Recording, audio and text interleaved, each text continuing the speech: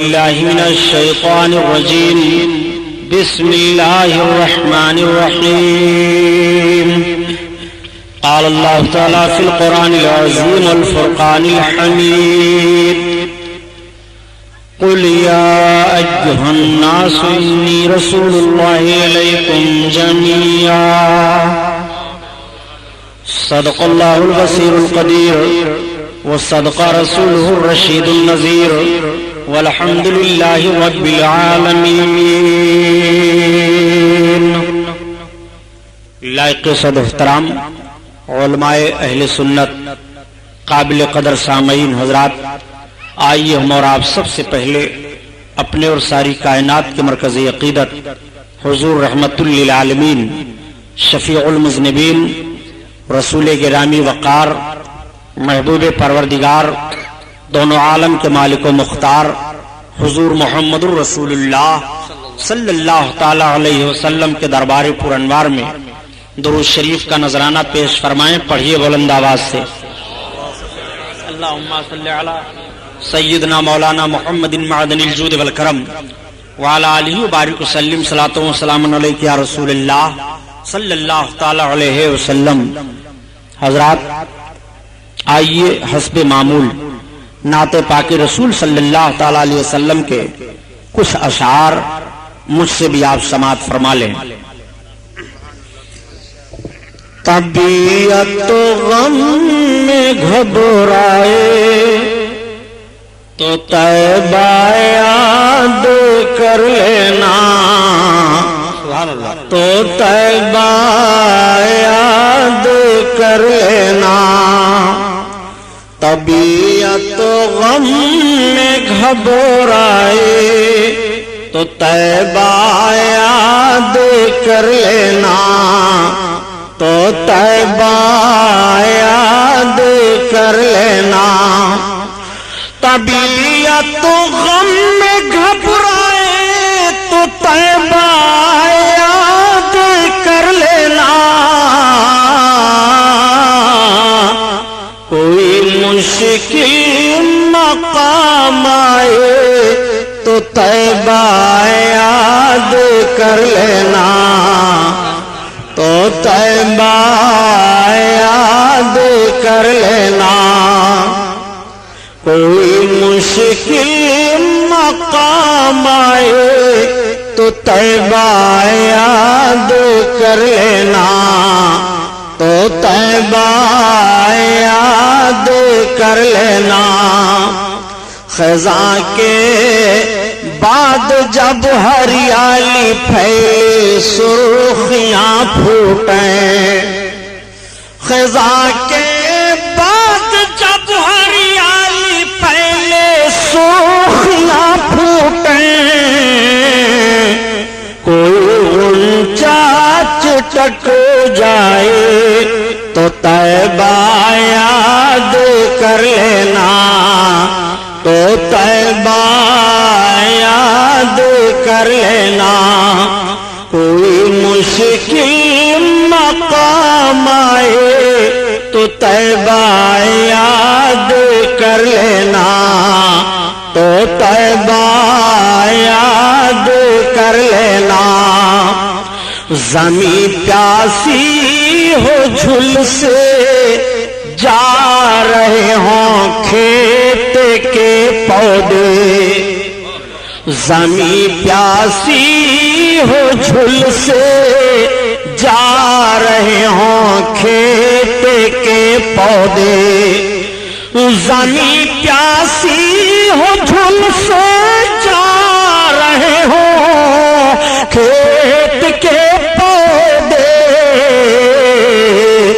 اگر پانی برس جائے تو طیبہ یاد کر لینا، تو طیبہ یاد کر لینا.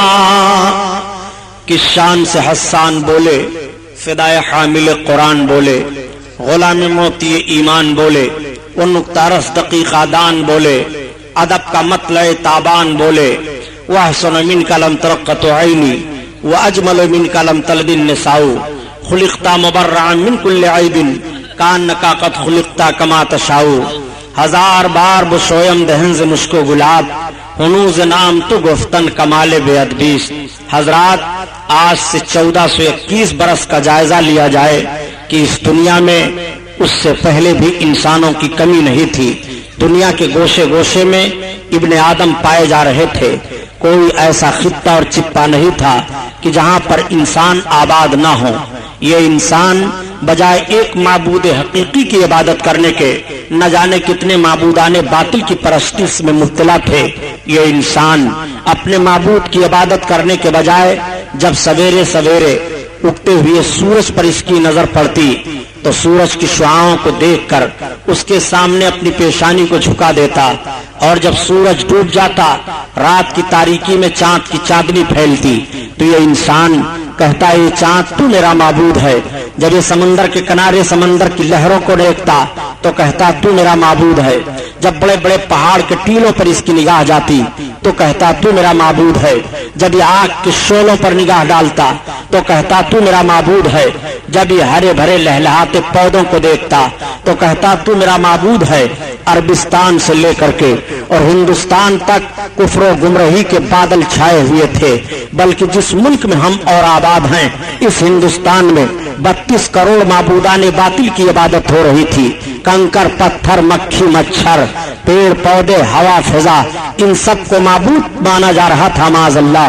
یہ انسان اپنے معبود کی عبادت کرنے کے بجائے عبادت کے معاملے میں اتنا ذہن و فکر اعتقاد کی بنیاد پر گر چکا تھا، اخلاقی طور پر انسان اتنا گرا ہوا تھا کہ جس ہندوستان میں ہم اور آباد ہیں اس ہندوستان میں سگی بہنوں کے ساتھ شادیاں کی جا رہی تھی، بچیوں کا بھیٹ چڑھایا جا رہا تھا، لڑکیاں دریاؤں میں ڈالی جا رہی تھی۔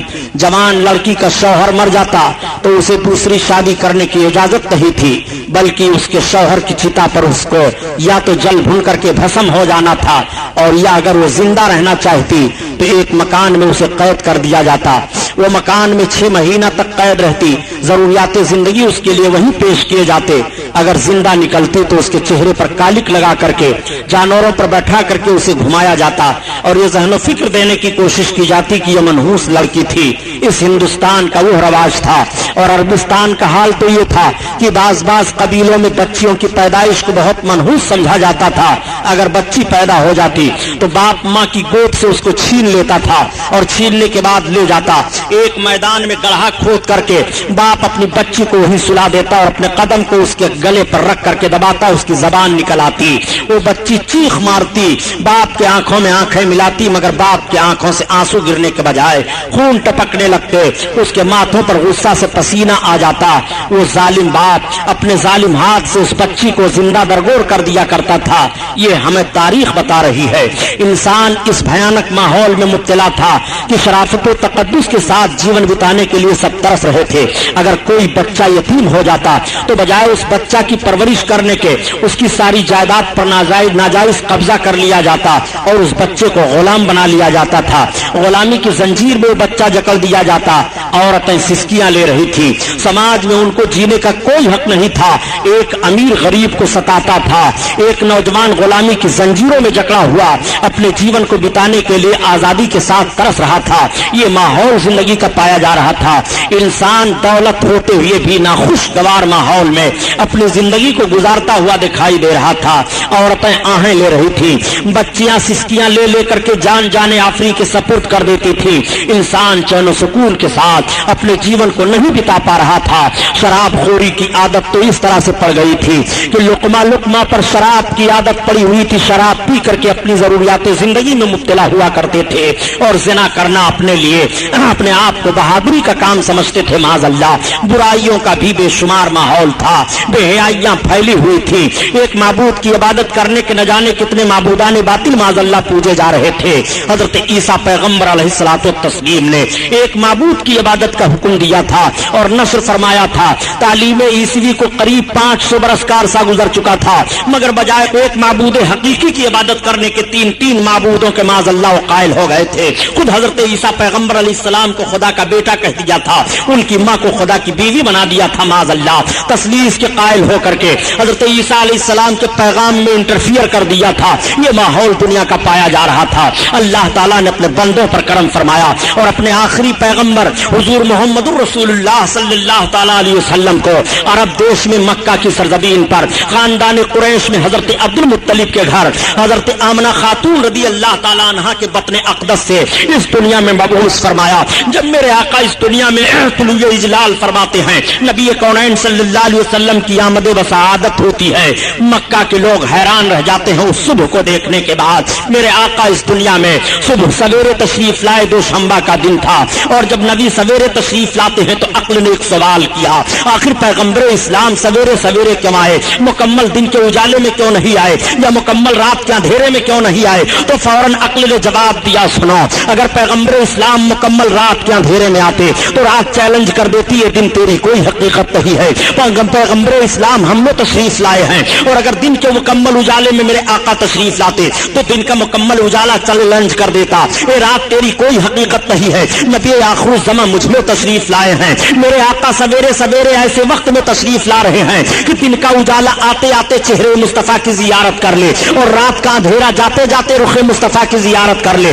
ایسے ماحول میں حضور محمد رسول اللہ صلی اللہ تعالیٰ علیہ وسلم طلوع اجلال فرماتے ہیں مکہ کی سرزمین پر، اور جب میرے آقا سویرے سویرے مکہ کی سرزمین پر تشریف لائے تو مکہ کی گلیاں مہک رہی ہیں، مکہ کی ہوا فضا مہک رہی ہے، مکہ کے در و دیوار مہک رہے ہیں، مکہ کی شاہراہیں مہک رہی ہیں، مکہ کی وادیاں مہک رہی ہیں، مکہ کی پہاڑیاں مہک رہی ہیں، ہر طرف سے خوشبو آ رہی ہے، ہر طرف ایک عجیب سما بدھا ہوا ہے۔ میرے آقا سویرے سویرے تشریف لائے ہیں، ایک عجیب انقلاب مکہ میں برپا ہوا۔ سارے سرداران مکہ جب سویرے سویرے سو کر کے اٹھتے ہیں اور آ کر کے حرم شریف کے سامنے اکٹھا ہوتے ہیں تو آپس میں بات چیت شروع ہو جاتی ہے۔ کوئی کہہ رہا ہے آج میرا گھر مہک رہا ہے، کوئی کہہ رہا ہے آج میرے گھر پر بیمار میرا باپ تھا بلا دوا کے اچھا ہو گیا ہے، کوئی کہہ رہا ہے ابھی ابھی سویرے میں نے اپنے جانوروں کا جائزہ لیا تو جو جانور دودھ نہیں دے رہے تھے ان کے بھی تھن دودھ سے بھرے دکھائی دے رہے ہیں، کوئی کہہ رہا ہے ابھی ابھی سویرے سویرے میں نے اپنے باغیچوں کا جائزہ لیا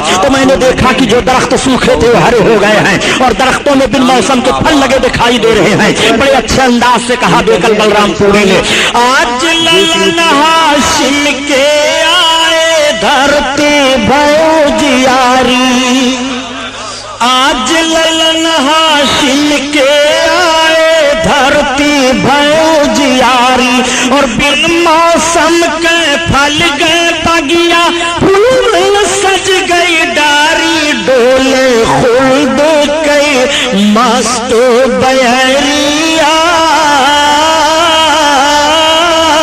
چدر نور لٹایا، چدر نور لٹایا۔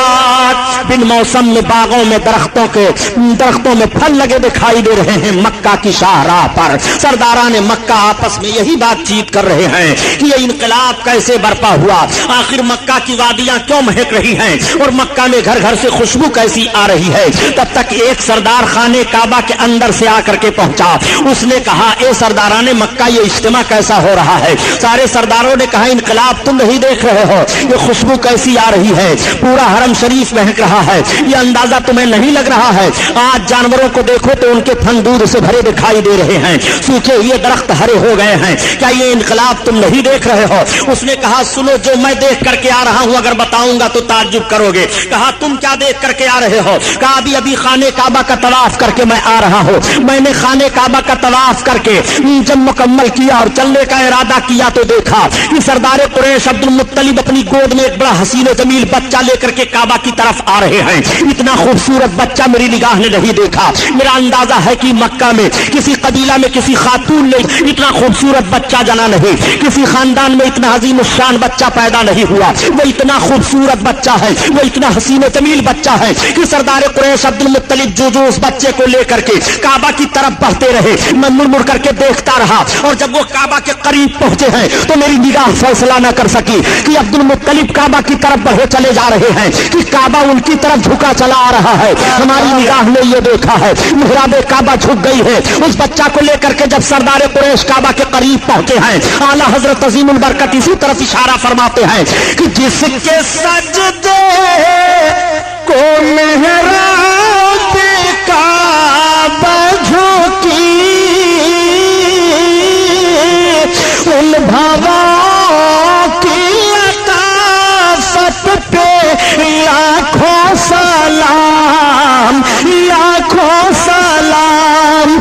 اللہ اللہ صلی اللہ تعالی علیہ وسلم کی ولادت بسعادت ہوئی ہے. میرے سرکار تشریف لائے ہیں, نبی کریم مبعوث ہوئے ہیں, ابھی نبوت رسالت کا اعلان نہیں ہوا. آپ اس بات کو ذہن و فکر میں رکھتے ہوئے چلیے گا. آقا کریم صلی اللہ تعالی علیہ وسلم کو آپ کے دادا جان لے کر کے خانہ کعبہ کا طواف کرا رہے ہیں. سرداران مکہ نے کہا چلو دیکھا تو جائے سردار قریش کی گود میں کتنا حسین و جمیل بچہ ہے. اب سارے سردار آگے بڑھ گئے, آپ کے دادا جان طواف کرتے ہیں اور آقا کو طواف کرا کر کے پھر دعا مانگ کر کے باہر تشریف لا رہے ہیں. تب تک سرداران مکہ پہنچ گئے. تمام سرداروں نے کہا اے سردار قریش, ہم نے سنا ہے کہ آپ کی گود میں بڑا حسین و جمیل بچہ ہے, ہم اس بچہ کی زیارت کرنا چاہ رہے ہیں. جیسے ہی آقا کریم صلی اللہ علیہ وسلم کے رخ نبوت پر سرداروں کی نگاہ پڑی, آقا کے دادا جان نے اپنی باہوں کو پھیلایا تو گویا اعلیٰ حضرت عظیم البرکت کی زبان میں وہ اس طرح بول پڑے, وہ کمال حسن حضور ہے کہ گمان نقص جہاں نہیں, اور یہی پھول خار سے دور ہے, یہی شمع ہے کہ دھواں نہیں, وہ ہنسی کیا جو فتنے اٹھا کر چلے, ہاں ہنسی تم فتنے مٹا کر چلے. آقا کریم صلی اللہ علیہ وسلم کے حسن کو دیکھنے کے بعد سرداران مکہ نے کہا آج تک ہم لوگوں نے اتنا حسین و جمیل بچہ نہیں دیکھا. واقعی مکہ میں کسی خاندان میں کسی عورت نے اتنا خوبصورت بچہ نہیں جنا, کسی قبیلہ میں اتنا عظیم الشان بچہ نہیں آیا. یہ بہت عظیم الشان بچہ ہے, عظیم ہستی والا ہے. سارے سردار یہ کہتے ہوئے زیارت کر کے واپس چلے جا رہے ہیں. دادا جان نے آقا کو اماں کی گود میں پیش کر دیا. حضرت آمنہ خاتون سرکار کو اپنی گود میں لے رہی ہیں اور لے کر کے آقا کریم کے رخ نبوت کی زیارت فرما رہی ہیں. عورتیں اکٹھا ہو جاتی ہیں اور مبارکباد پیش کر رہی ہیں, اے آمنہ آج تک ہماری نگاہوں نے اتنا خوبصورت بچہ نہیں دیکھا, تمہیں مبارک ہو. اگر حضرت عبداللہ ہوتے تو ان کی آنکھیں ٹھنڈی ہو جاتی.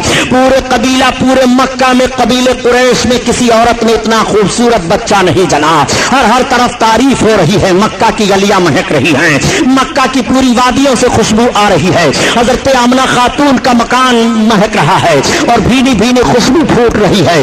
اعلیٰ حضرت عظیم البرکت کسی طرف اشارہ فرماتے ہیں کہ بھینی خوشبو سے مہک جاتی ہے گلیاں, واللہ سبحان اللہ, خوشبو سے مہک جاتی ہے گلیاں, واللہ اور کیسے پھولوں میں بسائے ہیں تمہارے گیسو. اللہ اللہ. آقا کریم صلی اللہ علیہ وسلم کی ولادت بسعادت پر سارا مکہ مہک رہا ہے. آقا کریم صلی اللہ علیہ وسلم کی ماں ارشاد فرماتی ہیں کہ جب میرے بیٹے محمد کی ولادت کا وقت ہوا تو ایک ایسی روشنی ظاہر ہوئی کہ اس روشنی میں میں نے ایران کی چراگاہوں میں جو اونٹ چل رہے تھے اور ان کی گردنوں میں جو قلادے پڑے تھے وہ سب میں نے دیکھ لیا. نبی کونین صلی اللہ علیہ وسلم کی ماں ارشاد فرماتی ہیں, ایک روایت میں ہے کہ ایسی روشنی ظاہر ہوئی کہ میں نے مشرق و مغرب کو ملاحظہ کر لیا. نبی کونین صلی اللہ علیہ وسلم کی ماں ارشاد فرماتی ہیں کہ جب میرے بیٹے محمد کی ولادت کا وقت ہوا تو کوئی غیب سے آواز دے رہا تھا, اے امام الانبیاء کی ماں تمہیں مبارک ہو, یہ جو تمہاری گود میں جا رہے ہیں ان کا نام آسمان پر احمد ہے, زمین پر محمد ہے. نبی کونین صلی اللہ علیہ وسلم کی ماں ارشاد فرما رہی ہیں کہ جب میرے بیٹے محمد کی ولادت بسعادت ہوئی تو ان کی زمین پر پیشانی لگی اور ان کی ایک انگلی آسمان کی طرف اٹھی ہوئی تھی اور انہوں نے اپنی زبان سے 3 مرتبہ کہا. پہلی بار تو کہا اللہ اکبر, اور دوسری بار کہا الحمدللہ کثیرا, اور تیسری بار میرے بچے نے کہا اللہم رب حب لی امتی. آقا کریم صلی اللہ علیہ وسلم ہم گنہگاروں کو پیدا ہوتے ہی یاد فرما رہے ہیں. اعلیٰ حضرت عظیم البرکت کسی طرف اشارہ فرماتے ہیں کہ پہلے سجدے پہ روزے ازل سے درود, پہلے سجدے پہ روزے ازل سے درود, یادگاری امت پہ لاکھوں سلام، لاکھوں سلام۔ اللہ اللہ، آقا کریم صلی اللہ تعالی علیہ وسلم کی ولادت بسعادت ہوئی ہے۔ آپ ذرا ملاحظہ فرمائیے اور اس بات کو بھی ذہن و فکر میں رکھتے ہوئے چلیے گا کہ ابھی نبوت رسالت کا اعلان نہیں ہوا ہے۔ جب اس پار کا یہ عالم ہے اس پار کا عالم کیا ہوگا؟ میرے آقا صلی اللہ تعالی علیہ وسلم کی ماں سے ایک یہودیہ عورت نے سوال کیا، اے آمنہ خاتون، اس وقت مکہ میں تو تیل کی بڑی قلت ہے، مگر یہ بتاؤ کہ تمہارے گھر میں رات بھر روشنی کیسے رہتی ہے؟ تو نبی کی ماں بیان فرماتی ہیں کہ جب سے میرے بچے محمد کی ولادت بسعادت ہوئی ہے میں نے اپنے مکان میں چراغ جلایا ہی نہیں ہے۔ نبی کونین صلی اللہ تعالی علیہ وسلم کے نور کی وہ روشنی پھیلی ہوئی ہے، میرے آقا کی وہ مقدس عظمت ہے۔ آقا کریم صلی اللہ تعالی علیہ وسلم کی شان ملاحظہ فرمائیے، ابھی نبوت رسالت کا اعلان نہیں ہوا ہے۔ نبی کونین صلی اللہ تعالی علیہ وسلم کے ولادت کے وقت آپ کی ماں کے پاس جو عورتیں جمع تھیں ان عورتوں کا بیان سنیے۔ وہ عورتیں بیان کر رہی ہیں کہ جب آمنہ خاتون کو ولادت کا وقت ہوا، محمد پیدا ہوئے، تو اس وقت ہم عورتیں ان کے مکان میں موجود تھی۔ مکان کے صحن میں ہم نے یہ دیکھا کہ آسمان سے چاند اور ستارے جھکے چلے آ رہے ہیں، ایسا لگ رہا تھا کہ مکان کے صحن میں چاند اور ستارے گر پڑیں گے، اس طرح سے جھکے چلے آ رہے تھے محمد کی ولادت پر، آپ کی پیدائش پر۔ اعلیٰ حضرت عظیم البرکت اسی طرف اشارہ فرما رہے ہیں کہ صبح طیبہ میں ہوئی بٹتا ہے باڑا نور کا، اور صدقہ لینے نور کا آیا ہے تارا نور کا۔ مکہ کی سرزمین پر سویرے سویرے نور کی خیرات بٹ رہی ہے، مکہ کی سرزمین پر سویرے سویرے نور لٹایا جا رہا ہے۔ اسی لیے تو اعلیٰ حضرت عظیم البرکت فرماتے ہیں کہ میرے آقا کے نور کا صدقہ اس طرح سے لٹایا جا رہا تھا، آقا کریم صلی اللہ تعالی علیہ وسلم کے نور کا صدقہ اس طرح سے لوٹ رہے تھے، اتار کر ان کے رخ کا صدقہ نور کا بٹ رہا تھا باڑا، کہ چاند سورج مچل مچل کر جبی کی خیرات مانگتے تھے، کہ چاند سورج مچل مچل کر جبی کی خیرات مانگتے تھے۔ آقا کریم صلی اللہ تعالی علیہ وسلم کی ولادت و بسعادت ہوئی ہے، میرے آقا اس دنیا میں تشریف لائے ہیں۔ آقا کریم کے نور کا صدقہ کس نے نہیں لیا؟ چاند ستارے نے نور کا صدقہ لیا، سورج نے نور کا صدقہ لیا، نبی پیدا ہوئے ہیں۔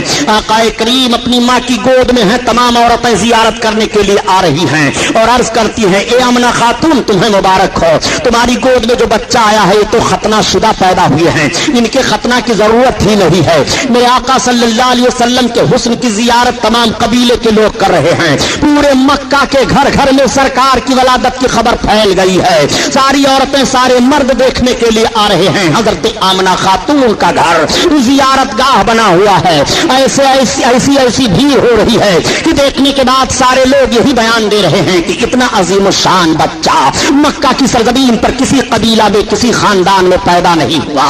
میرے آقا کے حسن کا تذکرہ ہو رہا ہے، ولادت کے وقت جو باتیں ظاہر ہوئی اس کا ذکر ہو رہا ہے۔ اس وقت کا دستور یہ تھا کہ باہر سے عورتیں آتی تھیں، دودھ پلانے کے لیے بچوں کو لے جایا کرتی تھی، مالدار گھر کے بچوں کو عورت حاصل کر لیتی، اس عورت کو مالدار خرید لیتا تھا کہ تمہارا سارا دودھ میرا بچہ پیے گا، میرے بچے کی تمہیں پرورش کرنی ہے۔ اس نوعیت کے تحت مکہ کی سرزمین سے 12 گھاٹیوں کے اس پار ایک آبادی تھی، قبیلے سعد کی آبادی، جہاں کے لوگ غربت و افلاس کے مارے ہوئے تھے، قحط سالی کے شکار ہوا کرتے تھے، ان میں بیماریاں پھیلی ہوئی تھی، وہ بہت پریشان حال تھے۔ 10 عورتیں تیار ہوئی کہ چلو مکہ میں مالدار گھروں پر بچوں کی پیدائش ہوئی ہے، وہاں سے بچے لے آئے جائیں اور دودھ پلا کر کے خدمت کی جائے، انعام و اکرام ملیں گے، اجرت حاصل ہوگی۔ انہی 10 عورتوں میں حضرت حلیمہ سعدیہ بھی ہیں۔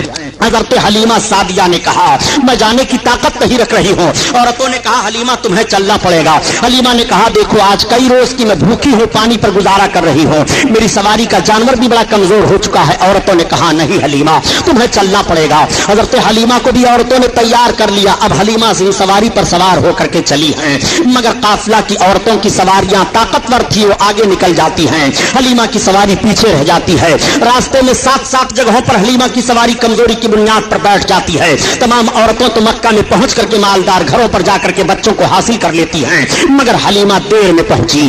حلیمہ جب پہنچنے کے بعد ایک دو گھروں کا جائزہ لیتی ہیں, پتہ یہ چلا کہ بچے خالی نہیں ہیں. حلیمہ پھر دوسرے گھر پر جاتی ہیں, پتہ چلا یہاں پر بھی کوئی بچہ نہیں ہے. کئی گھروں کا جائزہ لینے کے بعد حلیمہ مایوس ہو جاتی ہیں. تب تک ساتھ میں آنے والی ایک عورت مل گئی. حلیمہ سے پوچھا, حلیمہ تمہیں کوئی بچہ ملا کہ نہیں ملا؟ حلیمہ نے کہا مجھے کوئی بچہ نہیں ملا. اس عورت نے کہا حلیمہ سنو, وہ دیکھو جو سامنے حویلی دکھائی دے رہی ہے, وہ سردار قریش عبد المطلب کی بڑی حویلی ہے, اس میں ایک مکان ہے, وہاں پر چلی چلو اے حلیمہ, وہاں ایک ایسا بچہ ہے, وہ بچہ یتیم ہے.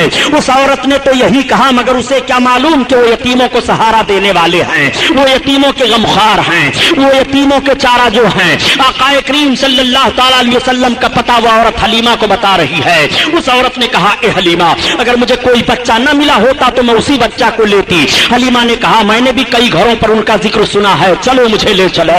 حلیمہ سعدیہ کو عورت سردار قریش حضرت عبد المطلب کے پاس لے جاتی ہے, اور جب آپ عبد المطلب کے پاس پہنچی اور اپنا مدعا بیان کرتی ہیں تو حضرت عبد المطلب نے حضرت حلیمہ کو حضرت آمنہ خاتون کے پاس پہنچا دیا. اب آپ حضرت آمنہ خاتون کے پاس پہنچ کر اپنے انداز سے سلام عرض کرتی ہیں اور عرض کرتی ہیں اے بہن آمنہ خاتون, میں نے سنا ہے کہ آپ کی گود میں بڑے حسین و جمیل ہیں, آئے ہوئے ہیں, میں ان کی خدمت کے لیے تیار ہوں. میں قبیلے سعد کی غریب عورت ہوں, مفلس و قلاش ہوں, میں اس لیے آئی ہوں تاکہ آپ کے بچے کی خدمت کروں, ہمیں مناسب اجرت مل جائے.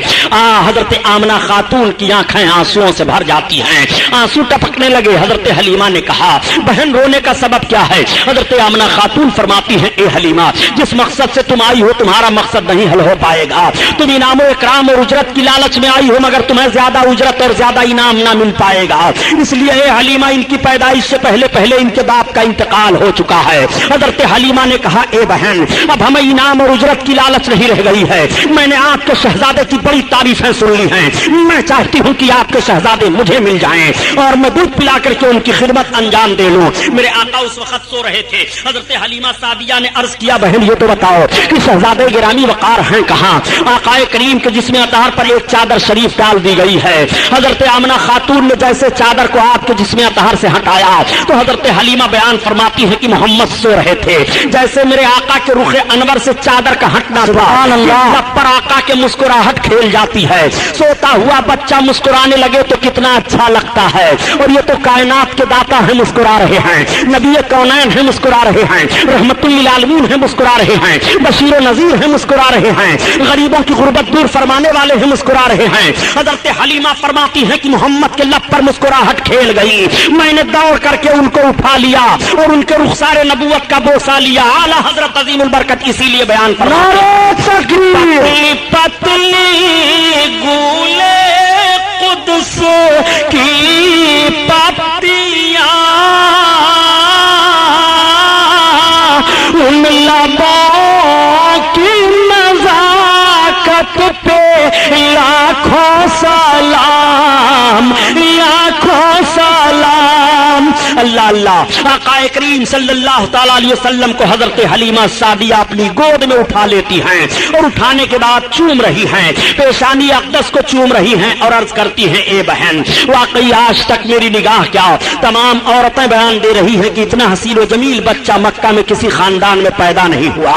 حضرت حلیمہ سعدیہ سرکار کو لے کر کے بیٹھ گئی اور دودھ پلانے لگی. حضرت حلیمہ نے اپنے داہنی پستان کو پیش کیا, میرے آقا نے دودھ پی لیا. حضرت حلیمہ نے جب بائیں پستان کو پیش کیا تو سرکار نے دودھ پینا چھوڑ دیا. پھر حضرت حلیمہ نے داہنے پستان کو پیش کیا, میرے آقا نے پی لیا, اور بائیں کو پیش کیا, پھر سرکار نے چھوڑ دیا. اب حلیمہ کی سمجھ میں بات آ گئی. حلیمہ اس وقت دو بچوں کو دودھ پلا رہی تھی, ایک تو آقا کو پلا رہی تھی, دوسرے ایک شہزادے کو اور پلا رہی تھی. اگر میرے آقا دونوں پستان کا دودھ پی لیتے تو دوسرا پینے والا دودھ محروم رہ جاتا. سرکار نے یہ فطری انصاف پیش کیا ہے اور حق والے کا حق ادا فرما دیا ہے. میرے آقا یہی سے ذہن و فکر دے رہے ہیں ہیں کہ جس کو قربت ہو تو قربت والوں کو حق کس طرح سے دینا چاہیے۔ نبی کونین صلی اللہ تعالیٰ علیہ وسلم نے دودھ نہیں پیا، صرف داہنے پستان کا پیا، اور وہ بھی طبی نقطۂ نظر سے۔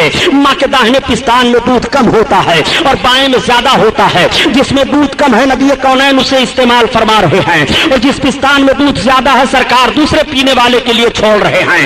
اعلیٰ حضرت عظیم البرکت اسی طرف اشارہ فرماتے ہیں کہ بھائیوں کے لیے ترک پستا کریں، دودھ پیتے کی صفت لاکھوں سلام، لاکھوں سلام۔ اسلامیہ کیسٹ کمپنی مالیگاؤں کی جانب سے عقائد و اعمال کو سنوارنے والی بہترین کیسٹ ہے۔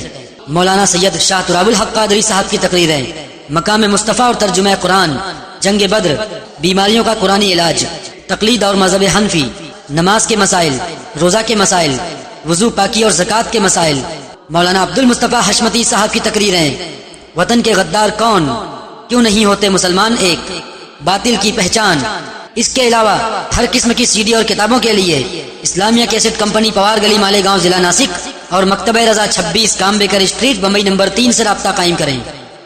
بھائیوں کے لیے ترک پستا کریں، دودھ پیتے کی صفت لاکھوں سلام، لاکھوں سلام۔ اللہ اللہ حضرت حلیمہ سعدیہ سرکار کو اپنی گود میں لے کر کے بیٹھی ہوئی باتیں کر رہی ہیں۔ نبی کی ماں ارشاد فرماتی ہیں اے حلیمہ سنو، یہ میرا بچہ عام بچوں کی طرح سے نہیں ہے۔ حلیمہ سنو، جب میرے بچے کی ولادت ہوئی ہے تو جس طرح ماؤں کو تکلیف ہوتی ہے بچوں کی پیدائش پر، مجھے تکلیف کا کچھ احساس نہیں ہوا۔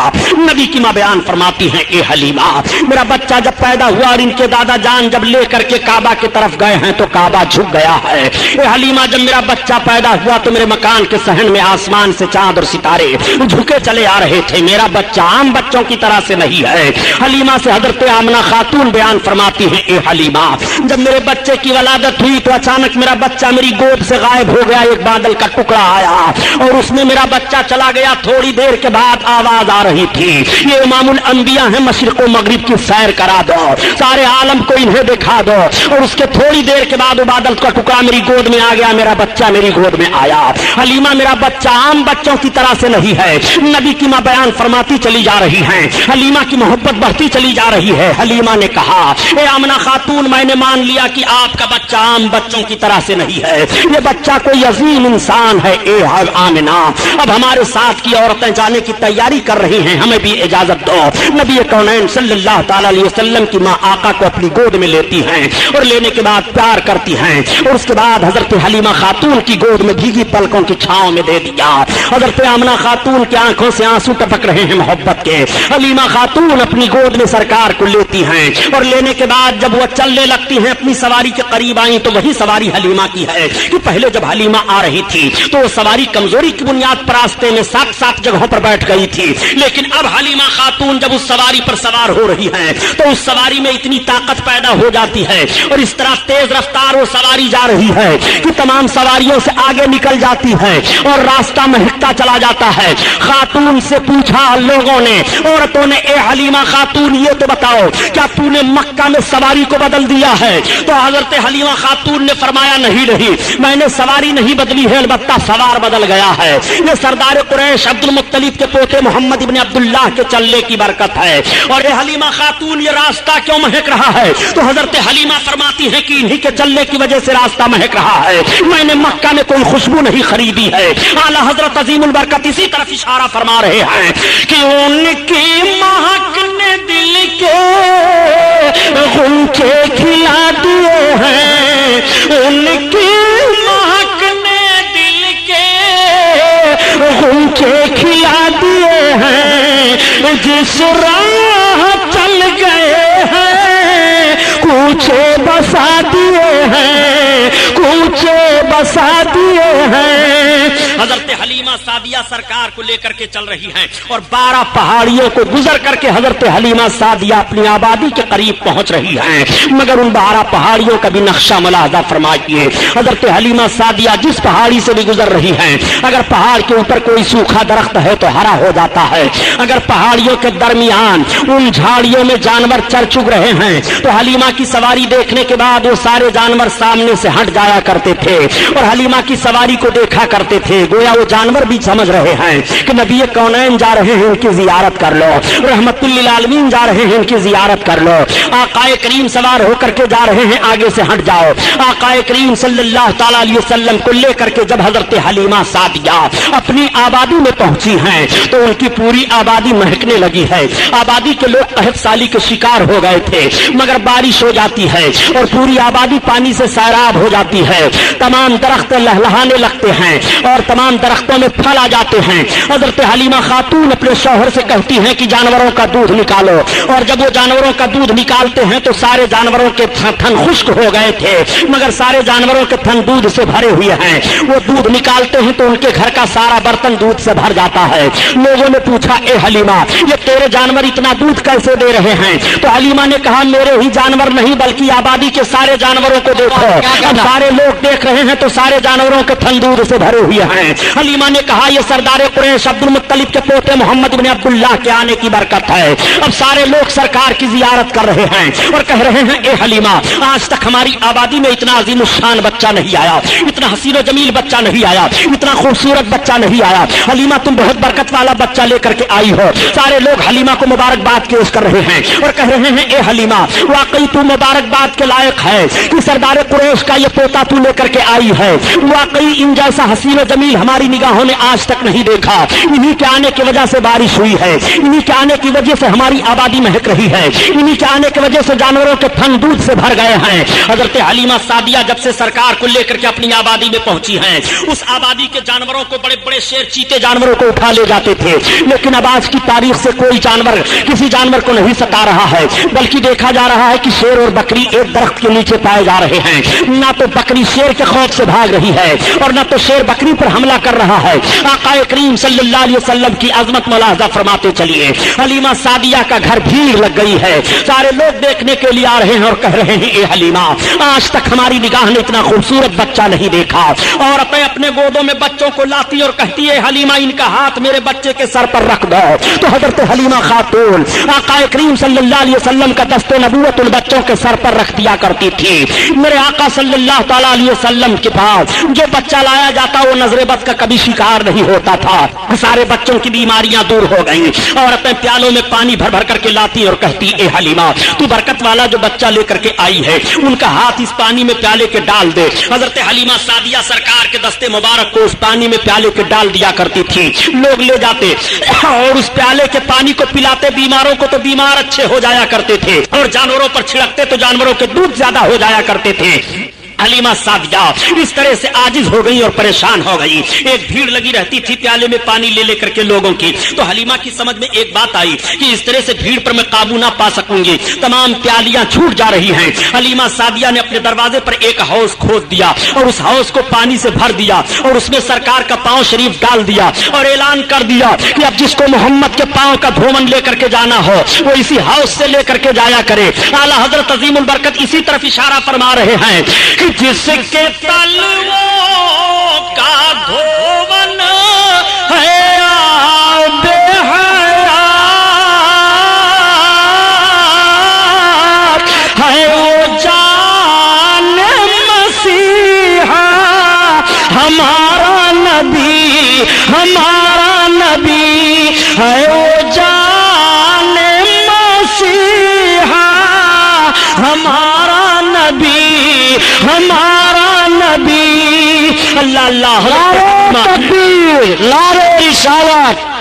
اب آپ ذرا غور فرمائیے، ابھی نبوت و رسالت کا اعلان نہیں ہوا اور سرکار کے مقدس پاؤں شریف کا دھون پیا جا رہا ہے، بیمار شفا پا رہے ہیں، اور جانوروں پر ڈالا جا رہا ہے تو جانوروں کے دودھ زیادہ ہو رہے ہیں۔ حلیمہ سعدیہ فرماتی ہیں کہ جس طرح سے بچے سال میں بڑھتے ہیں، محمد کے جسمانی بڑھنے کا حال یہ تھا کہ وہ مہینے میں اتنا بڑھ رہے تھے۔ حلیمہ سعدیہ فرماتی ہیں کہ جب تک میں ان کو جی بھر کر کے دیکھ نہیں لیتی تھی مجھے سکون نہیں ملتا تھا۔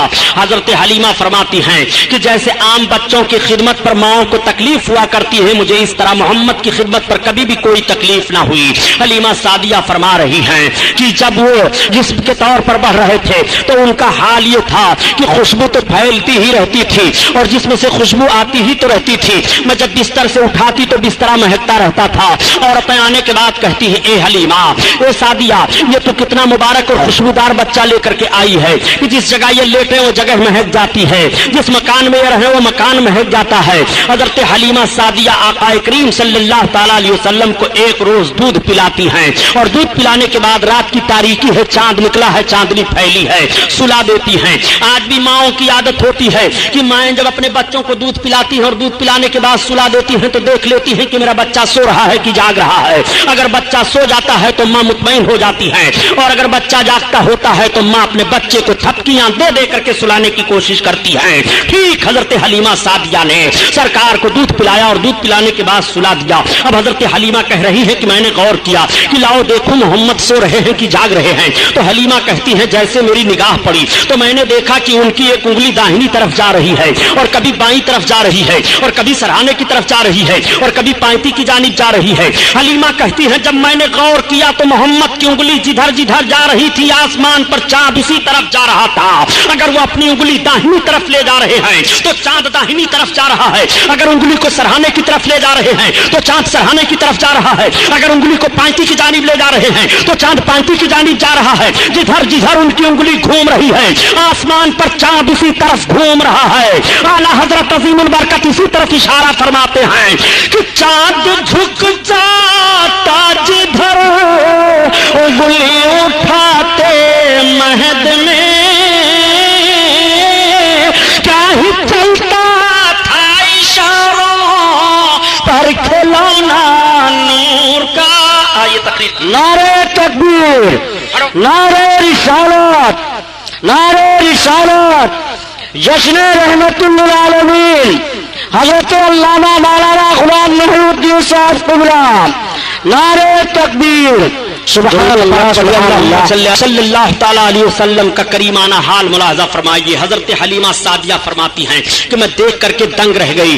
حضرت حلیمہ فرماتی ہیں یہ محمد کا عالم ہے۔ تمام عورتوں سے حضرت حلیمہ سعدیہ ذکر کر رہی ہیں، آقا کریم صلی اللہ تعالیٰ علیہ وسلم حضرت حلیمہ کی گود میں ہیں۔ عورتیں دیکھنے کے بعد کہتی ہیں حلیمہ کتنا برکت والا بچہ لے کر کے آئی ہو، پورے قبیلے سعد میں شہرا ہے، آقا کریم کی برکتیں ظاہر ہیں۔ حلیمہ سعدیہ سرکار کو دودھ پلا رہی ہیں اور بیان دیتی ہیں جس طرح سے بچوں کی خدمت پر پرورش کو ماؤں کو تکلیف ہوتی ہے مجھے کبھی بھی اس کا احساس نہیں ہوا۔ میرے آقا صلی اللہ تعالیٰ علیہ وسلم دودھ پینا جب چھوڑ دیتے ہیں تو حضرت حلیمہ سعدیہ سرکار کو لے کر کے آپ کی ماں کے پاس آ گئی اور پھر اجازت لیتی ہیں، کہتی ہیں بہن آمنہ خاتون ان کو ہمارے پاس چند برس اور رہنے دو۔ چنانچہ حضرت آمنہ خاتون سے اجازت لے کر کے سرکار کو پھر لے کر کے چلی جا رہی ہیں۔ اب میرے آقا حضرت حلیمہ رضی اللہ تعالیٰ عنہ کے گھر ہیں۔ سرکار جسمانی حالت پر ایسے ماحول میں پہنچ گئے کہ میرے سرکار زمین پر تشریف فرما ہو کر کے چل رہے ہیں، مگر قدم میں کوئی لڑکھڑاہٹ نہیں ہے، کوئی لغزش نہیں ہے، کوئی لرزہ نہیں ہے۔ دیکھنے والے دیکھ کر کے حیران رہ جاتے ہیں، اے حلیمہ تو نے جس بچے کی خدمت کی ہے ان کا چلنا ذرا دیکھو۔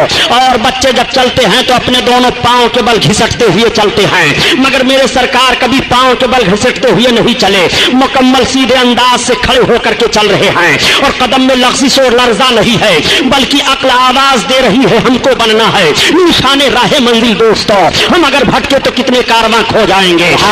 کریم صلی اللہ علیہ وسلم اس طرح سے چل رہے ہیں، دیکھنے کے بعد لوگ آشاش کر رہے ہیں اور تعجب کر رہے ہیں اور سارے بچوں کی چال دیکھ رہے ہیں، مگر میرے آقا کی رفتار عجیب ہے، مثال نہیں ہے، میرے سرکار کے چلنے کا کوئی جواب نہیں ہے۔ تمام قبیلہ کے مرد اور عورتیں دیکھ کر کے سب حیران رہ جاتے ہیں، حلیمہ ذرا ان کا چلنا دیکھو۔ دیکھو واقعی بہت برکت والا بچہ لے کر کے آئی ہو حلیمہ. آج تک اس رفتار سے ہم لوگوں نے بچوں کو چلتے ہوئے نہیں دیکھا. میرے سرکار اچھے انداز سے چل رہے ہیں. ایک مرتبہ میرے آقا صلی اللہ تعالی علیہ وسلم نے حضرت حلیمہ سعدیہ سے ارشاد فرمایا امی یہ تو بتاؤ کہ عبداللہ کہاں جایا کرتے ہیں. حضرت حلیمہ کے لڑکے عبداللہ تھے. تب تک حلیمہ نے عرض کیا بیٹا تمہارے بھائی عبداللہ جنگل میں بکریوں کو لے کر کے چرانے کے لیے جایا کرتے ہیں. آقا نے ارشاد فرمایا امی کل سے میں بھی جانا چاہتا ہوں. حلیمہ عرض کرتی ہے بیٹا میں تمہیں حکم تو نہیں دے سکتی مگر جانا چاہتے ہو تو تمہارے لیے کوئی روک نہیں ہے. جب شام کو حضرت عبداللہ حضرت حلیمہ کے لڑکے آئے گھر تو حضرت حلیمہ نے بیان دیا بیٹا کل جب تم بکریوں کو لے کر کے جانا تو اپنے حجازی بھائی محمد کو بھی لیتے جانا ساتھ میں. آج جب کچھ لوگ کہہ دیا کرتے ہیں کہ نبی کریم صلی اللہ تعالیٰ علیہ وسلم بکریاں چراتے تھے, میں عرض کرتا ہوں پیارے ذرا جملہ سنبھالو تاکہ ایمان کا جنازہ نہ نکلنے پائے. میرے آقا صرف بکریاں ہی چرایا نہیں کرتے تھے بلکہ بکریوں کے چرانے کا پس منظر بھی ملاحظہ کیا. میرے سرکار بکریاں چرانے تو ضرور جا رہے ہیں جنگل میں مگر اس ماحول پر نگاہ تو رکھو تاکہ عظمت مصطفیٰ تمہارے دل میں بیٹھ جائے اور تمہارے ایمان کا جنازہ نہ نکلنے پائے. آقا کریم صلی اللہ تعالیٰ علیہ وسلم صبح جب ہوئی حضرت عبداللہ نے اپنی بکریوں کو کھول کر کے کٹ گھرے سے نکالنا چاہا. بکریاں ساری نکل آتی ہیں. میرے آقا بھی تشریف فرما ہو گئے. اب عبداللہ ہانک رہے ہیں بکریوں کو مگر بکریاں چل نہیں رہی ہیں. عبداللہ نے حضرت حلیمہ کو پکارا امی یہ بکریاں تو چل نہیں رہی ہیں. تب تک حضرت حلیمہ نے دیکھا اور دیکھنے کے بعد کہا اے بیٹا عبداللہ یہ بکریاں محمد کے آگے آگے نہیں چلیں گی. تم محمد کو لے کر کے آگے ہو جاؤ پھر بکریاں آگے پیچھے چلیں گی. میں عرض کرتا ہوں اے مسلمانوں یہ جانور بھی پہچان رہے ہیں یہ نبی ہے ان کے آگے آگے نہ چلو. یہ رحمت للعالمین ہے ان کے آگے آگے نہ چلو. یہ بشیر نذیر ہے ان کے آگے آگے نہ چلو. امام الانبیاء ہیں ان کے آگے آگے نہ چلو. جانور تو نبی کو پہچان رہے ہیں کہ ان کے آگے آگے نہ چلو.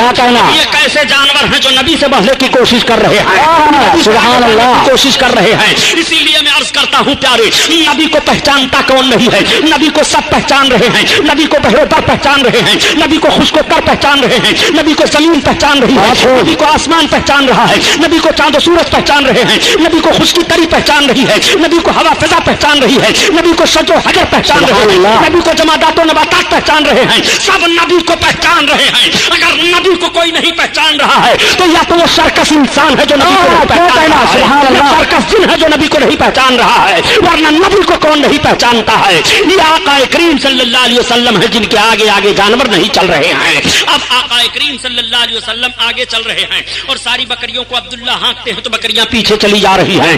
جب میرے آقا جنگل میں تشریف فرما ہوئے بکریاں تو چلی گئی پہاڑیوں کے اندر جھاڑیوں میں چرنے لگی. آقا کریم صلی اللہ تعالیٰ علیہ وسلم چل رہے ہیں تو سخت پتھروں پر سرکار کے نشانے قدم پڑ رہے ہیں. عبداللہ دیکھ کر کے حیران رہ جاتے ہیں. اور جب میرے آقا درخت کے نیچے کھڑے ہوئے تو درخت کا سایہ دوسری جانب تھا مگر میرے سرکار جس طرف تشریف فرما ہوئے درخت کا سایہ اسی طرف چلا آیا. اور جب سرکار درخت کے قریب جانے لگے تو درخت سرکار کی طرف جھک گیا. حضرت عبداللہ دیکھ کر کے حیران رہ جاتے ہیں. جب شام ہو گئی آئے تو اپنی ماں سے بیان کیا.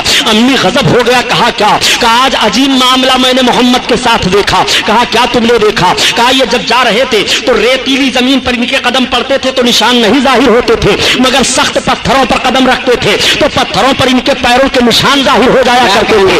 حضرت حلیمہ بیان فرماتی ہے بیٹا کسی سے کہنا نہیں. اور امی یہی نہیں بلکہ جس درخت کے نیچے ہم گئے اس درخت کا سایہ اسی طرف چلا آیا. اور امی یہی نہیں بلکہ جب ہم درخت کے پاس جانے لگے تو درخت جھک گیا ہے.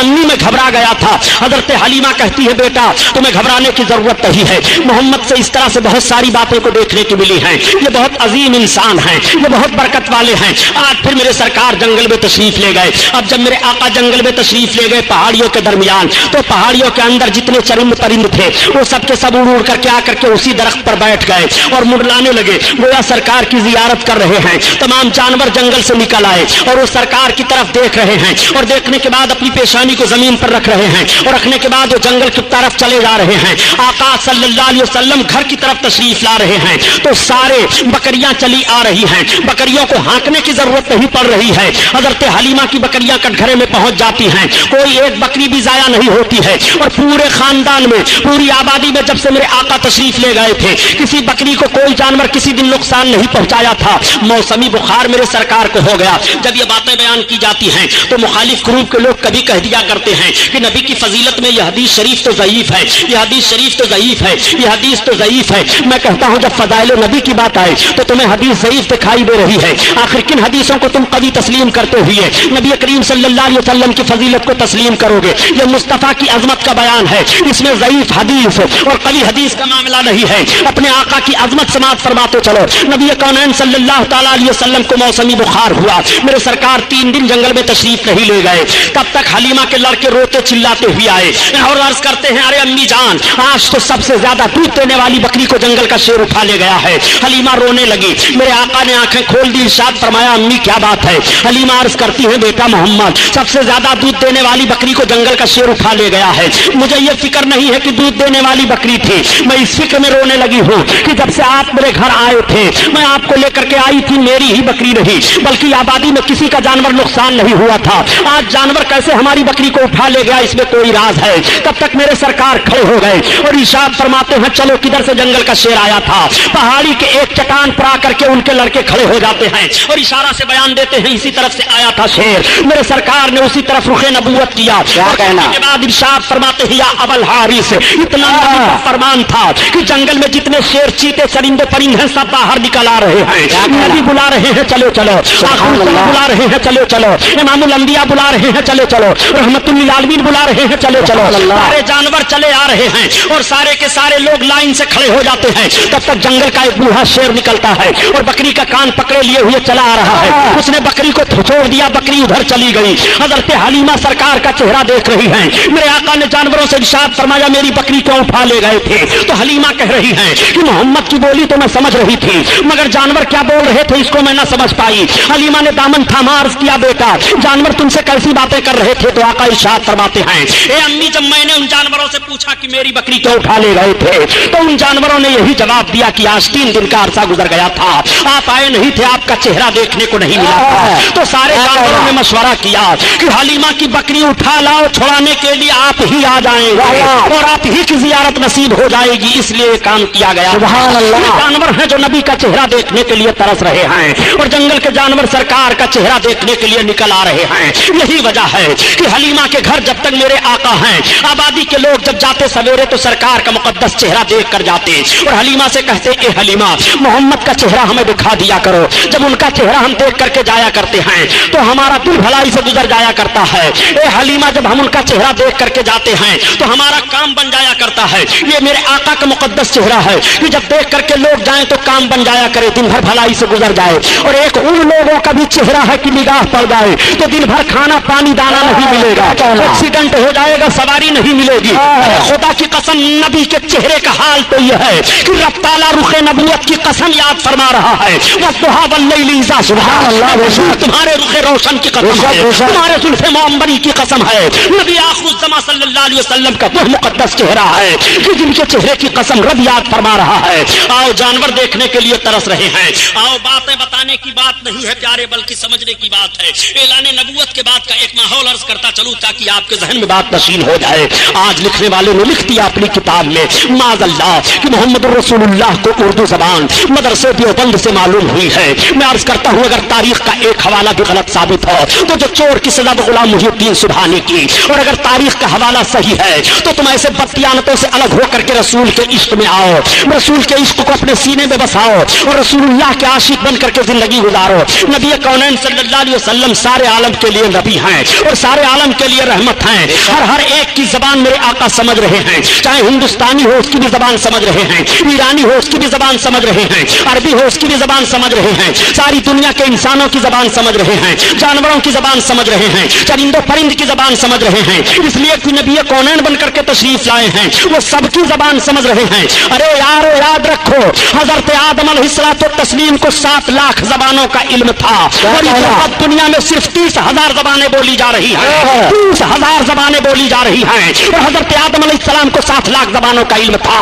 نبی کونین صلی اللہ علیہ وسلم تو امام الانبیاء ہیں. نبی کو اللہ تعالیٰ نے سارے علوم عطا فرما دیے ہیں. کوئی ایسی زبان نہیں ہے جس زبان کو میرے آقا نہ جان رہے ہوں. آقا کریم صلی اللہ تعالیٰ علیہ وسلم کس طرح زبانوں کو سمجھ رہے ہیں. دیکھو میں نے یہ دعویٰ کیا ہے. آئیے آقا صلی اللہ علیہ وسلم جلوہ افروز ہیں, رسالت و نبوت کا اعلان ہو چکا ہے, کلمہ کی تبلیغ ہو رہی ہے, میرے سرکار تشریف لے جا رہے ہیں. راستے میں ایک شکاری ایک ہرن کو شکار کے لیے آ رہا ہے. ہرن کی نگاہ پڑ جاتی ہے, جیسے رخ نبوت پر ہرن کی نگاہ پڑی, ہرن رونے لگی, آنکھوں سے آنسو بہنے لگے. وہ میرے سرکار جو جانوروں کا رونا بھی نہ پسند فرمائے, نہ گوارا ہو انسانوں کے رونے کو, آقا کب گوارا کریں گے. میرے آقا صلی اللہ علیہ وسلم سے ہرن عرض کر رہی ہے, یا رسول اللہ مجھ کو اس شکاری نے شکار کر لیا ہے. یا رسول اللہ میرے دو چھوٹے چھوٹے بچے ہیں, میں اپنے بچوں کو دودھ پلاتی ہوں. یا رسول اللہ اس شکاری کے شکار سے مجھے آزاد کرا دیجئے, میں اپنے چھوٹے بچوں کو دودھ پلا کر کے یا رسول اللہ پھر اس شکاری کے شکار میں آ جاؤں گے. اے میرے آقا آپ رحم فرما دیں, آپ کرم فرما دیں. اس ہرن نے یہ فریاد پیش کی, اور جیسے اس نے یہ فریاد پیش کی, آقا فرماتے شکاری, اس نے کہا ہاں. آقا نے فرمایا دیکھ یہ شکار مجھ سے کہہ رہی ہے کہ اس کے دو چھوٹے چھوٹے بچے ہی سے تو آزاد کر دے, یہ اپنے بچوں کو دودھ پلانے کے بعد تیرے شکار میں آ جائے گی. اس نے کہا آپ کیسی بات کہہ رہے ہیں, بھلا شکار بھی چھوٹ جانے کے بعد شکار میں آتا ہے.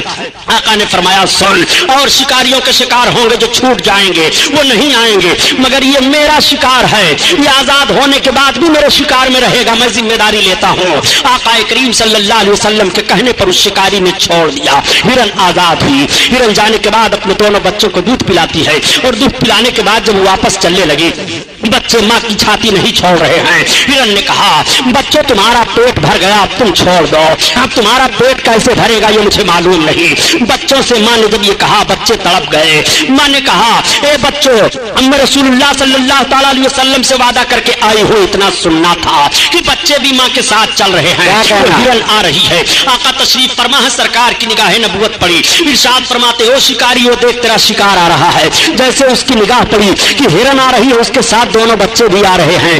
اس نے عرض کیا یا رسول اللہ اب ہمیں آپ اپنے شکار میں لیجئے, بعد میں میں شکار کو لوں گا. سرکار کا کلمہ پڑھا, اسلام میں داخل ہو گیا. آقا کریم صلی اللہ علیہ وسلم نے کس طرح سے ہرن کو آزادی دلائی ہے. میرے سرکار ہرن کی بھی فریاد کو پہنچ رہے ہیں اور اس کی بھی بولی سمجھ رہے ہیں. آؤ سرکار کی بارگاہ میں ایک صحابی حاضر آئے اور عرض کرتے ہیں یا رسول اللہ میرا اونٹ دیوانہ ہو گیا ہے, سرکار میں جب اس کے قریب جاتا ہوں تو کاٹنے دوڑتا ہے. آقا تشریف لے گئے صحابی کے باغ میں جہاں پر وہ اونٹ تھا. صحابی نے عرض کیا یا رسول اللہ اونٹ کے قریب نہ جائیں, ایسا نہ ہو کہ اونٹ آپ کو تکلیف دے دے.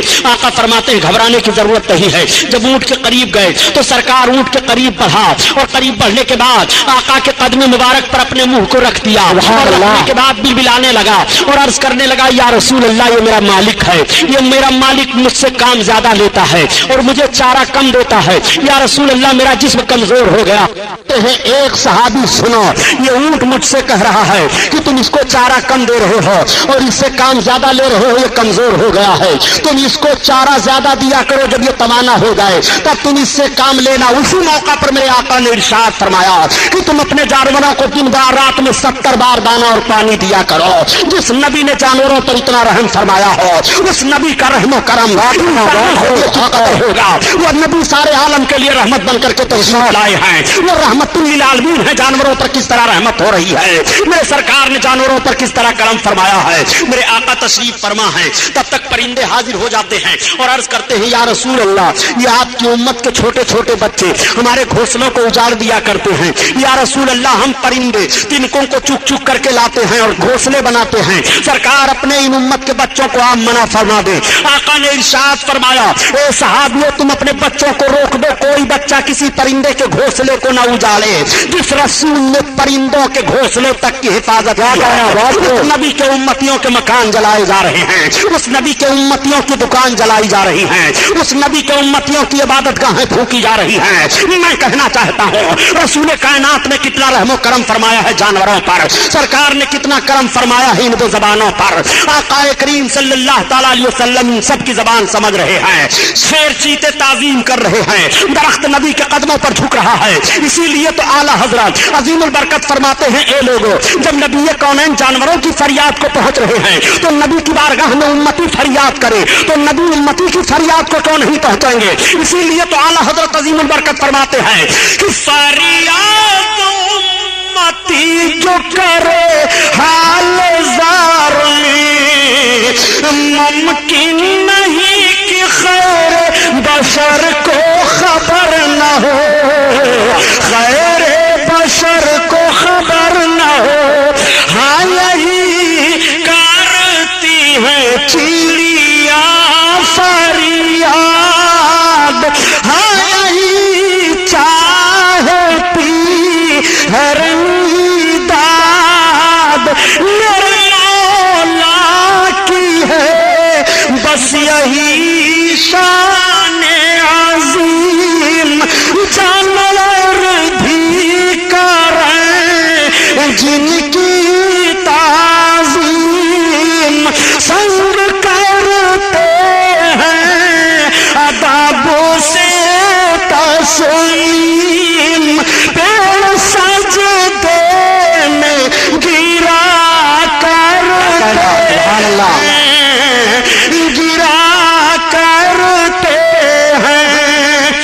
सुभान अल्लाह। वसल्लम की उम्र शरीफ 4 बरस की हो गई है।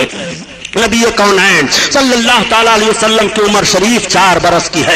एक रोज मेरे सरकार पहाड़ी के एक चट्टान पर तशरीफ ले गए। तब तक फिर हलीमा के बच्चे दौड़े दौड़े आए और अर्ज करते हैं, अरे अम्मी आज तो बड़ा गड़बड़ मामला हो गया। हलीमा ने कहा वो क्या? कहा चलो देखो भाई मोहम्मद को किसी ने शहीद कर दिया। इतना सुनना था कि हजरत हलीमा बेकरार हो गई और बेकरारी के आलम में हजरत हलीमा भागती चली जा रही है। जब पहाड़ी के ऊपर पहुंची तो देखा कि मेरे सरकार खड़े होकर के मुस्कुरा रहे हैं। हलीमा ने पेशानी का बोसा लिया और अर्ज किया, बेटा क्या हुआ? आका इरशाद फरमाते हैं, अम्मी मैं यहीं खड़ा था, 2 आने वाले आए, उन्होंने मुझे जमीन पर सुला दिया, मेरे सीने को शक कर दिया मगर खून का एक कतरा नहीं निकला। और अम्मी ना तो मुझे कुछ दर्द हुआ, मेरे सीने के अंदर से उन्होंने कुछ निकाला और कुछ रखा, जब से मुझे बड़ी तसल्ली हासिल है। मेरे आका के मुकद्दस सीने को हजरत हलीमा देख रही है तो टांके लगे हुए हैं। अल्लाह ताला ने इस वाक़े को कुरान में बयान फरमाया, अलम नशरह लका सदरका, हे महबूब क्या तुम्हारे मुकद्दस सीना को रब ताला ने कुशादा नहीं फरमाया? ये वाकया कुरान में भी बयान हुआ है। जब ये मामला पेश आया तब हजरत हलीमा अब घबरा गई। अब हजरत हलीमा ने प्लान बना लिया और पूरी आबादी में ऐलान कर दिया कि अब मैं मोहम्मद को उनके दादा के पास वापस लेकर के जा रही हूँ। हलीमा सादिया सरकार को वापस लाने का इरादा कर लेती है। पूरी आबादी में खबर फैल जाती है। आबादी के तमाम मर्द तमाम औरतें आ जाती हैं। औरतें अपने गोदों में बच्चों को लेकर के आती हैं। ए हलीमा जब से ये आए थे हमारे बच्चे नजर बद से महफूज थे, इनका हाथ हमारे बच्चों के सर पर रख दो। मेरे आका सल्लल्लाहु अलैहि वसल्लम उन बच्चों के सर पर अपना दस्ते नबूवत रख रहे हैं। रावी का बयान यह है कि नबी कौनैन ने हलीमा के घर से चलते हुए जिन बच्चों के ऊपर दस्ते नबूवत रखा था, जब मेरे सरकार ने ऐलान नबूवत फरमाया तो वो सारे के सारे लोग इस्लाम में दाखिल हो गए थे। ये बरकत है मेरे सरकार के दस्ते नबूवत की। इसीलिए तो आला हजरत अजीमुल बरकत फरमाते हैं कि तुम अपने आका के दस्ते नबूवत को देखना चाहते हो, खुदा कसम, खुदा की कसम नबी के दस्ते नबूवत का हाल यह है कि हाथ जिस्म पे उठा कर दिया, मौजे बहार समात पे लाखों सलाम, लाखों सलाम। अल्लाह अल्लाह। आक़ाए करीम सल्लल्लाहु ताला अलैहि वसल्लम को लेकर के हजरत हलीमा सादिया अब मुकम्मल तैयारी कर लेती हैं। सारी आबादी के लोग आए हैं अलविदा पेश करने के लिए। आका को हलीमा सादिया लेकर के चल रही हैं। औरतें भीग गई हैं रोते रोते, उनकी पलकें, मर्दों की पलकें भीग गई हैं रोते रोते। ए हलीमा बरकत वाला बच्चा तुम लेकर जा रही हो। हलीमा हमारी आबादी कितनी खुशहाल थी। हलीमा हम किसी मुसीबत परेशानी में नहीं थे। हलीमा जब से आए थे हमने बीमारी का मुंह नहीं देखा था। हलीमा इनको तुम लेकर के जा रही हो। हलीमा सादिया अब अपनी आबादी से सरकार को लेकर के चली हैं। हलीमा चलती चली आ रही हैं। एक मंजिल पर ऐसी जगह हजरत हलीमा पहुंची कि पहाड़ी के दरमियान एक कुआं था। उस कुएं पर एक औरत ज़ारो कतार रो रही थी। तब तक हलीमा सादिया पहुंच गई। हजरत हलीमा को औरत देखती है तो बढ़ करके लिपट जाती है और अर्ज करती है, ए आने वाली खातून तुम कौन हो? हजरत हलीमा ने पूछा, पहले वो तुम बताओ तुम्हारे आंसू क्यों गिर रहे हैं, तुम ज़ारो कतार रो क्यों रही हो? उसने कहा, बहन कुएं के अंदर देखो अभी पानी हचकोले खा रहा है। ए बहन मैं भी सामने वाली आबादी में जा रही थी। ए बहन मामला यह है कि मेरी गोद में मेरा अकलौता बच्चा था, वो प्यासा था, प्यास से उसकी जबान बाहर आ रही थी। कुएं को देख करके मैं कुएं के दरार पर खड़ी हुई, झांक करके देखने लगी कि पानी कैसे निकाल सकती हूँ। तब तक मेरा बच्चा मेरी गोद में उछला और अचानक मेरी गिरफ्त ढीली पड़ गई, मेरा बच्चा कुआं में चला गया। ए औरत अगर मैं छलांग लगाती हूँ तो मेरी भी जान जाएगी, हाय मेरी मदद करो। हजरत हलीमा सादिया फरमाती है, तुम घबराओ नहीं, मेरा नाम हलीमा सादिया है। ये मेरे साथ जो चल रहे हैं मोहम्मद इब्न अब्दुल्ला सरदार कुरैश अब्दुल मुत्तलिब के पोते हैं। तब तक हजरत हलीमा सरकार की तरफ देख कर अर्ज करती हैं कि बेटा क्या होगा, अभी नबूवत और रिसालत का ऐलान नहीं हुआ है। अपने आका मेरे सरकार कुएं के दरार पर खड़े हुए और खड़े होने के बाद पानी को देखते हैं, देखने के बाद लुआब पाक सरकार ने पानी में डाल दिया। मुकद्दस थूक पड़ना था कि कुआं का पानी उछाल मारता है, उछाल के साथ डूबा हुआ बच्चा भी वापस आ रहा है। औरत दौड़ करके कदम पर गिर पड़ती है और अर्ज करती है, ए हलीमा तुम अपने साथ बच्चा लेकर चल रही हो कि कोई फरिश्ता लेकर चल रही हो? हलीमा ने कहा, तुमने यही एक वाकया देखा, तुम घबरा गई हो, ऐसे ना जाने कितने वाकयात मैंने देखे हैं, इन्हीं बुनियाद पर तो इनको इनके दादा के पास लेकर के जा रही हो। चुनांचे अर्ज करने का मतलब यह है प्यारे कि मेरे सरकार ने अपना लुआब शरीफ ही कुआं में क्यों डाला? वैसे ही सरकार फरमा देते बच्चा बाहर निकल आता। तो बयान بیان کیا جاتا ہے کہ اس کنویں کا پانی کھاری تھا، میرے سرکار کا لحاظ شریف پڑ گیا تو کنویں کا پانی میٹھا ہو گیا، ایسا میٹھا ہوا کہ کوئی پانی اس کے مثال میں نہیں ہے۔ میرے سرکار نے مدینہ شریف کے کنویں میں لحاظ شریف ڈالا تھا، اس وقت بھی پانی میٹھا ہو گیا تھا۔ اعلیٰ حضرت عظیم البرکت اسی لیے فرماتے ہیں کہ یہ نبی کا مقدس تھوک ہے کہ اگر پانی میں پڑ جائے پانی کھاری ہو تو میٹھا ہو جا رہا ہے، اس پانی کو پی لو تو صحت مند ہو جاؤ، اس پانی کو پیو تو پیاس دور ہو جائے، اس پانی کا کوئی مقابلہ نہیں کر سکتا ہے۔ نبی کا لحاظ شریف پڑا ہے، اسی لیے تو اعلیٰ حضرت عظیم البرکت فرماتے ہیں کہ جس سے کھاری کوئی شیریں جا بنے اس زلال حلاوت پہ لاکھوں سلام، لاکھوں سلام۔ اللہ اللہ، آقا کریم صلی اللہ تعالی علیہ وسلم کو لے کر کے اب حضرت حلیمہ سعدیہ چلی۔ جب مکہ شریف ایک منزل رہ گیا تو حلیمہ سعدیہ، دھوپ کی شدت تھی، پہاڑیوں کے پاس جھاڑیاں تھی، وہاں سرکار کو ٹھہرا دیتی ہیں اور اپنی ضرورت سے چلی جاتی ہیں۔ میرے آقا مکہ شریف کا راستہ لے لیتے ہیں۔ اب حلیمہ سعدیہ جو گھوم کر کے آ رہی ہیں تو حلیمہ نے دیکھا کہ محمد وہاں پر ہیں ہی نہیں۔ حلیمہ بہت پریشان ہو گئی، چیخنے لگی، چلانے لگی اور آواز دینے لگی سرکار کو۔ حلیمہ رو رہی ہے پہاڑیوں کے درمیان، حلیمہ چیخ رہی ہے، چلا رہی ہیں، روتی ہوئی پہاڑیوں کے درمیان چل رہی تھی کہ ایک بوڑھا عرب ملا۔ اس نے پوچھا خاتون تم کون ہو؟ حلیمہ نے بتایا کہ میں حلیمہ سعدیہ ہوں، میں قبیلے سعد سے آ رہی تھی، میرا بچہ غائب ہو گیا ہے۔ اس نے کہا یہ چلو پہاڑی کے اندر ایک ہمارا خدا ہے، ایک بت رہتا تھا، چلو تم اس کے سامنے اپنی فریاد پیش کرو، وہ بتا دے گا کہ تمہارا بچہ کہاں ہے۔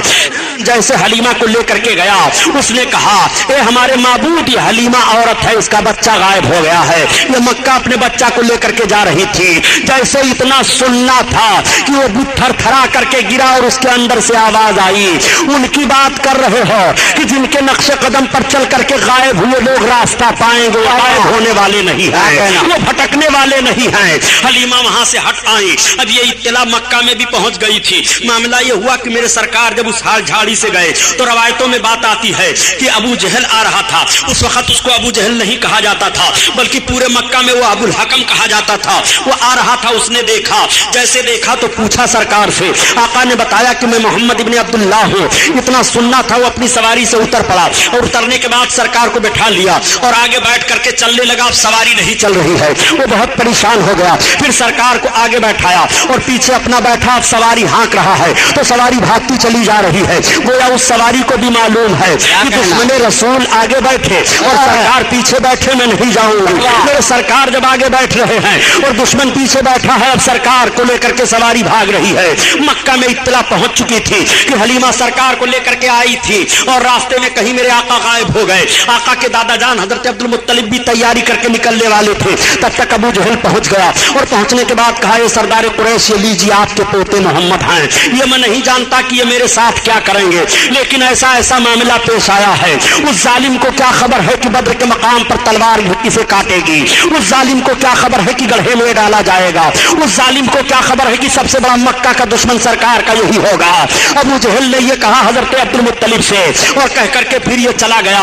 اب آپ آیت کریمہ تلاوت کیجئے۔ مفسرین کی ایک جماعت کا کہنا ہے وَوَجَدَكَ ضَالًّا فَهَدَىٰ، اے محبوب ہم نے تمہیں خود رفتہ پایا، اپنی محبت میں تو تمہیں راہ دی۔ اعلیٰ حضرت نے یہ ترجمہ کیا ہے۔ اس آیت کریمہ کی تفسیر کرتے ہوئے مفسر فرماتے ہیں اے محبوب جب تم حلیمہ سعدیہ سے مکہ کے قریب پہاڑی میں اب غائب ہوئے تھے تو ہم نے تمہیں اپنی طرف راہ دے دی ہے۔ وَوَجَدَكَ ضَالًّا فَهَدَىٰ، اے محبوب تمہیں ہم نے راہ دیا ہے۔ آقا کریم صلی اللہ تعالی علیہ وسلم چلے آ رہے ہیں، اب دادا جان کی گود میں پہنچ گئے، تب تک حلیمہ سعدیہ بھی روتی چلاتی ہوئی پہنچی۔ حلیمہ سعدیہ کو علم ہو گیا کہ میرے آقا اپنے دادا کے پاس پہنچ چکے ہیں۔ اس وقت میرے سرکار کی عمر شریف 5 برس کی بتائی جا رہی ہے۔ آقا کریم صلی اللہ علیہ وسلم کے دادا جان نے حضرت حلیمہ کے پہنچنے پر حلیمہ کو تسلی دی اور فرمایا کوئی پریشانی کی بات نہیں ہے۔ حضرت حلیمہ کو 1000 اونٹ اور 50 رطل سونا آپ کے دادا جان نے سرکار کے دودھ پلانے کی خدمت میں دے دیا۔ اتنا کسی عورت کو انعام نہیں ملا تھا جتنا حلیمہ سعدیہ کو انعام ملا ہے۔ وہی حلیمہ جو غربت و افلاس کی ماری ہوئی تھی، مفلس و قلاش تھی، مگر وہی حلیمہ اب مالدار ہو جا رہی ہیں۔ حلیمہ 1000 اونٹ کے مالک ہو گئی اور 1000 اونٹ کی مالکہ بننے کے بعد 50 बोतल सोना भी उन्हें मिल जाता है। हलीमा ये सारी रकम सारी जायदाद लेकर के अपने घर वापस हो रही है। मेरे सरकार दादा जान के पास रह रहे हैं। आका करीम सल्लल्लाहु अलैहि वसल्लम की माँ सरकार को लेकर के कुछ दिन के बाद मदीना शरीफ की तरफ चल पड़ी और जब मकाम अबवा में सरकार की माँ पहुंची तो आका के वालदा की तबीयत खराब हो गई और वहीं पर सरकार की माँ का विसाल शरीफ हो गया। वहीं पर आपके मज़ार अनवर को की जियारत हुई, लेकिन चंद साल हुए कि वहां पर बेखबीस हुकूमत ने आका के वालदे करीमा के मज़ार पाक को ढा दिया। माज़अल्लाह आका करीम सल्लल्लाहु अलैहि वसल्लम के माँ की एक कनीज थी, वो सरकार को मक्का वापस लेकर के चली आई, मदीना नहीं गई। अब मेरे सरकार अपने दादा जान के पास रह रहे हैं। दादा जान को सरकार से बड़ी मोहब्बत है। जब तक हजरत अब्दुल मुत्तलिब सरकार को खिला नहीं देते हैं, खुद खाते नहीं। जब तक मेरे आका सो नहीं जाते हैं तब तक हजरत अब्दुल मुत्तलिब सोते नहीं हैं। वो जहां जहां चलते हैं सरकार को साथ लिए रहते हैं। एक मर्तबा कहत का पड़ना था, बारिश रुक गई। तमाम लोगों ने कहा ए सरदार कुरैश इस वक्त बारिश नहीं हो रही है। आका करीम सल्लल्लाहु अलैहि वसल्लम को लेकर के आपके दादा जान खाने काबा में गए और सरकार के वसीले से दुआ मांगते हैं, फौरन बादल छा गया, बारिश होने लगी। आका करीम सल्लल्लाहु अलैहि वसल्लम से इस कदर दादा जान को मोहब्बत है। सारे अरब के लोग देख रहे हैं और कह रहे हैं कि किसी दादा को अपने पोते से इतनी मोहब्बत नहीं है जितनी सरदार कुरैश को मोहम्मद इब्न अब्दुल्लाह से मोहब्बत हो गई है। 8 बरस का अरसा गुजरने वाला है, लेकिन जब मेरे सरकार की उम्र शरीफ 7 बरस की थी तो मक्का में एक कबाइली झगड़ा हो गया था। यानी मक्का शरीफ से बाहर जो आबादियां थी और मक्का में जो आबादियां थी उनसे झगड़ा हो गया। मक्का शरीफ के बाहर वाले मक्का वालों पर हमला आवर हो गए। मेरे आका सल्लल्लाहु अलैहि वसल्लम की 7 बरस की उम्र शरीफ है। जब कबाइली इख्तिलाफ में आका करीम सल्लल्लाहु अलैहि वसल्लम के साथ तमाम लोग निकले, मक्का के सरबराह लोग सरदार कुरैश की मायत में वतन की हिफाजत के लिए, तो मौरिख बयान करता है कि वतन की हिफाजत के लिए पहला यह मौका था 7 बरस की उम्र में, जब मोहम्मद सल्लल्लाहु अलैहि वसल्लम निकल करके अपनी कौम के साथ और वतन की हिफाजत का पैगाम दे रहे थे और दुश्मनों को पीछे ढकलने के लिए ऐलान कर रहे थे।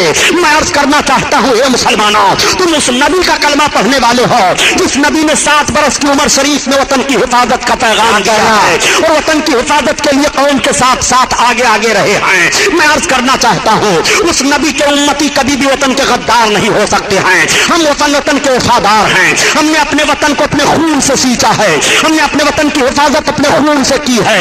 हमने हर जगह पर यही ऐलान किया था। जब कारगिल और पाकिस्तान का मामला चल रहा था तो ये ऐलान किया था कि अगर कारगिल के बदमाशों ने हमारे हिंद की जमीन को जबरदस्ती एक बालिश पर ले ली तो हिंदुस्तान का मुसलमान अपने सर पर कफन बांध करके निकलेगा और पाकिस्तान को 1 इंच भी नहीं घुसने देगा।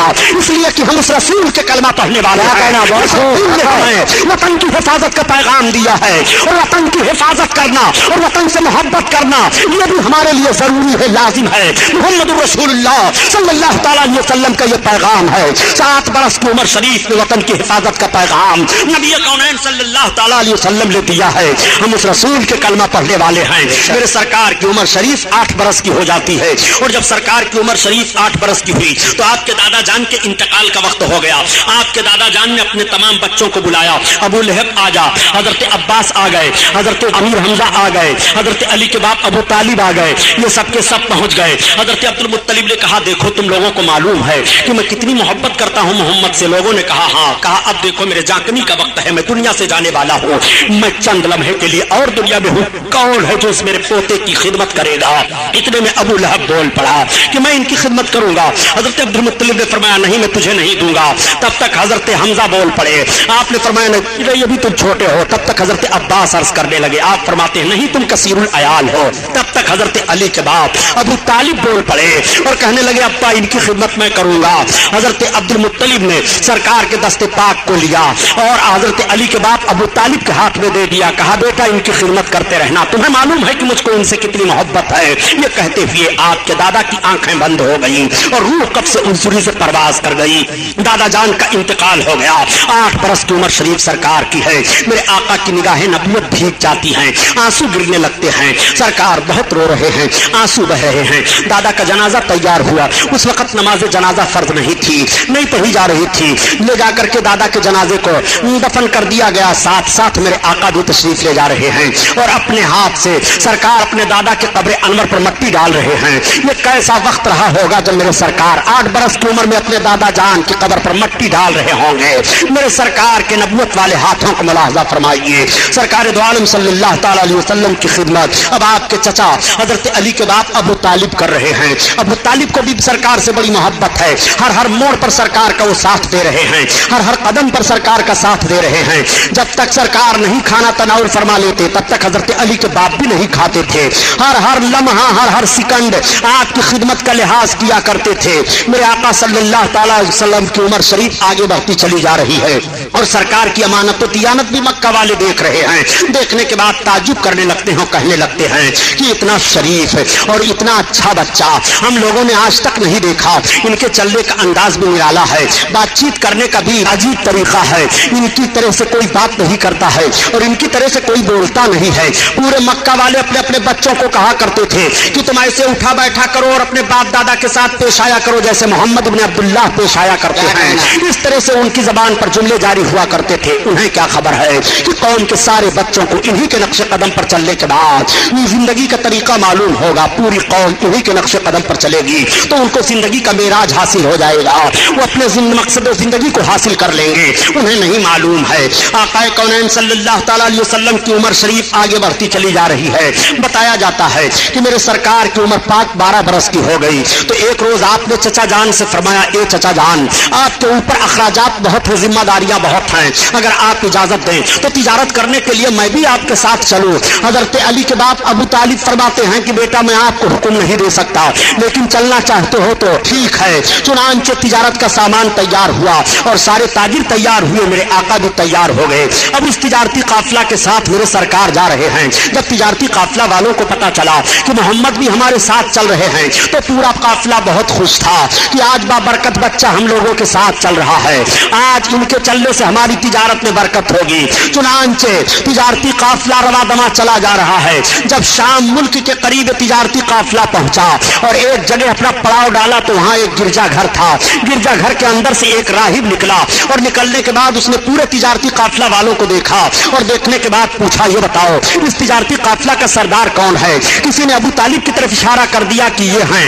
वो गिरजा घर का राहिब अबू तालिब के पास पहुंचता है और पूछता है, ये बताइए कि ये लड़का किसके साथ में है? हजरत अली के बाप अबू तालिब ने कहा, ये मेरे भतीजे मोहम्मद हैं। उस राहिब ने नीचे से ऊपर देखा और फिर ऊपर से नीचे देखा और कहा, ए सरदार कुरैश अबू तालिब, मैं आपसे अर्ज करता हूं कि आप इनको वापस लेकर के वापस हो जाइए, आप आगे ना बढ़िए। इनके अंदर नबी आखिर समा होने की तमाम निशानियां पाई जा रही हैं। यहूद इनको पहचान लेंगे तो तकलीफ हो जाने का अंदेशा है, इसलिए मेरा मशवरा यह है कि आप वापस ले जाइए। चुनांचे अबू तालिब हजरत अली के बाप वहीं पर अपने माल को औने पौने करके बेच देते हैं और सरकार को लेकर के वापस आ जा रहे हैं। आकाए करीम मक्का शरीफ में फिर तशरीफ ले आए। मेरे सरकार की मुकद्दस उम्र का हिस्सा 13वां बरस का लगा है, मगर मेरे सरकार ने 13 और 14 बरस के बीच में अमानत और सदाकत का वो माहौल मक्का में छोड़ दिया है कि सारे मक्का के लोग आपको अमीन कहना शुरू कर देते हैं और आपको साबित कहना शुरू कर देते हैं। दोस्तों, जिंदगी का 2 ही रुख तो हसीन होता है, एक रुख का नाम अमानत है और दूसरे रुख का नाम सदाकत है। अगर नौजवान अमीन और साबित बन जाए तो मुआशरे से बुराइयां खत्म हो सकती हैं। अगर नौजवान अमीन और साबित बन जाए तो बरकतें ही बरकतें होंगी। अगर नौजवान अमीन और साबित बन जाए तो माएं सताई नहीं जाएंगी। अगर नौजवान अमीन और साबित बन जाए तो गुंडागर्दी का माहौल खत्म हो जाएगा। अगर नौजवान अमीन और साबित बन जाए तो परेशानियां दूर हो जाएंगी। अगर नौजवान अमीन और साबित बन जाए तो दुश्वारियों का सामना नहीं करना पड़ेगा। अगर नौजवान अमीन और साबित बन जाए तो अय्याशियों के अड्डों पर आग लग सकती है, शराबखोरी का माहौल दूर हो सकता है। जिंदगी का 2 ही रुख तो अजीम शान होता है, एक रुख का नाम अमानत है और दूसरे रुख का नाम सदाकत है। पैगंबर इस्लाम सल्लल्लाहु ताला अलैहि वसल्लम ने अपनी 13 बरस की उम्र शरीफ में अमानत और सदाकत का एक अजीम शान माहौल पेश फरमाया है। ए नौजवानों, तुम्हें अमीन बनकर के जीना चाहिए, तुम्हें साबित बनकर के जीना चाहिए। मक्का वालों ने देखा कि मोहम्मद की जबान पर कभी भी कोई जुमला गलत नहीं आया है। मक्का वालों ने देखा कि मोहम्मद ने कभी भी अमानत में खयानत नहीं की है। जो चीज इनके पास रखी जा रही है वो बहु उसी हालत में पाई जा रही है।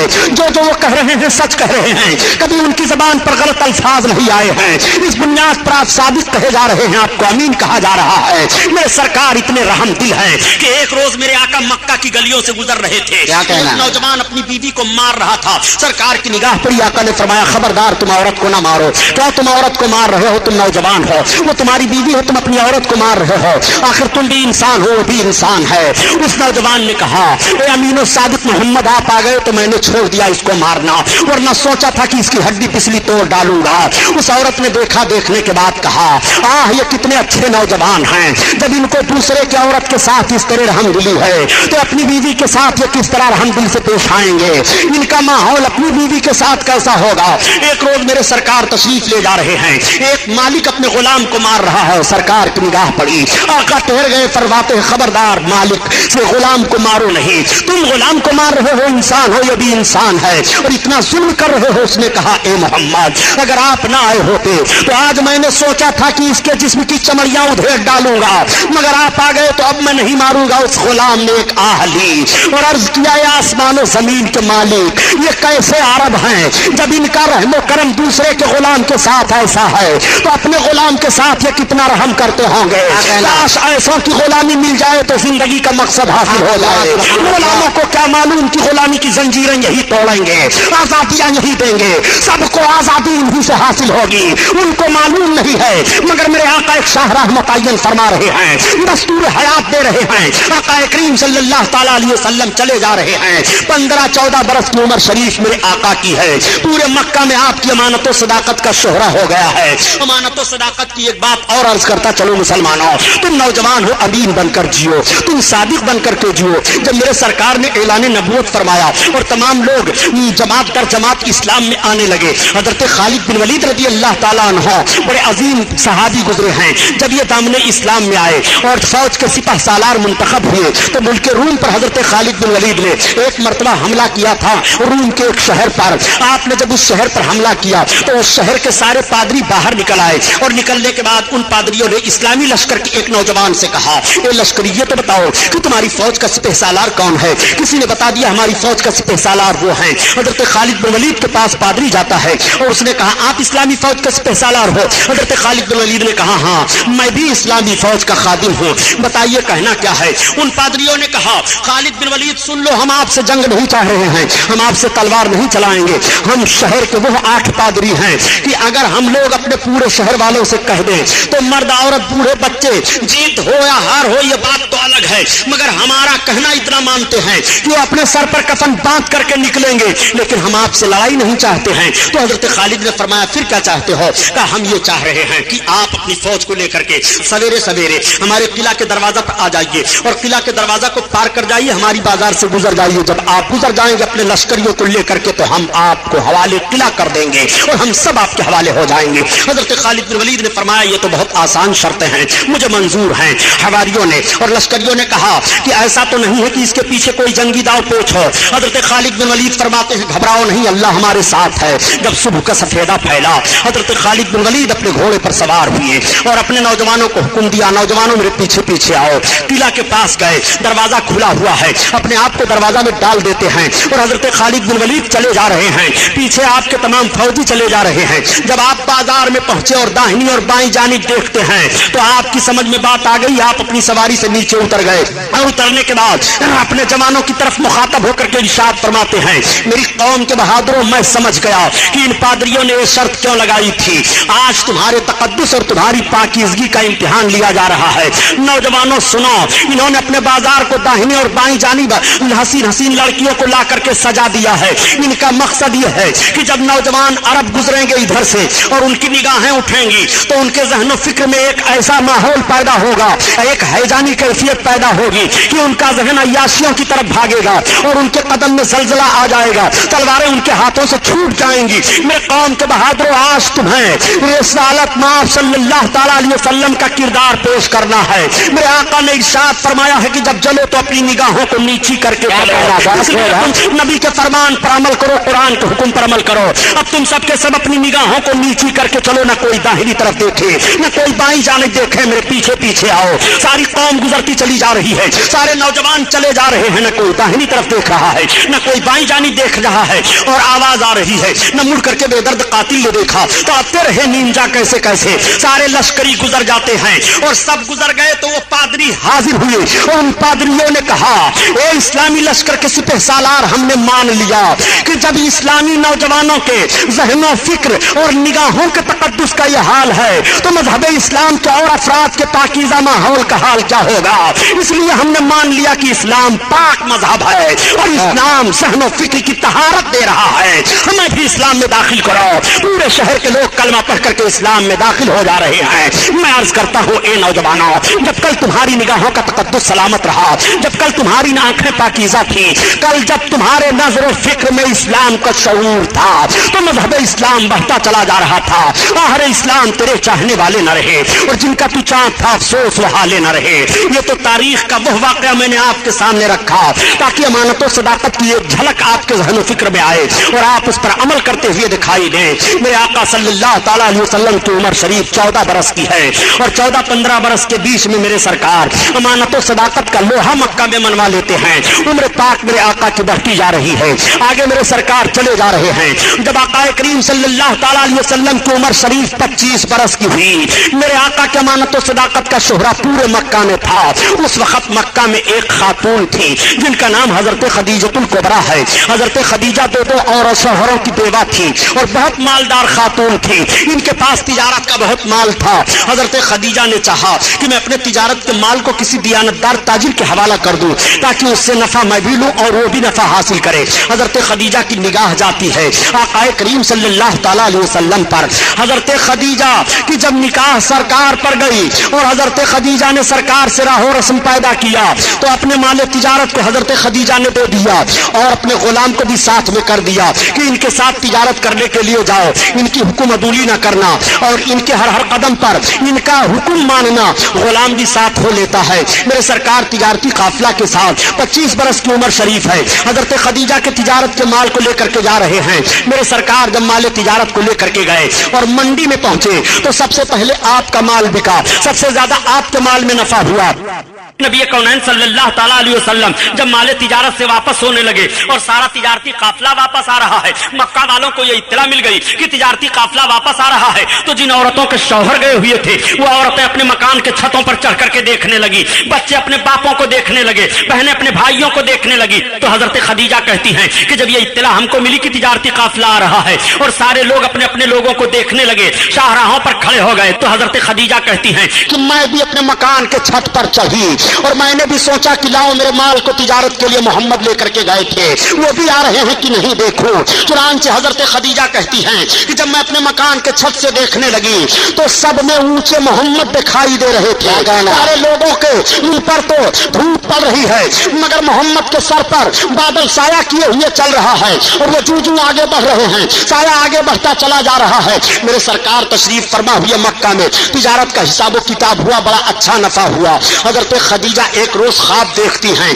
کہ آسمان سے چاند میری گود میں اتر رہا ہے اور وہ چاروں طرف پھیل گیا ہے۔ اس خواب کو انہوں نے اپنی سہیلی سے بیان کیا، ان کی سہیلی نے ان کے چچیرے بھائی ورقہ بن نوفل سے بیان کیا۔ ورقہ بن نوفل ان کے چچیرے بھائی تورات و زبور و انجیل کے بڑے بھاری عالم تھے۔ انہوں نے کہا اگر حقیقت میں خدیجہ نے ایک خواب دیکھا ہے تو ان قریب نبی آخر الزماں سے اس کا رشتہ نکاح ہوگا۔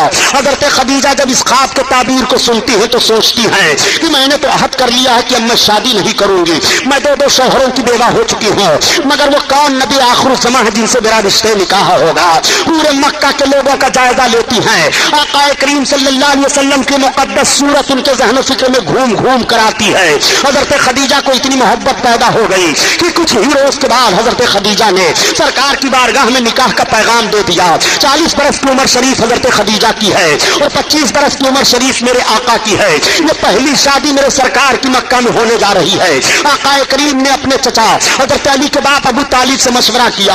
ابو طالب نے کہا ٹھیک ہے مجھے منظور ہے، خدیجہ شریفہ مانی جا رہی ہیں، خدیجہ طیبہ طاہرہ مانی جا رہی ہیں، خدیجہ ایک باوقار عورت تسلیم کی جا رہی ہیں، تم ان سے شادی کرنا چاہتے ہو مجھے منظور ہے۔ تمام خاندان کے لوگ اکٹھا ہو گئے، ادھر سے حضرت خدیجہ نے بھی اپنے خاندان کو اکٹھا کر لیا۔ ورقہ بن نوفل ان کی طرف سے بیٹھ گئے اور آقا کی طرف سے حضرت علی کے باپ ابو طالب بیٹھ گئے۔ اب خطبہ نکاح پڑھا جا رہا ہے۔ پہلے زمانے जमाने में 4 तरह से निकाह हुआ करता था, 3 तरह का निकाह बातिल करार दे दिया गया।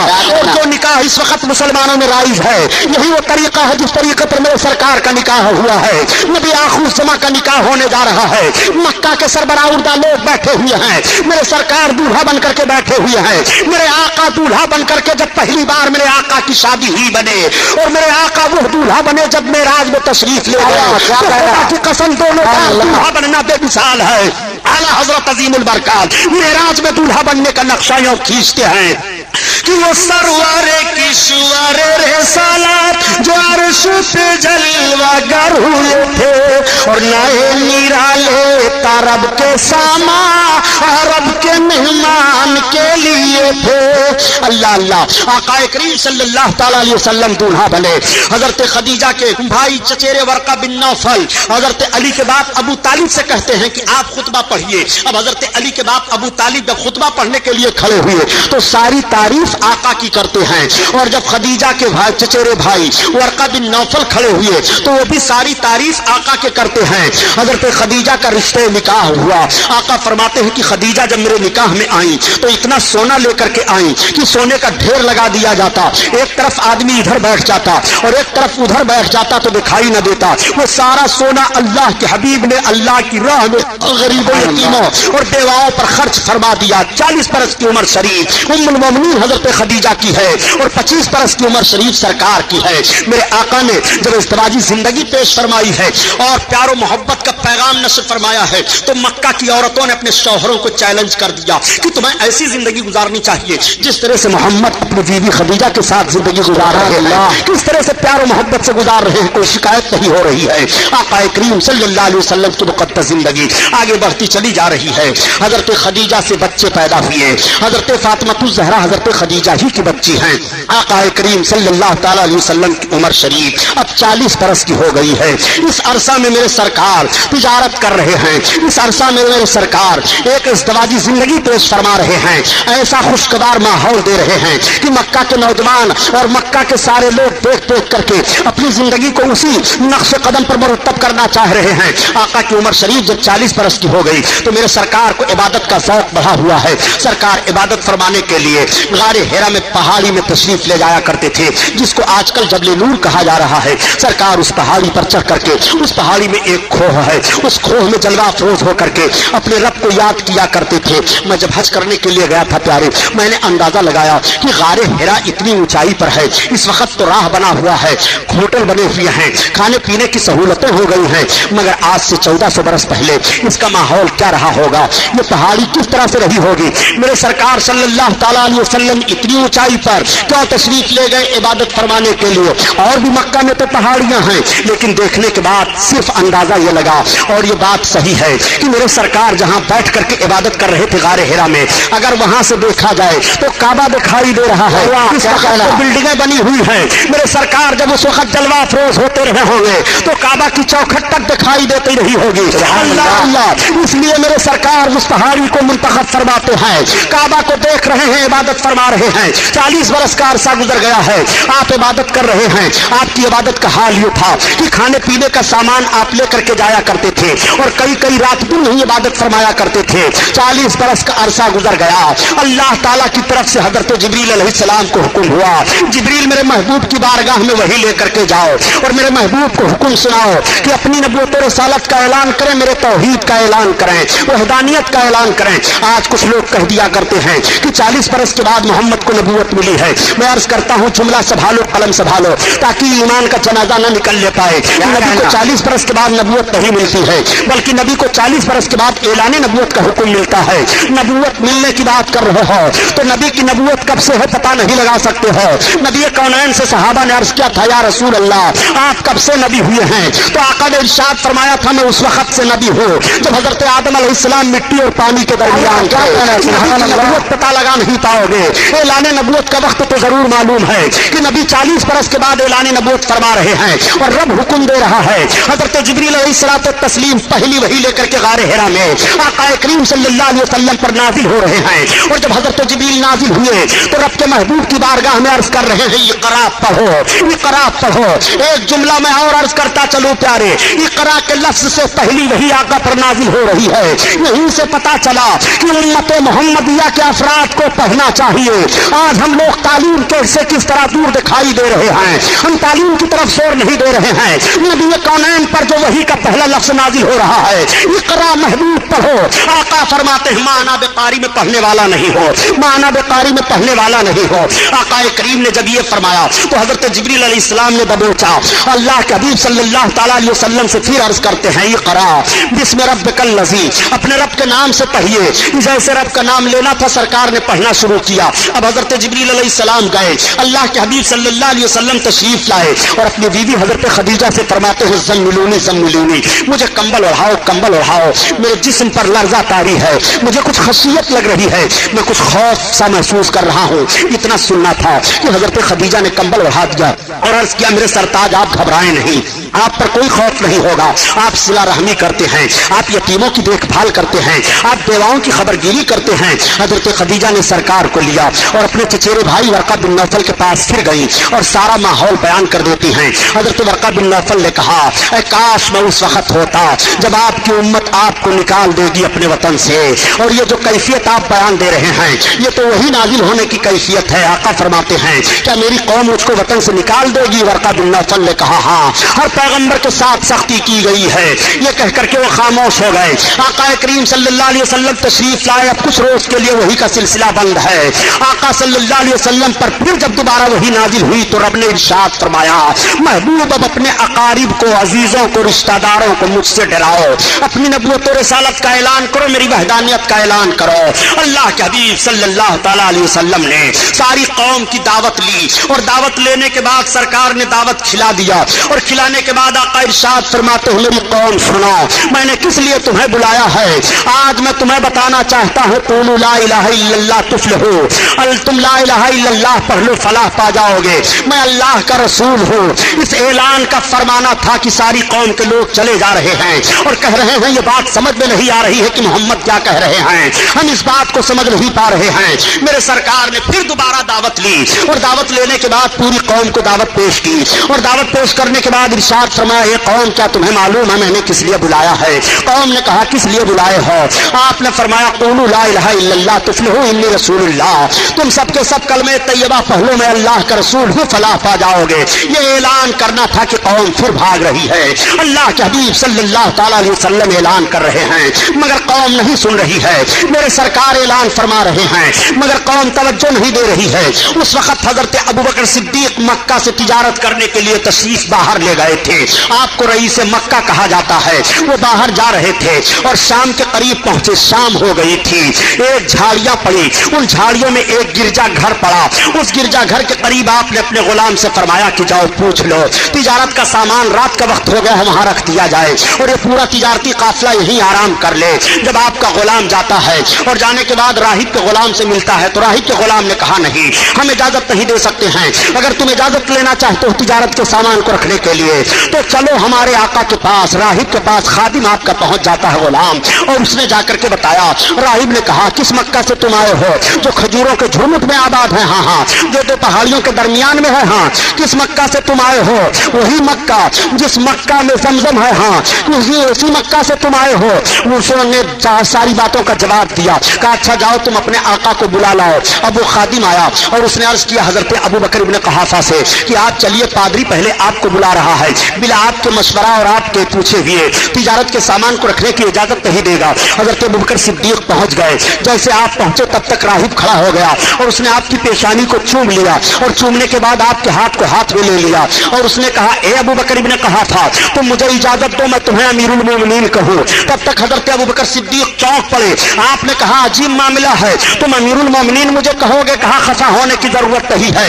ए अबू बकर इब्ने कहा था, इस वक्त मक्का में नबी मबूस हुए हैं और उन्होंने नबूवत का ऐलान किया है। उनका कलमा सबसे पहले तुम पढ़ोगे और उनके खलीफा सबसे पहले तुम बनोगे। अमीरुल मोमिनीन पहले तुम्हें कहा जाएगा। ये मैं यूं ही नहीं बता रहा हूं, बल्कि मेरे पास ये सारी निशानियां मौजूद हैं। हजरत अबू बकर का यह सुनना था कि एक अजीब हैजानी कैफियत हो जाती है। रात गुजर जाती है, सामान तिजारत रख दिया जाता है और फिर जब सुबह हुई तो आपने वही अपने तिजारत के माल को ताजरों को दे दिया और वहीं से वापस आ गए। जब आप मक्का में पहुंचे तो आपने सुना वाकई अल्लाह के हबीब ने नबूवत और रिसालत का ऐलान फरमा दिया है। मक्का में सबसे पहले अबू जहल मिल गया और मिलने के बाद कहता है, ए अबू बकर ने कहा था आ जाओ आ जाओ, अभी तुम तिजारत से आ रहे हो? कहा हाँ। कहा तुम्हारे साथी मोहम्मद तो रसूल और नबी होने का दावा कर रहे हैं। हजरत अबू बकर ने फरमाया, अभी मैं कुछ जवाब नहीं दे सकता हूँ, अभी रास्ते के गर्दो गुबार में अटा हुआ हूँ, अभी मैं फुर्सत पा जाऊं, सुकून हो जाए फिर जायजा लेता हूँ। आप अपने घर गए, सारा सामान रखा और रखने के बाद घर वालों से पूछा, बताओ तुम्हें मोहम्मद का पता है कहीं? घर वालों ने कहा हम उनका पता तो नहीं जानते हैं, अलबत्ता उन्होंने अपनी नबूवत और रिसालत का ऐलान कर दिया है जिससे मक्का में एक इनकलाब बर्पा हो गया है। आपने पूछा किसी ने उनको नबी माना कि नहीं माना? घर वालों ने कहा अभी हमें यह पता नहीं है कि उनको किसी ने नबी रसूल तस्लीम किया कि नहीं किया। अब आप पता लगाते हुए चले जा रहे हैं। पता चला कि इसी पहाड़ की तरफ आप तशरीफ ले गए हैं। मेरे आका फारान की चोटी पर तशरीफ फरमा है। इधर हजरत अबू बकर सिद्दीक जा रहे हैं। जैसे सरकार पर निगाह पड़ी, आका ने हजरत अबू बकर को देखा, उठ करके खड़े हो गए और आका इरशाद फरमाते हैं, अबू बकर आओ आओ, अहलन व सहलन मरहबा, अहलन व सहलन मरहबा। अब हजरत अबू बकर आगे बढ़ रहे हैं और आका भी चंद कदम आगे बढ़ रहे हैं। मैं अर्ज करना चाहता हूं प्यारे, उम्मती के लिए नबी खड़े हो रहे हैं और अगर उम्मती के लिए नबी खड़े हो जाए तो कैसी बात है, और नबी की ताज़ीम के लिए उम्मती खड़ा हो जाए तो गुनाह की बात कैसे कर रहे हो? हज़रत रसूल कायनात अबू बकर इब्ने क़हाफ़ा के लिए खड़े हो रहे हैं और जब आप खड़े हो गए, सरकार अबू बकर सरकार के करीब पहुंचे तो आका ने हाथ में हाथ लिया, मुबारकबाद पेश की। फरमाते हैं अबू बकर इब्ने क़हाफ़ा मैं अल्लाह का रसूल हूँ। हज़रत अबू बकर सिद्दीक ने सिर्फ इतना अर्ज किया था कि जो नबी और रसूल होता है वो अपने नबूवत और रिसालत की कोई निशानी पेश करता है। तब तक मेरे आका इरशाद फरमाते हैं, ए अबू बकर इब्ने क़हाफ़ा, क्या राहिब ने जो गिरजा घर में तुम्हें मेरे लिए बशारत की हो काफी नहीं है मेरे रिसालत था? मेरे आका से हजरत अबू बकर ने अर्ज किया है, मेरे आका अब रहने दीजिए, मुझे कलमा पढ़ाइए, इस्लाम में दाखिल फरमा लीजिए। सिद्दीक अजीम शख्सियत है जो पहली बार कलमा पढ़ करके पहले इंसान है मज़हब इस्लाम में दाखिल हो रहे हैं। सुभान अल्लाह करता चलूं ये मुसलमानों, वाकया सुनाना मकसद नहीं है, बात सिर्फ समझा देना चाहता हूँ कि सबसे पहले हजरत अबू बकर सिद्दीक के दिल में कलमा पढ़ने की तहरीक कैसे पैदा हुई। इल्मे गैब मुस्तफा को जान करके उनके दिल में तहरीक पैदा हुई कलमा पढ़ने की। सबसे पहला इंसान जो नबी के इल्मे गैब को तस्लीम करके कलमा पढ़ रहा है। आज कुछ ऐसे लोग हो गए हैं जो खुदा की अता से भी नबी के इल्मे गैब का इनकार कर रहे हैं। मैं अर्ज करना चाहता हूँ इस्लाम में तुम्हारा दाखिला कैसे रहेगा। आओ देखो, हजरत अबू बकर सिद्दीक ने सरकार का कलमा पढ़ा और कलमा पढ़ करके इस्लाम में दाखिला ले लिया। मर्दों में सबसे पहले हजरत अबू बकर सिद्दीक ने कलमा पढ़ा, बच्चों में सबसे पहले हजरत अली ने कलमा पढ़ा, औरतों में सबसे पहले हजरत खदीजा ने कलमा पढ़ा, गुलामों में सबसे पहले हजरत ज़ैद इब्ने हारिसा ने कलमा पढ़ा।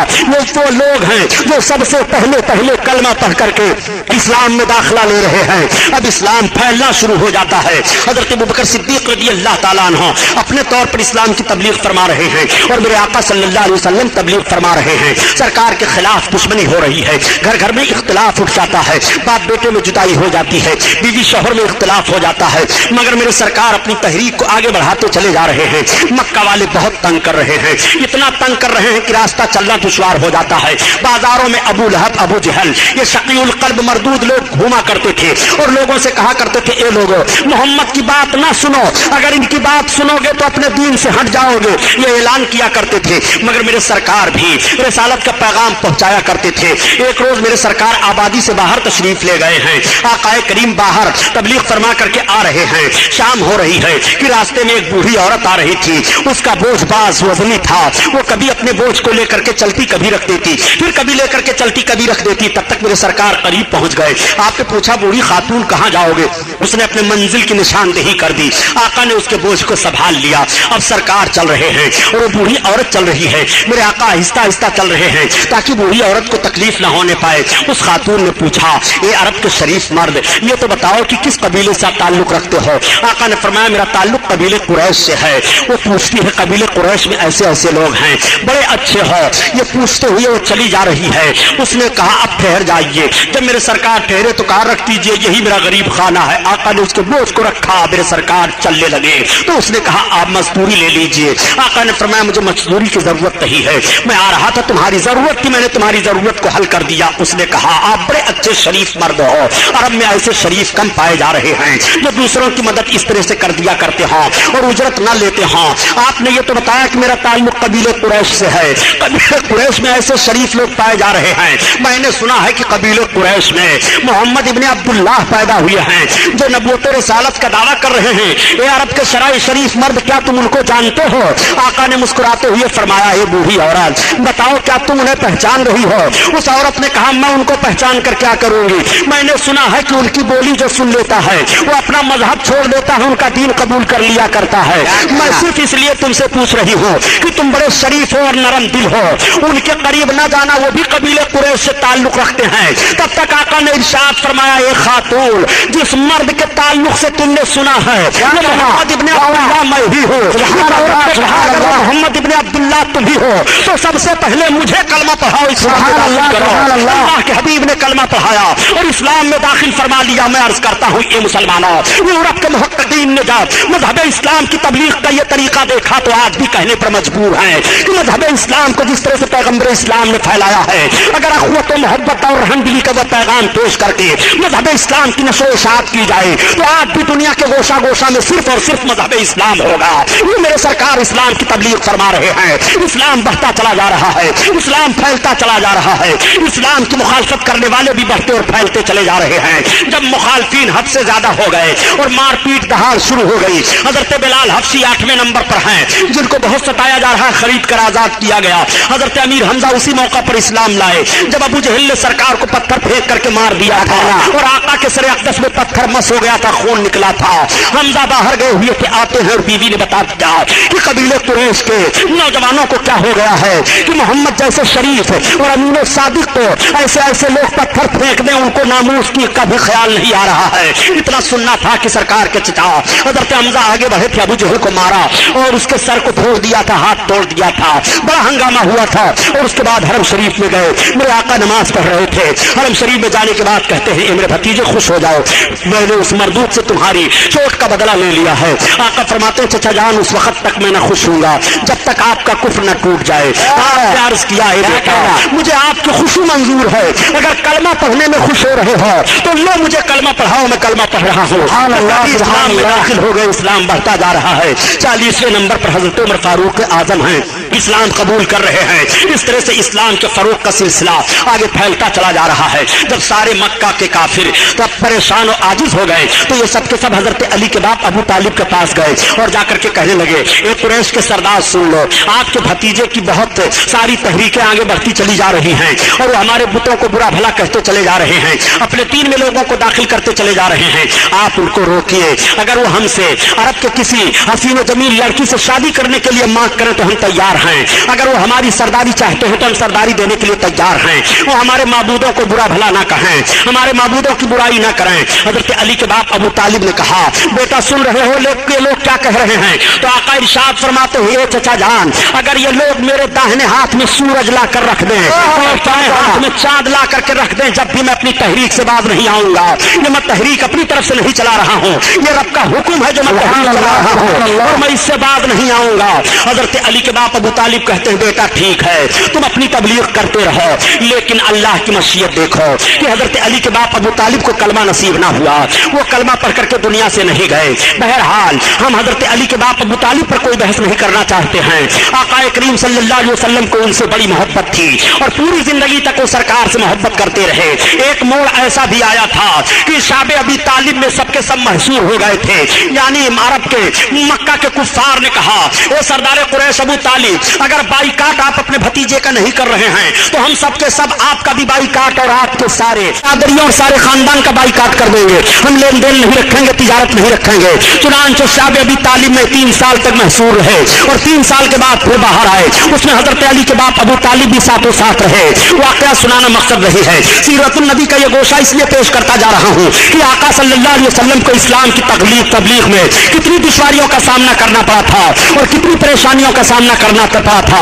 میرے آقا صلی اللہ تعالیٰ علیہ وسلم اسلام کی تبلیغ فرماتے چلے جا رہے ہیں۔ اب صحابہ کی ایک عظیم الشان جماعت ہو گئی ہے، سرکار کا کلمہ پڑھ کر کے ایک لہیم و شہیم بھی اسلام میں داخل ہو رہے ہیں اور ایک غریب و مفلس بھی اسلام میں داخل ہو رہے ہیں۔ لیکن ایسی تنگ زمین کر دی ہے لوگوں نے مکہ کی سرزمین پر کہ آئے دن فساد ہوتا رہتا ہے۔ میرے سرکار صلی اللہ تعالیٰ علیہ وسلم ایک روز جلوہ افروز ہیں کہ وہی مکہ ہے، مکہ کی سرزمین سے ام ہانی کا گھر ہے اور حضرت ام ہانی کے گھر سے سرکار کی معراج ہوتی ہے۔ اب سیرت النبی کا ایک گوشہ ادھر آپ دیکھ لیجئے، معراج پر چلا جاتا ہے، کبھی انشاءاللہ تعالیٰ معراج کے مکمل عنوان پر بیان ہو جائے گا۔ اب آپ زندگی کا یہ گوشہ ملاحظہ فرمائیے، جب میرے سرکار معراج شریف سے واپس تشریف لائے اور لانے کے بعد آقا کریم نے اعلان کیا کہ میری معراج ہوئی ہے، میں نے بیت المقدس کو دیکھا ہے، یہ دیکھا وہ دیکھا، جنت و دوزخ کو دیکھا، ساری چیزوں کو بیان کرنے لگے۔ تب تک ابو جہل سنا اور سننے کے بعد یہ کودنے لگا اور کودتا ہوا یہ گیا، کہا وہ دیکھو ابھی تک تو محمد کہتے تھے کہ میں نبی ہی ہوں، رسول ہوں، اور اب تو کہہ رہے ہیں کہ میرے خدا نے مجھ کو آسمان پر بلایا اور میں نے بیت المقدس دیکھا، یہ دیکھا وہ دیکھا، وہ تو ساری باتیں بتا رہے ہیں۔ تب تک حضرت ابو بکر مل گئے اور جیسے ابو بکر ملے تو ابو جہل نے کہا سنیے ذرا سنیے، کہا کیا بات ہے؟ کہا آپ جس نبی کا کلمہ پڑھ رہے ہیں محمد نے کیا اعلان کیا ہے آپ نے سنا؟ کہا کیا اعلان کیا؟ کہا وہ تو اعلان کر رہے ہیں کہ میری معراج ہوئی، میں 7 آسمان پر گیا، بیت المقدس دیکھا، یہ دیکھا وہ دیکھا، تمام چیزوں کے دیکھنے کا اعلان کر رہے ہیں۔ حضرت ابو بکر ابن قحافہ فرماتے ہیں اگر میرے سرکار نے فرمایا تو سچ فرمایا۔ جب آقا سنتے ہیں اس بات کو تو کہتے ہیں انت صدیق، تم صدیق ہو۔ اسی دن سے سرکار کا لقب صدیق پڑ گیا حضرت ابو بکر کا، اور آپ فرماتے ہو ابو جہل، وہ ابو جہل ہے، اور اسی تاریخ سے اس مردود کا نام ابو جہل پڑ گیا، اس کا نام ہی لوگ بھول گئے۔ اب ہر جگہ وہ ابو جہل کہا جا رہا ہے اور ہر جگہ حضرت ابو بکر صدیق صدیق کہے جا رہے ہیں۔ معراج کی تصدیق کی ہے تو صداقت کا خطاب مل گیا ہے، اور نبی کے معراج کو جھٹلا دیا ہے تو جہالت کی تاریکی میں گھر گیا ہے۔ یہ نبی ہے، نبی کے مقدس زبان سے جو بات نکل رہی ہے وہ ہو جاتی ہے۔ نبی نے فرمایا تم صدیق تو وہ صدیق ہے، نبی نے فرمایا تو ابو جہل ہے تو وہ ابو جہل ہے۔ نعرہ تکبیر، نعرہ رسالت، شان صدیق اکبر۔ یہ اتنا بڑا ظالم تھا ابو جہل مردود، آقا کریم صلی اللہ علیہ وسلم کے سامنے آیا، آنے کے بعد کہتا ہے محمد معاذ اللہ تمہاری صورت اچھی نہیں لگتی ہے، کچھ اور سخت جملہ کہا۔ تب تک میرے آقا کے غلام حضرت ابوبکر صدیق تڑپ گئے، عرض کرتے ہیں یا رسول اللہ آپ جیسا کوئی حسین و جمیل نہیں ہے۔ جب اس بات کو ابو جہل نے کہا تھا تو سرکار فرماتے ہیں ابو جہل تو نے سچ کہا، اور جب حضرت ابوبکر صدیق نے عرض کیا تو آقا فرماتے ہیں ابوبکر صدیق تم نے بھی سچ کہا۔ حضرت ابوبکر عرض کرتے ہیں اور صحابہ یا رسول اللہ جب ابو جہل نے آپ کی توہین کی تب بھی آپ کہہ رہے ہیں اس نے سچ کہا، اور جب ہم سب لوگوں نے اس کے توہین کو جھٹلا دیا تب بھی آپ کہہ رہے ہیں آپ نے سچ کہا۔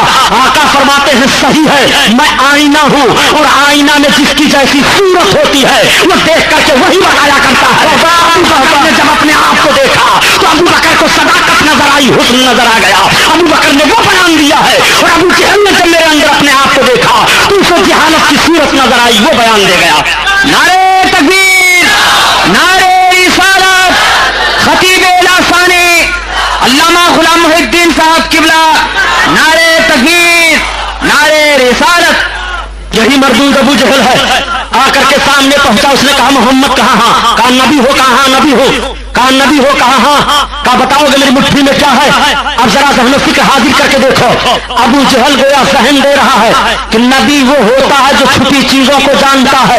अबू जहल सरकार को नबी मानता ही नहीं था, उसका ये ज़हनो फिक्र है कि जो नबी होगा छुपी हुई चीजों को मानेगा। ये मोहम्मद मसीह से तुम्हें नबी ही नहीं मानता हो। और मैं पूछना चाहता हूँ ये कैसे दज्जाल हैं जो रसूल को नबी भी मान रहे हैं और कह रहे हैं कि उन्हें इल्म गैब नहीं है। आका करीम के सामने पहुंच करके कहता है बताओगे मेरी मुट्ठी में क्या है? आका ने फरमाया मैं बता दूं, ये जो शय तेरी मुट्ठी में वो खुद बता दे मैं क्या हूं। तब तक वो चौंक पड़ा, उसने कहा ऐसी बात कहा? हाँ। आका इरशाद फरमाते हैं ए अबू जहल की मुट्ठी में रहने वाली चीजें बताओ मैं कौन हूं। तब तक उसकी मुट्ठी से आवाज आ रही है ला इलाहा इल्लल्लाह मुहम्मदुर रसूलुल्लाह। उसने अपनी मुट्ठी को खोल दिया, कंकरियां जमीन पर गिर पड़ी। आका ने फरमाया देखा मैं कौन हूं? वो कहता है ए मोहम्मद माज़अल्लाह तुम्हारा जादू तो इन कंकरियों पर भी चल गया। ये कहता हुआ जालिम भाग जाता है। यही मरदूद अबू जहल है। रात की तारीकी है, चांद निकला हुआ है, आकर के पहुंचा और इसके साथ तमाम कुफ्फार हैं। मोहम्मद नबी हो? कहा हाँ। कहा जमीन पर तो तुम्हारे बहुत सारे मौजूदात को मैंने देख लिए, क्या आसमान पर भी कोई मौजूदा दिखा सकते हो? आका ने फरमाया हाँ। कहा दिखाओ। चांद निकला था, इसी चांद को इशारा सरकार ने किया, जैसे इशारा करना था कि चांद दो हिस्से में बट गया। आका ने फरमाया देखो सारे लोग देख रहे हैं। मुअर्रिख बयान करता है कि उसमें से 13 लोगों ने कलमा पढ़ा, वही इस्लाम में दाखिल हो गए और ये जालिम कहता हुआ भागा। माज़अल्लाह मोहम्मद तुम्हारा जादू आसमान पर भी चल गया। उस वक्त 12:50 का वक्त हिंदुस्तान में था और मालीबार का राजा ज़ूल था, वो अपने महल पर आराम कर रहा था। उसने देखा कि चांद 2 टुकड़ों में बट गया है। जब अरब के ताजरों से मुलाकात हुई और तस्दीक किया तो हिंदुस्तान की तारीख मिल रही है कि उस राजा ने इस्लाम कबूल कर लिया था और मेरे आका की बारगाह में पान और यही सुपारी और ये शायद सौठ और कुछ चीज तोहफे में भेजा था। और जिसको भेजा था उनसे कह दिया था कि अगर वो नबी होंगे तो तुम्हारी जबान भी समझेंगे और ये चीजें कैसे खाई जाती हैं इसका ढंग खुद वो जान जाएंगे। तो जब ये ताजिर काफिला के साथ गए तो इनका नाम चंदन शाह था। जब ये गए और आका के सामने हाजिर हुए तो आका इरशाद फरमाते हैं, यहीं पर किताबों में कहा गया है फ़क़ालन नबी सल्लल्लाहु अलैहि वसल्लम कहो कुशल मंगल है। नबी करीम सल्लल्लाहु अलैहि वसल्लम ने फरमाया चंदन कहो कुशल मंगल है। तब जब चंदन ने कहा कलमा पढ़ाइए, मेरे आका ने कलमा पेश किया, इस्लाम में दाखिल फरमा लिया। अब जब पान को पेश किया गया तो सरकार ने ऐसे ही पान पर पान की जरूरियात को रखा जैसे यहाँ रखा जाता है। फौरन नबूवत की तस्दीक हो जा रही है, कलमा पढ़ लिया। उस वक्त किसने नहीं देखा था। प्यारे मेरे सरकार का मौजूदा है, इसीलिए तो आला हजरत अजीमुल बरकत फरमाते हैं कि तू नबी की कुदरत का अंदाजा लगाना चाहता है, नबी की ताकत का अंदाजा लगाना चाहता है। अरे नबी की ताकत का हाल तो यह है कि सूरज उल्टे पाँव पलटे चाँद इशारे से होता कुरान से नजदीक देख ले कुदरत रसूलुल्लाह की। सुभान नारे तकबीर, नारे रिसालत, खतीबे लासानी, खतीबुल हिंद, जश्न रहमते आलम कॉन्फ्रेंस अंधा नजदीक देख ले कुदरत रसूलुल्लाह की। जिस नबी ने डूबे हुए सूरज को पलटाया, चांद को 2 टुकड़े किया, जमीन को हुक्म दिया, जर्रों को हुक्म दिया, हवा को हुक्म दिया, फजा को हुक्म दिया, समंदर को हुक्म दिया, सारी चीजें नबी के ताबा और फरमान है। फिर भी कहा जा रहा है नबी साहिब इख्तियार नहीं। और कैसी कैसी ताकत और कुव्वत मुलाहजा करोगे। यही अबू जहल है, इसने क्या क्या नहीं मुतालबा किया था आका करीम सल्लल्लाहु अलैहि वसल्लम से।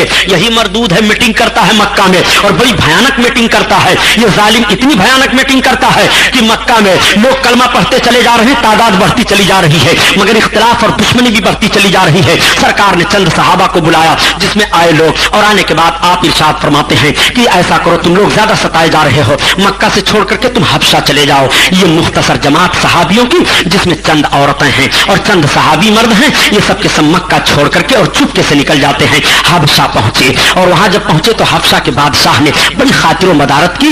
नज्जाशी नाम था बादशाह का। इतनी खातिर की कि सरकार के उन मेहमानों को, सरकार की तरफ से जाने वाले उन मेहमानों को कोई दिलशिकनी नहीं हुई और उन्हें कोई तकलीफ नहीं हुई। अबू सुफियान बयान करते हैं कि उन दिनों हम लोग हबशा में गए थे तिजारत करने के लिए, हमको बुलाया गया और हम लोगों ने कोशिश की कि ये लोग जो आए हैं इन सबको मक्का वापस कर दिया जाए। तो हबशी बादशाह ने हम लोगों को बुलाया और बुलाने के बाद हम लोगों से पूछा कि बताओ, हम बुलवाते हैं तो हजरत हमजा हैं, ये बुलवाए गए, सामने सरकार के लाए गए। यही तो है सामने सरकार के चचा लाए जाते हैं, और जब सामने लाए गए तो नज्जाशी बादशाह ने पूछा, बताओ जिस पैगंबर ने तुम लोगों को कलमा पढ़ाया है और हुक्म दिया नेकियों का, उनकी सीरत क्या है? तो वो बयान करते हैं कि वो हमें हुक्म देते हैं कि नमाज पढ़ो, वो हमें हुक्म देते हैं कि ज़िना के करीब ना जाओ, वो हमें हुक्म देते हैं कि चोरी ना करो, वो हमें हुक्म देते हैं कि झूठ ना बोलो, वो हमें हुक्म देते हैं कि माँ बाप की फर्मा बरदारी करो, वो हमें हुक्म देते हैं कि पत्थरों की इबादत ना करो, एक खुदा की इबादत करो। इन सारी बातों को बयान करते चले जा रहे हैं। अब पूछा हजरत अबू सुफियान से,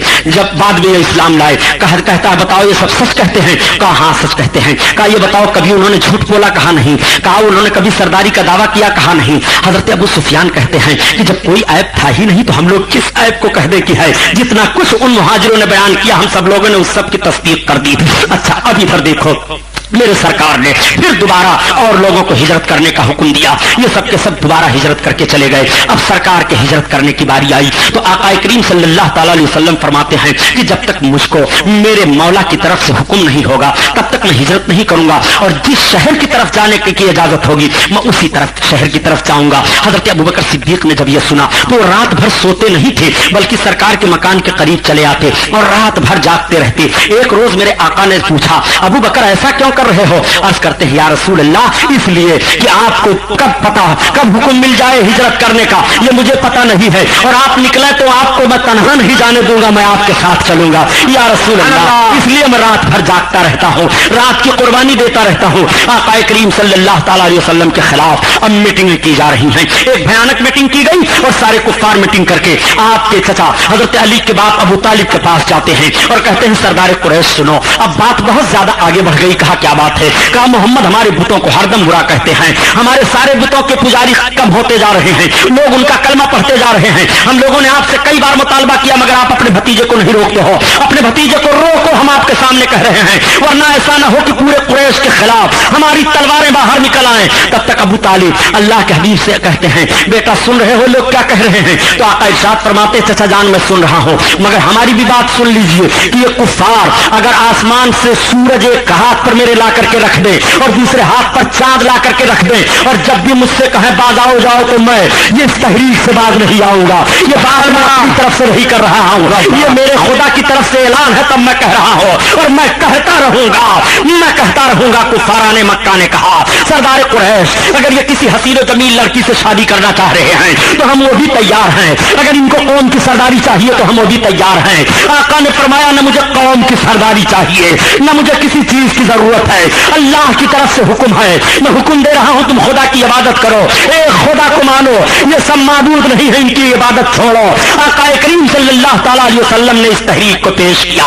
कुफाराने मक्का मायूस होकर के चले गए। अब फिर दूसरी मीटिंग इन्होंने की और उनकी मीटिंग ये थी कि ऐसा किया जाए कि अबू तालिब और मोहम्मद और उनके जितने साथी हैं और उनके खानदान के जितने करीबी लोग ज्यादा हैं सबका बाइकाट किया जाए, किसी से न लेन देन किया जाएगा, न किसी से कुछ खाने पीने का माहौल रखा जाएगा, न बोलचाल किया जाएगा। इस माहदे को तय करके ये लोग खाने काबा की दीवार पर दरवाजे पर ले जाकर के तहरीर लगा देते हैं, बाइकाट हो जाते हैं। आप और आपके सारे खानदान वाले शाब अबी तालिब कहा जाता है उस मकाम को, उसमें आप महसूर हो गए। यहां तक हालत गुजर गई थी कि जानवरों के चमड़ों को भिगो करके और फिर उसको पका करके खाया जा रहा था, दरख्तों के पत्ते लाए जाते थे और उसको साग बना करके इस्तेमाल किया जा रहा था। इतनी दिक्कतें पैदा हो गई थी। 3 साल का अरसा गुजर गया था। कुफारा ने मक्का ने बाइकाट किया था। शाब अबी तालिब में आप और आपके तमाम साथी और आपके तमाम हवारी और आपके तमाम मुआमिरीन सबके सब महसूर हैं। छोटे छोटे बच्चे बिलक रहे थे। इन लोगों ने जो शर्त रखी थी उस शर्त का मामला था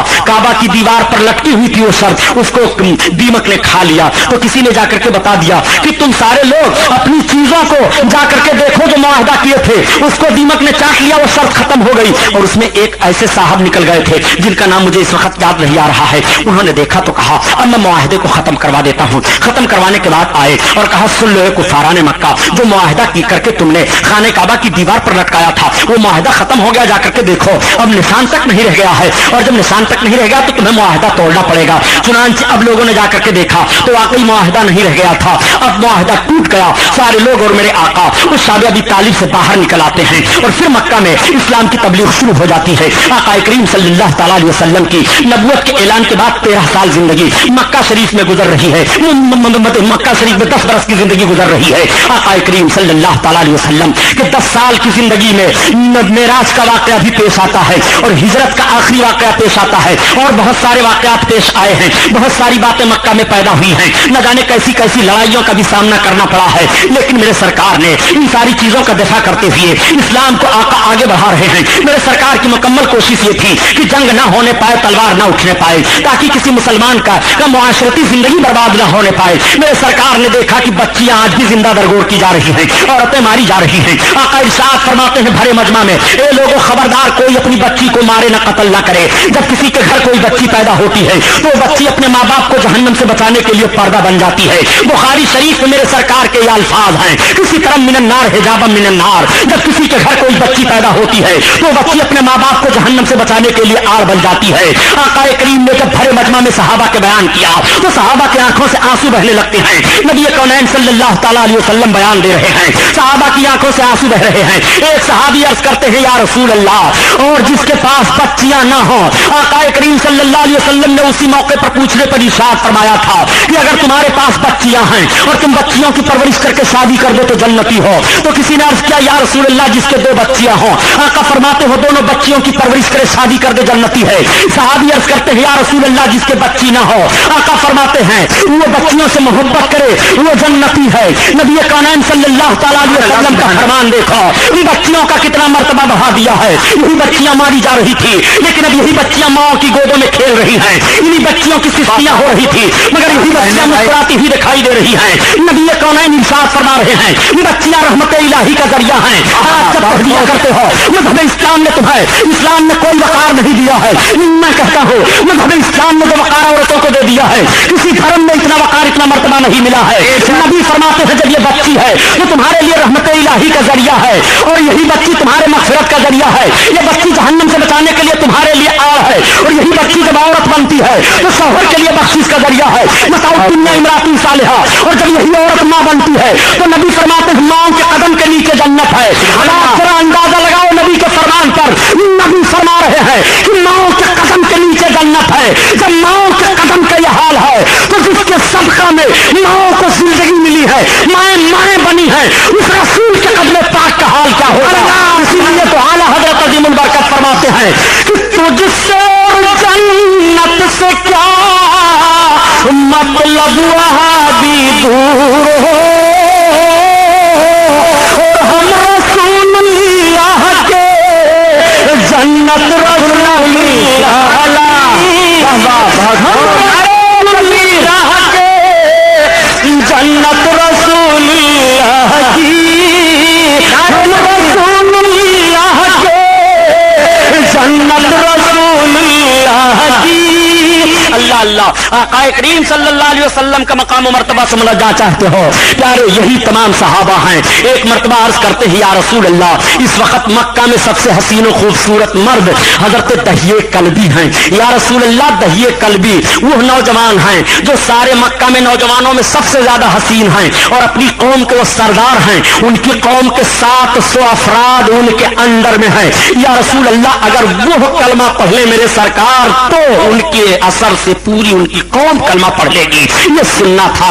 मेरे आका के नबूवत वाले हाथ उठ गए। अल्लाह दहिए कल्बी को इस्लाम दे दे, हिदायत नसीब फरमा दे। इतना अर्ज करते हैं रब की बारगाह में आका कि सवेरे सवेरे मेरे सरकार जलवा फरोज हैं और सहाबा बैठे हुए हैं। तब तक दहिए कल्बी चले आ रहे हैं। आका से सहाबा ने अर्ज किया, या रसूल अल्लाह, वो दहिए कल्बी आ रहे हैं। अब दहिए कल्बी पहुंच गए आका की बारगाह में, और पहुंचने के बाद जब सरकार को सलाम पेश करते हैं, आका ने अपनी चादर बिछाई, दहिया बैठ जाओ, मगर उस पर बैठते नहीं हैं। हजरत दहिए कल्बी उस चादर को चूम लेते हैं, उठाकर सर पर रख लेते हैं, आंखों को बोसा लगाते हैं और अर्ज करते हैं, या रसूल अल्लाह, इस चादर को ये माहौल पेश करें। या रसूल अल्लाह, इस चादर पर हम बैठने के लायक नहीं हैं। सरकार ने कलमा पेश किया, कलमा वो पढ़ लेते हैं, और कलमा पढ़ने के बाद अब बैठ करके दहिया कल्बी रोने लगे। आका फरमाते हैं, दहिया रो क्यों रहे हो? अर्ज करते हैं, या रसूल अल्लाह, मैं अपने गुनाहों को सोच कर रो रहा हूँ। दहिया, तुमने कौन सा गुनाह किया है? अर्ज करते हैं, या रसूल अल्लाह, मैंने बड़ी खताएं की हैं। ए मेरे सरकार, अब मैं इस्लाम ले आया आया हूँ। अब मैं आपसे अर्ज करना चाहता हूँ या रसूल अल्लाह, मैं अपने गुनाह को बयान कर रहा हूँ,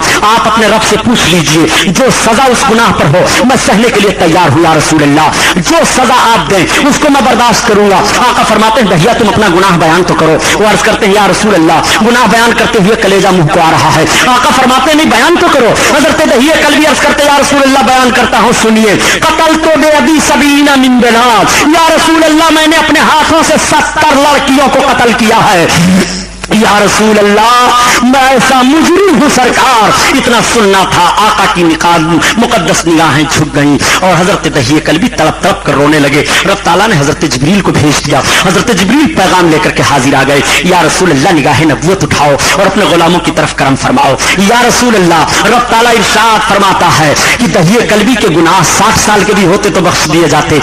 या रसूल अल्लाह, जैसे कोई कलमे तैयबा पढ़ करके इस्लाम में दाखिल होता है उसके सारे गुनाह बख्श दिए जाते हैं। इतना मेरे आका खुशखबरी पाते हैं तो इरशाद फरमाते हैं दहिया तेरी खताएं माफ कर दी गई इस्लाम से पहले की, और जो एक मर्तबा कलमे तैयबा पढ़ लेता है उसके अगर 60 साल के कुफ्र के गुनाह हो तो अल्लाह ताला माफ फरमा देता है। तो आका फरमाते हैं जो कसरत से कलमा पढ़ता रहे फिर उसकी बख्शिश तो नहीं होगी। साहब रसूलुल्लाह सल्लल्लाहु अलैहि वसल्लम, तो मेरे सरकार और सहाबा सब रो पड़े इस बात पर। अब मैं अर्ज करना चाहता हूँ ए मुसलमानों, कलमा की कितनी बड़ी फजीलत है। कलमा पढ़ा करो सोते उठते बैठते हुए। आका तबलीग इस्लाम फरमा रहे हैं, इस्लाम में लोग आते चले जा रहे हैं, इस्लाम बढ़ता चला जा रहा है और इस्लाम के मुखालिफिन भी बढ़ते चले जा रहे हैं। पूरी तगदो करते हैं और पूरी कोशिश करते हैं इस्लाम की तहरीक रुक जाए। अब दारुल नदवा में आखिरी मीटिंग काफिरों की मुनाकिद होती है। उस आखिरी मीटिंग का सरदार अबू जहल माना जाता है। सारे सरदार आकर के पहुंच जाते हैं और दारुल नदवा में एक आखिरी मीटिंग फैसला कुल मीटिंग की जाती है। दारुल नदवा उस घर को कहते हैं जो मशवरा के लिए अरब लोग मखसूस किया करते थे। अब बताइए आज जिस जालिम हुकूमत का रवैया, इसने मक्का शरीफ में बाबुल नदवा भी बनाया है, यानी जहां काफिरों ने बैठ करके सरकार के कत्ल का प्रोग्राम बनाया था उस जगह भी एक दरवाजा कायम किया है और उस दरवाजे का नाम दारुल नदवा रखा है। वो जाजे कराम जो जाते हैं उनसे पूछिए। चुनांचे उस मकाम पर मीटिंग की गई। मीटिंग में सारे लोग शरीक होने के बाद वो अपना अपना एक माहौल पेश करने लगे। मोहम्मद को यहाँ से निकाल दिया जाए। कहा निकाल दोगे तो जानते हो वो जहां जाएंगे उनके मानने वाले वहीं हो जाएंगे। कहा एक काम करो कि उनके खिलाफ जंग की जाए। कहा जंग नहीं कर पाओगे फिर खानदानी मामला उभर आएगा और कबीले कुरैश से लड़ नहीं पाओगे। किसी ने कहा एक काम किया जाए, उनका बाईकाट किया जाए। कहा पहले तो बाईकाट कर चुके हो 3 साल, फिर कोई नतीजा नहीं निकला, उनके मानने वाले बढ़ते चले जा रहे हैं। कहा ऐसा है कि उनके मानने वालों को मारा जाए। कहा मारा तो जा रहा है लेकिन कहाँ रुक रहे हैं, उनका कलमा पढ़ रहे हैं। तब तक दरवाजा खटखटाया, सब लोग चौंके। दरवाजा खटखटा रहा, हाँ दरवाजा खोलो। दरवाजा खोलने के लिए खड़े हुए दरवाजा खोलने वाले कौन? काना शेखुन नजदी। ये लफ्ज हदीस की किताबों में है, पूछिए उलमा में मौजूद है सब। मैं शेख नजदी हूँ। शेख नजदी, हाँ ये मक्का है मक्का। का खोलो मैं तुम्हारी मीटिंग में आया हूँ। अबू जहल को सब कह रहे हैं अबुल हकाम कहाँ? खोल दिया दरवाजा। का कौन है? का कह रहा मैं शेखुल नजदी, अना शेखुल नजदी, मैं शेख नजदी हूँ। का खोल दो। दरवाजा खुला। ये लहीम शहीम बहुत बड़ा मौलवी है, सामने जाकर पहुंचा। कहा कहां से आना हुआ? का नजद से। ये वही नजद है जिसका नया नाम रियाज है। रियाज ही का नया नाम नजद है, जिसको इन लोगों ने अपनी दारुल सल्तनत करार दिया है। मक्का शरीफ से रियाज 800 किलोमीटर की दूरी पर है। क्यों? 800 किलोमीटर की दूरी पर है। 800 किलोमीटर से चल कर गया था मक्का में सरकार के कत्ल की मीटिंग में। तो ये तो बहुत दूर दूर से चले आए अगर सरकार के खिलाफ बोलने के लिए, तो घबराओ नहीं। पहले भी बहुत सफर किया करते थे। और ये था कौन? इब्लीस था। कहा किस लिए आए हो? कहा मीटिंग में आया हूं, कैसा मशवरा हो रहा है मोहम्मद के खिलाफ। लोगों ने अपना अपना मशवरा दिया। कहा सब फेल। कहा अबू जहल तुम्हारा मशवरा? कहा मैंने ये मशवरा किया मोहम्मद को कत्ल किया जाए। कहा ये बहुत बढ़िया मशवरा है लेकिन तरीका मैं बताता हूं। कहा कैसे? कहा एक एक कबीले का एक एक नौजवान तलवार लेकर के निकले और सब उनको उनके घर को घेर करके उनको कत्ल करो। जब इस तरह से उनकी कत्ल में हर कबीले का एक फर्द शामिल रहेगा तो अब कबीले कुरैश के लोग खानदानी तौर पर किसास नहीं ले पाएंगे, वो क्या नाम जंग नहीं कर पाएंगे, किसास लेने पर राजी हो जाएंगे और हम सबके सब किसास दे करके मामला तमाम कर देंगे। कहा चलो मामला बिल्कुल तय। इधर ये तय हो रहा है, उधर रब का एहतमाम देखो, महबूब की इज्जत अफजाई जिसे कौन चखे। सुभान अल्लाह। आका करीम सल्लल्लाहु अलैहि वसल्लम की हिफाजत रब फरमा रहा है। देखो रब जब मारना चाहेगा तो कोई बचा नहीं सकता। 1700 बरस की उम्र थी नमरूद की, और उसका सर तक नहीं दर्द किया था, खुदा बन बैठा था माज़अल्लाह। और जब बदमाशी किया इसने हजरत इब्राहिम अलैहिस्सलाम के साथ, तो रब ने एक लंगड़े मच्छर को भेजा। कितने बदमाश है मच्छर लोग, आज से थोड़े बदमाश हैं, एक से एक नमरूद को मारते हैं। ये पूरी हुकूमत आजिज है, दवा ईजाद करते करते लाते लाते साइंस वाले फेल हैं। एक लंगड़ा मच्छर, वो भी नहीं सीधा रहा, वो लंगड़ा, वो भन भन भन भन करते गया, नाक में घुस गया। और जब नाक में घुसा तो अब ये जब रहे बैठा रहे, तब इसके दिमाग में ये भेजे में चले, और जब ये घबराए तो अपना सर मारे दीवार से, पत्थर से, तब ये रुक जाए। तो सर टकरा टकरा करके मरदूद नमरूद मरा। तो रब ताला ने जब मारना चाहा तो लंगड़े मच्छर से मार दिया। और सुनो, रब जब बचाता है तो बहुत ही अदना मखलूक के जरिया से बहुत आला को बचाता है, हिफाजत फरमाता है रब ताला। महबूब की इज्जत अफजाई देखो, रब अपने महबूब की अजमत का ऐलान कर रहा है। इधर तो सारे कुफार कत्ल का प्लान बना करके तलवारें निकल आती हैं, और उन सब की तलवारें जाती हैं। आका करीम सल्लल्लाहु अलैहि वसल्लम अपने बिस्तर नबूवत पर हैं, हजरत मौलाए कायनात को आवाज दी, अली भरा जाओ आए करीब। अर्ज करते हैं या रसूल अल्लाह, हुक्म। आका फरमाते मेरे बिस्तर पर सो जाओ, और अली ये फला फला अमानतें हैं, तुम इन अमानतों के देने के बाद में वापस आ जाना। और मेरे लिए अब खुदा का हुक्म हो गया, मैं हिजरत कर रहा हूँ। मेरे आका सल्लल्लाहु अलैहि वसल्लम हजरत अली को जरूरी हिदायतें देने के बाद अपने बिस्तर पर सुला देते हैं, और सुलाने के बाद जब दरवाजा खुला तो देखा सारे कुफारों के नौजवान तलवारें लेकर के उठाए, दीवार को फांद कर अंदर दाखिल होने की कोशिश कर रहे हैं, और कुछ दरवाजा खुलने का इंतजार कर रहे हैं कि मोहम्मद निकले तब कत्ल किया जाए, मोहम्मद निकले तब मारा जाए। दरवाजा खुल गया, मगर सबकी निगाहें देख रही है पटी की फटी, महबूब दिखाई नहीं दे रहे हैं। महबूब गुस्ताख को महबूब दिखाया नहीं जाता, अंदाज हसीनों को सिखाया नहीं जाता।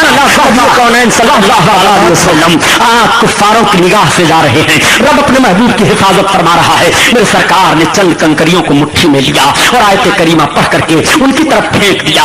नबी के हाथ से कंकरियों का जाना था कि रब कुरान में बयान फरमा रहा है, ये महबूब कुफारों की तरफ जो तूने कंकरियां फेंकी थी, वो तूने नहीं फेंकी थी बल्कि मैंने फेंकी थी। देखो रब फेंकने को, महबूब के फेंकने को रब ताला अपना फेंकना बयान फरमा रहा है। ये महबूब तुमने उन कंकरियों को नहीं मारा था, मैंने मारा है।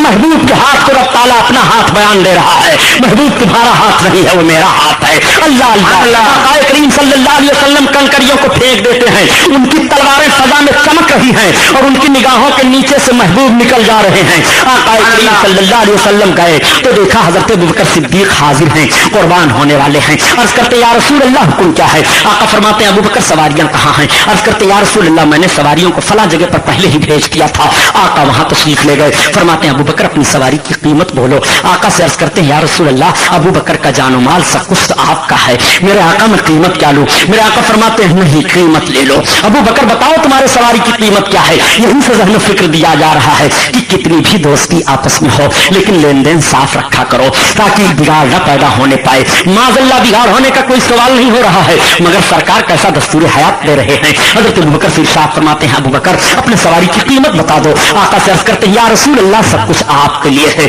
अब सरकार सवार किए और हज़रत अबू बकर मेरे आका सल्लल्लाहु अलैहि वसल्लम चल रहे हैं। दिन का उजाला फैल गया, गारे सौर के करीब आए। जब मक्का की गली गली में सरकार के खिलाफ तहरीक चलाई जा रही थी और मक्का के बाजारों में सरकार के पीछे आदमी दौड़ाए जा रहे थे, कोई इनकी बात न सुने। उन्हीं दिनों में यमन का एक सूबादार जिसका नाम तुफैल बिन अमर दोशी है, वो काबतुल्लाह की जियारत के लिए मक्का आया। जब उसके मक्का आने की इत्तला मिली तो अबू जहल और उसके तमाम हवाली मवाली निकल करके मक्का से बाहर उसका इस्तकबाल करते हैं। तुफैल बिन अमर दोशी का बड़ा जबरदस्त इस्तकबाल हुआ। अबू जहल ला करके अपने घर ठहराया और ठहराने के बाद उसने बड़ी खातिर मदारत की, अपने साथ साथ ले जाता, काबा का तवाफ कराता और काबा की जियारत कराता। लेकिन उसने एक बात बताई, कहा सुनो आप यमन के गवर्नर हो, आप हमारे शहर में आए हो, हमारे शहर में एक इनकलाब बरपा हुआ है, हमारे शहर में एक मामला हो गया हो। मामला यह है कि एक मोहम्मद निकले हैं जो अपने आप को नबी और रसूल कहते हैं, उनकी बात जो सुन लेता है उनका हो जाता है। वो कुरान तिलावत करते हैं, जो कुरान सुनता है सुनता रह जाता है। तुम सूबे यमन के गवर्नर हो और अच्छे शायर हो, तुम बहुत ही खुश मिजाज हो, इसलिए ہم تم سے یہ گزارش کر رہے ہیں کہ تم کعبہ کی جب جب زیارت کرنے کے لیے جانا تو دیکھ لینا کہ محمد تو نہیں ہیں، اس لیے کہ ان کی جو صورت دیکھتا ہے دیکھتا رہ جاتا ہے۔ اب ابو جہل اور اس کے تمام ساتھی طفیل بن عمر دوسی کو اپنے ساتھ وقت وقت پر لے جایا کرتے تھے، لیکن ایک روز سویرے سویرے یہی طفیل بن عمر دوسی اٹھے اور اٹھنے کے بعد کہا آج میں تنہا کعبۃ اللہ کی زیارت کروں گا اور خانہ کعبہ کے تک کا طواف کروں گا۔ وہ تنہا نکل کر کے جیسے حرم میں داخل ہوئے، ان کا داخل ہونا تھا کہ نگاہ پڑی ایک بڑے حسین و جمیل چہرے والے، وہ کچھ کر رہے ہیں، کبھی وہ اپنی پیشانی کو زمین پر رکھتے ہیں اور کبھی اٹھ کر کے کھڑے ہو جاتے ہیں۔ تو طفیل بن عمر دوسی نے جب حسن دیکھا تو یقین کر لیا کہ یہی ہے محمد الرسول اللہ، یہی ہے جن کے پاس ہم کو آنے کے لیے روکا جا رہا ہے، اس لیے کہ ایسا حسین چہرہ میں نے نہیں دیکھا۔ یمن سے لے کر کے مکہ تک میں چلا آیا ہوں لیکن اتنا خوبصورت چہرہ مجھ کو دیکھنے کو نہیں ملا۔ اعلیٰ حضرت عظیم البرکت جب اپنے آقا کے حسن کو بیان کرنے پر آئے تو عرض کرتے ہیں آقا کی بارگاہ میں یا رسول اللہ وہ کمال حسن حضور ہے، وہ کمال حسن حضور ہے کہ گمان نہ تو جہاں نہیں، اور یہی پھول خار سے دور ہے، یہی شمع ہے کہ دھواں نہیں۔ اس نے اتنا حسین چہرہ آج تک نہیں دیکھا تھا۔ جب بے قرار ہوا چہرے رسول دیکھ کر کے تو اپنے کان میں روئی ٹھونسے ہوئے تھا، روئی کو نکال لیتا ہے اور نکالنے کے بعد جب سرکار کی مبارک آواز کو سنتا ہے تو بے قرار ہو جاتا ہے۔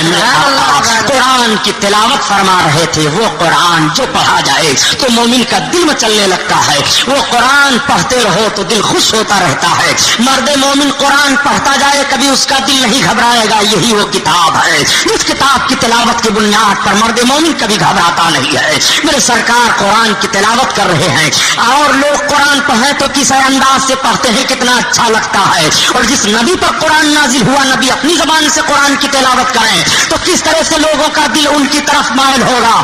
اعلیٰ حضرت عظیم البرکت اسی لیے تو فرماتے ہیں کہ نبی اپنی زبان سے قرآن کی تلاوت کرتے ہیں، یہ نبی کی زبان ہے، نبی اپنی زبان سے رب کی بارگاہ میں جو دعا فرما دے رب قبول فرما لیتا ہے۔ نبی کی زبان کبھی بھی رب کی بارگاہ سے خالی نہیں واپس ہو رہی ہے۔ اعلیٰ حضرت عظیم البرکت تبھی عرض کرتے ہیں یا رسول اللہ وہ زبان جس کو سب کن کی کنجی کہیں، وہ زبان جس کو سب کن کی کنجی کہیں، اس کی نافذ حکومت پہ لاکھوں سلام، لاکھوں سلام۔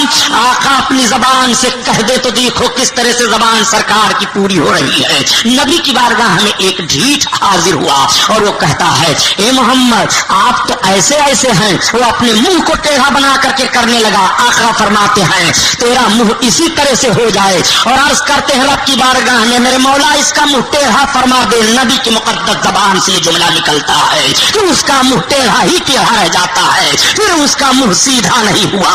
نبی کی شان میں نبی کے سامنے توہین کر رہا ہے تو اس کا منہ ٹیڑھا ہو گیا۔ اعلیٰ حضرت عظیم البرکت فرماتے ہیں تو نبی کے مقدس منہ کو سمجھنا چاہتا ہے، میرے سرکار کے دہان مبارک کا حال یہ ہے کہ وہ دہان جس کے ہر بات وہی خدا، بہت وہ دہان جس کی ہر بات وہی خدا، اور چشمہ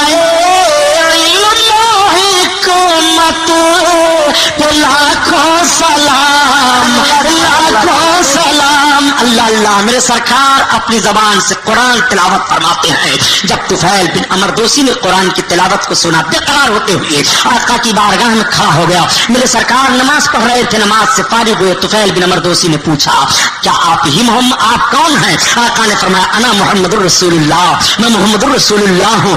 اس نے عرض کیا کہ آپ یہ کیا کر رہے تھے؟ آقا فرماتے میں نماز پڑھ رہا تھا۔ یہ نماز کیا ہے؟ سرکار فرماتے ہیں رب کی عبادت ہے۔ رب کون ہے؟ سرکار فرماتے ہیں जिस ने सबको पैदा किया वो रब है, हम उसकी इबादत कर रहे थे, अपने आबिद होने का उसकी बारगाह में इकरार कर रहे थे, ये रब की इबादत है। कहा अच्छा जो आप पढ़ रहे थे उसे फिर पढ़ करके सुना दीजिए। मेरे सरकार ने कहा मैं कुरान पढ़ रहा था, नबी कौनैन कुरान की तिलावत फरमाते हैं। तुफैल बिन अमर दोसी अरबी शायर भी बड़े अच्छे थे, उन्होंने जैसे कुरान की चंद आयतों को सुना, अर्ज किया या रसूल अल्लाह हाथ बढ़ाइए, इस्लाम पेश कीजिए, मुझे कलमा पढ़ाइए।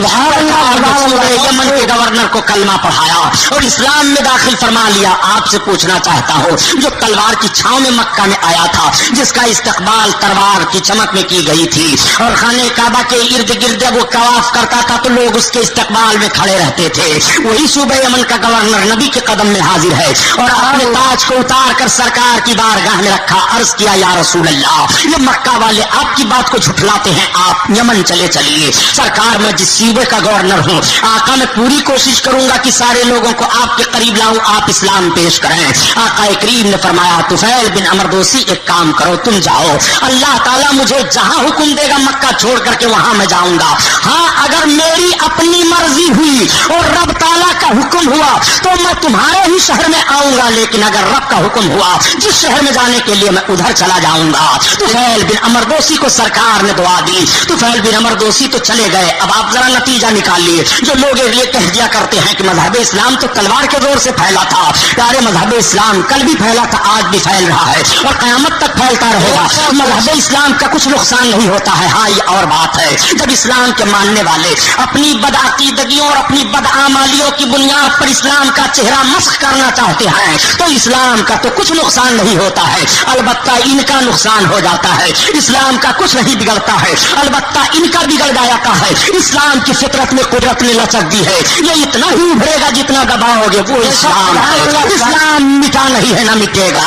रब फरमाता है जाल हक ज़हकल बातिल इल्लल बातिला काना ज़हूका, मिटा बातिल, बातिल को मिटना ही है। अब आप जरा गौर फरमाइए प्यारे, आइए देखिए रब ताला ने कुरान नाजिल फरमाया महबूब पर। मेरे सरकार की मुकद्दस सीरत देखते चलिए। जब सरकार ने कलमा की इशाअत की है तो मक्का के लोग दुश्मन हो गए, मदीना तैयबा में लोग दुश्मन हुए। मेरे सरकार जहां जहां जाते थे लोग दुश्मन हो गए, मकाम ताइफ में सरकार के दुश्मन हो गए, गज़वे खंदक के मौका पर सरकार के दुश्मन है। सरकार के दुश्मनों की कमी नहीं है। मेरे सरकार ने जब से ऐलान नबूवत फरमाया, ऐलान नबूवत से लेकर के और सरकार जब इस दुनिया से तशरीफ ले गए उस वक्त तक दुश्मनों की फहरिस्त मुरतब करो तो बहुत काफी तादाद दुश्मनों की पाई जा रही है। मैं आपसे पूछना चाहता हूँ, मेरे सरकार जब ऐलान नबूवत के बाद से अपनी जिंदगी दुनिया में गुजार रहे थे तो उस वक्त सरकार के दुश्मन थे, और क्या जब सरकार दुनिया से तशरीफ ले गए तो सरकार के दुश्मन नहीं है? कल भी सरकार के दुश्मन थे और आज भी सरकार के दुश्मन है।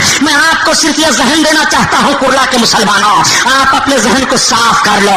आज मसालिहत के बड़े खूगर बने दिखाई दे रहे हो, आज मजहब इस्लाम पर न जाने कैसी फप्तियां कसते हो। सुन लो जो बात बताना चाहता हूँ, नबी कौनैन सल्लल्लाहु अलैहि वसल्लम के दुश्मन दो तरह के हैं। एक तरह के दुश्मन तो वो हैं कि जो सरकार की तहरीक के मुखालिफ हैं, उनमें से हजरत उमर बिन खत्ताब हैं, हजरत अबू सुफियान हैं, और एक दुश्मन सरकार के वो हैं जैसे अबू जहल है, उतबा शैबा है, वलीद बिन मुगीरा हैं। इन लोगों का हाल ये था कि ये सरकार की तहरीक के भी दुश्मन है और सरकार की जान के भी दुश्मन है, और ये जमात सिर्फ सरकार की तहरीक की दुश्मनी कर रही है, वो समझ नहीं पा रहे हैं। तो जो जमात सरकार की तहरीक की दुश्मनी ना समझी की बुनियाद पर कर रही है, उन्हें बाद में रास्ता मिल जाता है, वो सिराते मुस्तकीम पर आ जाते हैं, वो राह रास्त पर आ गए। अबू सुफियान ने कलमा पढ़ लिया, उमर बिन खत्ताब ने कलमा पढ़ लिया, ये लोग कलमा पढ़ करके इस्लाम के दायरे में आ जाते हैं। और जो लोग नबी की गुस्ताखी पर तुले हुए थे कि तहरीक की भी दुश्मनी कर रहे हैं, मिशन की भी दुश्मनी कर रहे हैं, और नबी के आजमत के दुश्मन होते हुए जान की भी दुश्मनी कर रहे हैं, तो वो लोग कभी भी उन्हें तौबा की तौफीक न मिली। अबू जहल मारा जाता है, उतबा शैबा मारे जाते हैं, वलीद बिन मुगीरा रुस्वा किया जाता है। ये दो दुश्मनों की जमात है। पता चला कि दुश्मनी दो तरह की होती है, अगर अजमत न जानते हुए दुश्मनी की जाए तो मुमकिन है मसालिहत हो जाए, मगर अजमत जानते हुए जब दुश्मनी की जाती है तो वो दुश्मनी बढ़ती जाती है, दुश्मनी खत्म नहीं होती है। एक बात और करीम सल्लल्लाहु अलैहि वसल्लम के दुश्मनों का हाल सिर्फ सरकार की मुकद्दस हयात ज़ाहिरी ही तक नहीं था कि दुश्मन फिर बाद में नहीं है। अब आपसे मैं पूछता हूँ, अच्छा जब सरकार पर कुरान नाजिल हो रहा था और कोई सरकार से दुश्मनी कर रहा था तो जवाब कौन दे रहा था? किसने जवाब दिया है? आओ देखो, ये नबी कौनैन सल्लल्लाहु अलैहि वसल्लम हैं। मेरे सरकार ने जब कौम को बुलाया था, या माशरल कुरैश, ए मेरी कौम आ जाओ, सारे लोग जमा हो गए। अरब का ये दस्तूर था कि जब वो कोई बात लोगों तक पहुंचाना चाहते थे इज्तिमाई शक्ल में तो इस तरह से कह करके बुलाते थे, सारे लोग आ जाते थे। मेरे सरकार ने जब फरमाया या माशरल कुरैश, ए कुरैश के लोग आ जाओ, सारे लोग इकट्ठा हो गए। सरकार ने फरमाया जानते हो मैंने तुम लोगों को किस लिए जमा किया है? लोगों ने कहा मोहम्मद किस लिए जमा किए हो? आका फरमाते हैं कुलू ला इलाहा इल्लल्लाह तुफलहू इन्नी रसूलुल्लाह, तुम सबके सब कलमा पढ़ लो फलाह पा जाओगे, मैं अल्लाह का रसूल हूँ। मेरे सरकार ने जैसे ये ऐलान किया, बस ऐलान करना था कि सारे लोग भागने लगे। सारे लोग तो भागे मगर उसमें सरकार का हकीकी चचा अबू लहब है, वो जब सरकार की बारगाह से भागा तो उसके भागने का अंदाज अजीब था। वो सारे लोग भागे तो खामोशी से सरकार का चेहरा देखते हुए भागे चले जा रहे हैं कि कोई कह रहा है हम मोहम्मद आपकी बात नहीं सुनेंगे, कोई कह रहा है आप नया दीन पेश कर रहे हैं, कोई कह रहा है कि आप कह रहे हैं अनदेखे खुदा की इबादत करो। इस तरह का जुमला बोलते हुए लोग चले गए। लेकिन जब ये जाने लगा तो ये कहता क्या है, ए मोहम्मद क्या तुमने हमको इसीलिए जमा किया था तुम्हारे लिए हिलाकत हो? माज़अल्लाह, इतना जुमला अबू लहब ने कहा था सरकार के सामने, क्या हमको आपने इसीलिए जमा किया था तुम्हारे लिए हिलाकत हो? ये कह करके वो जा रहा है कि रब ताला ने हजरत जिब्रील को कुरान दे करके नाजिल कर दिया। जिब्रील महबूब की बारगाह में जाओ, ये मेरे महबूब की तौहीन करके जा रहा है, मेरे महबूब को तकलीफ दे करके जा रहा है। हजरत जिब्रील अलैहिस्सलातु तस्लीम पूरी सूरह तब्बत यदा लेकर के नाजिल हो गए। तब्बत यदा अबी लहब व तब्बा मा अगना अन्हु मालुहु व मा कसब सयस्ला नारन ज़ाता लहब व इम्राअतुहु हम्मालतल हताब फी जीदिहा हब्लुम मिन मसाद। ये पूरी सूरह हजरत जिब्रील अलैहिस्सलाम सरकार पर लेकर के नाजिल हो गए। आप कुरान की तिलावत करते हो, जब कुरान पढ़ो 30वां पारा उठाओ, सूरह तब्बत यदा की तिलावत करो। तब्बत यदा अबी लहब उर्दू अगर पढ़े हो तो कुरान में तर्जमा देख लो, आयत के नीचे लिखा हुआ है उसका तर्जमा तब्बत यदा अबी लहब। अबी लहब के हाथ टूट जाए। रब ताला के फरमान पर गौर कीजिए, अबू लहब ने एक जुमला कहा था सरकार को, रब फरमाता है तब्बत यदा अबी लहब, अबू लहब के हाथ टूट जाए, वो तब्बा टूट गए। अल्लाह के हबीब सल्लल्लाहु अलैहि वसल्लम की शान में उसने एक मर्तबा गुस्ताखी की है, एक मर्तबा कहा है। अब आकाए करीम पर जो कुरान नाजिल हो रहा है तब्बत यदा कयामत तक मुसलमान तिलावत करते रहेंगे और हर वक्त कहते रहेंगे तब्बत यदा अबी लहब के हाथ टूट जाए, अबी लहब के हाथ टूट जाए, अबी लहब के हाथ टूट जाए। आज जो लोग कहते हैं किसी को बुरा नहीं कहना चाहिए, मैं तुमसे पूछता हूँ ओ नज्द की बदमाश औलादो, इस तरह का रहने फिक्र रखने वाला, कुरान उठा करके तिलावत करो। एक मर्तबा उसने कहा था मोहम्मद तुम्हारे लिए हिलाकत हो, अब कयामत तक मोहम्मद के कलमा पढ़ने वालों को कहना पड़ेगा तब्बत यदा अबी लहब, तब्बत यदा अबी लहब, अबी लहब के हाथ टूट जाए, अबी लहब के हाथ टूट जाए। यही से पता चला अगर महबूब को कोई एक मर्तबा कुछ कहेगा गुस्ताखी करते हुए तो अब उसको कयामत तक नहीं छोड़ा जाएगा, हरदम कहा जाएगा, हरदम कहा जाएगा। अल्लाह सुभान अल्लाह, से बहुत खूब, अल्लाहु अकबर, या रसूल अल्लाह। सुलह पसंद लोगों से मैं पूछना चाहता हूँ, सुभानी साहब किसी को बुरा नहीं कहना चाहिए, उनका बाप की जन्नत है, कब्र में इनके बाप काम आएंगे। जिस नबी का कलमा पढ़ते हो, नबी के बदमाश दुश्मनों से मसालेहत का दम भरते हो, कुरान की तिलावत करो, देखो कुरान क्या कह रहा है। वो सरकार का हकीकी चचा है, अगर हकीकी चचा ने दुश्मनी की है तो रब फरमाता है तब्बत यदा अबी लहब, अबी लहब के हाथ टूट जाए, टूट गया। बेशक कयामत तक लोग यही तिलावत करते रहेंगे। और ये जो तबलीग करने चले हैं किसी को कुछ ना कहो, क्या ये सूरह तब्बत यदा तिलावत नहीं करेंगे? ये उसको पढ़ेंगे नहीं? मस्जिद में तिलावत कर रहे हैं अबू लहब के हाथ टूट जाए, अबू लहब के हाथ टूट जाए, अबू लहब के हाथ टूट जाए। हम किसी को कुछ नहीं कहते, क्या कहने? अबू लहब को क्यों कुछ कह रहे हो?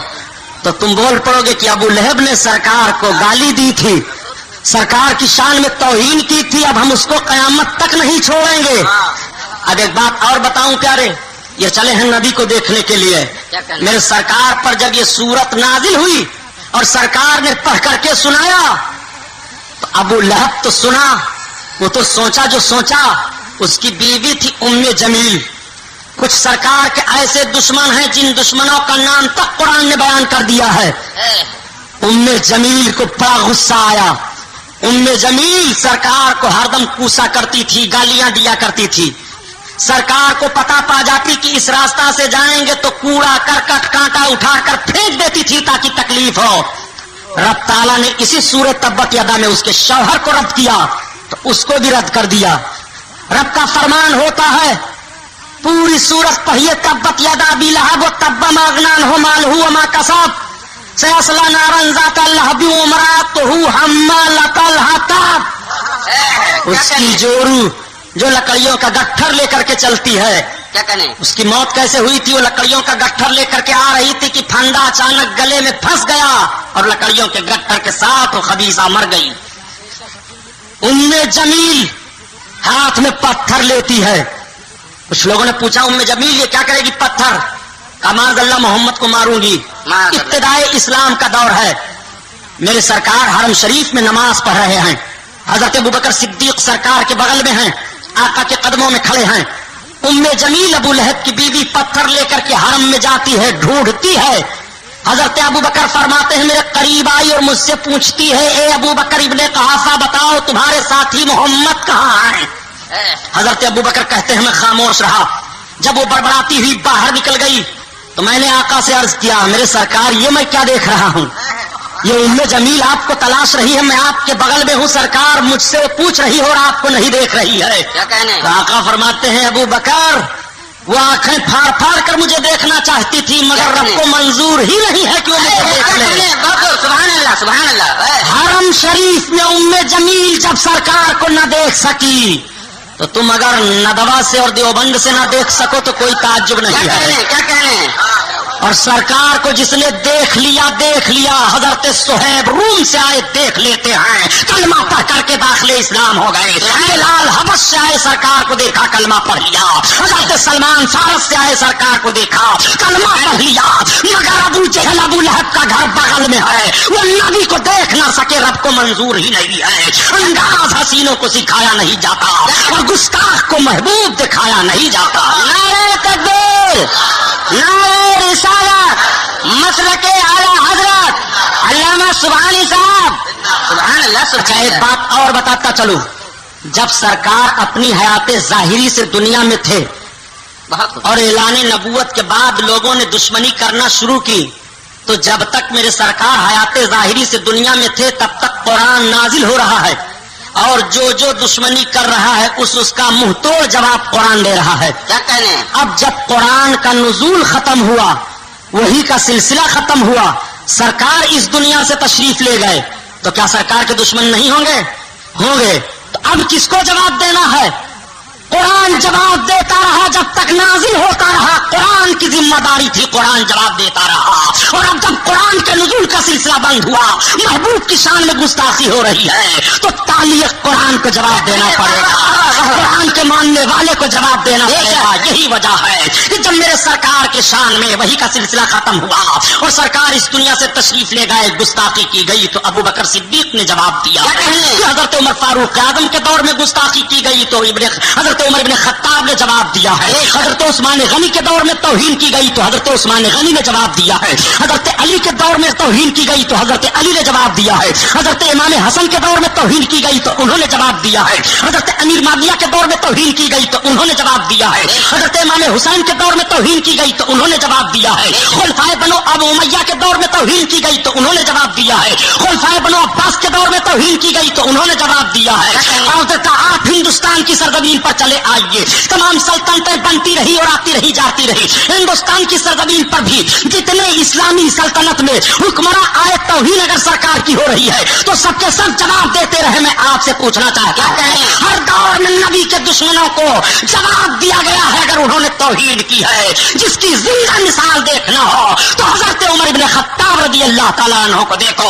क्या कहने, वाह वाह वाह वाह, क्या कहने, बहुत कलमा पढ़ रहे हो, कलमा ये आपकी सेठाई आपको जन्नत में नहीं ले जाएगी। मुझे कोई परवाह नहीं है कि गुलाम मुहिद्दीन सुबहानी को जलसा में नहीं बुलाओगे। वो गुलाम मुहिद्दीन सुबहानी हूँ कि एक अब्र का टुकड़ा कहाँ कहाँ बरसे, सारा जहां तो प्यासा दिखाई देता है। मुझको रब पर भरोसा है, सब पर भरोसा नहीं है। इसलिए दुश्मन दीन के साथ कभी भी मसालिहत नहीं की जा सकती है। इमाम हुसैन ने करबला की सरजमीन पर अगर बदअमलों से सुलह नहीं की है तो तुम कैसे हुसैनी हो जो बदअकीदों से सुलह कर रहे हो। नारे तकबीर, नारे रिसालत, मसलके आला हज़रत अल्लामा सुबहानी साहब किबला, सुभान अल्लाह सुभान अल्लाह। आओ बता दूं ताकि ईमान आपका ताजा हो जाए। वाह वाह वाह, दौलत की बुनियाद पर, लेनदान की बुनियाद पर, मामलात की बुनियाद पर अपने ईमान का सौदा कर रहे हो। यूं ही ईमान महफूज नहीं रहेगा। या दुनिया ले लो या ईमान ले लो। यही तो यजीदियों का और इमाम हुसैन का इख्तिलाफ था। वो दुनिया का भूत इन पर ऐसा सवार था कि नवासे रसूल का एहतराम ना सोच सके, दुनिया खरीद लिया, दीन बर्बाद कर दिया। आज अजमत रसूल नहीं समझ पा रहे हो और अजमत रसूल का सौदा दुनियादारों से करके भुखमरी के शिकार हो जा रहे हो। क्या सुनो, आका करीम सल्लल्लाहु ताला अलैहि वसल्लम की बारगाह में एक यहूदी, एक बज़ाहिर कलमा पढ़ने वाला दोनों पहुंच गए। झगड़ा हो गया था खेत में पानी ले जाने के ताल्लुक से।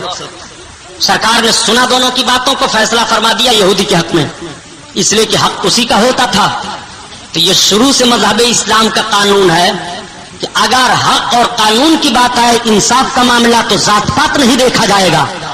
और आज हिंदुस्तान में कैसे लोग हैं, अगर जात पात का मामला ही भारत की सरजमीन पर देखा गया था तो जब हम 988 बरस तक हिंदुस्तान पर शहनशाहियत कायम करके हुक्मरान थे और हमारी तलवारें गंगो जमन के किनारे से लेकर के तिब्बत की वादी तक चमकी थी, तो तुम सुरमा बनाने के लिए भी न बचते। ये हमारी रवादारी है, ये हमारा कारनामा है, ये हमारे मजहब इस्लाम का दस्तूर और कानून है कि इंसाफ सबको देखा दिया जाएगा।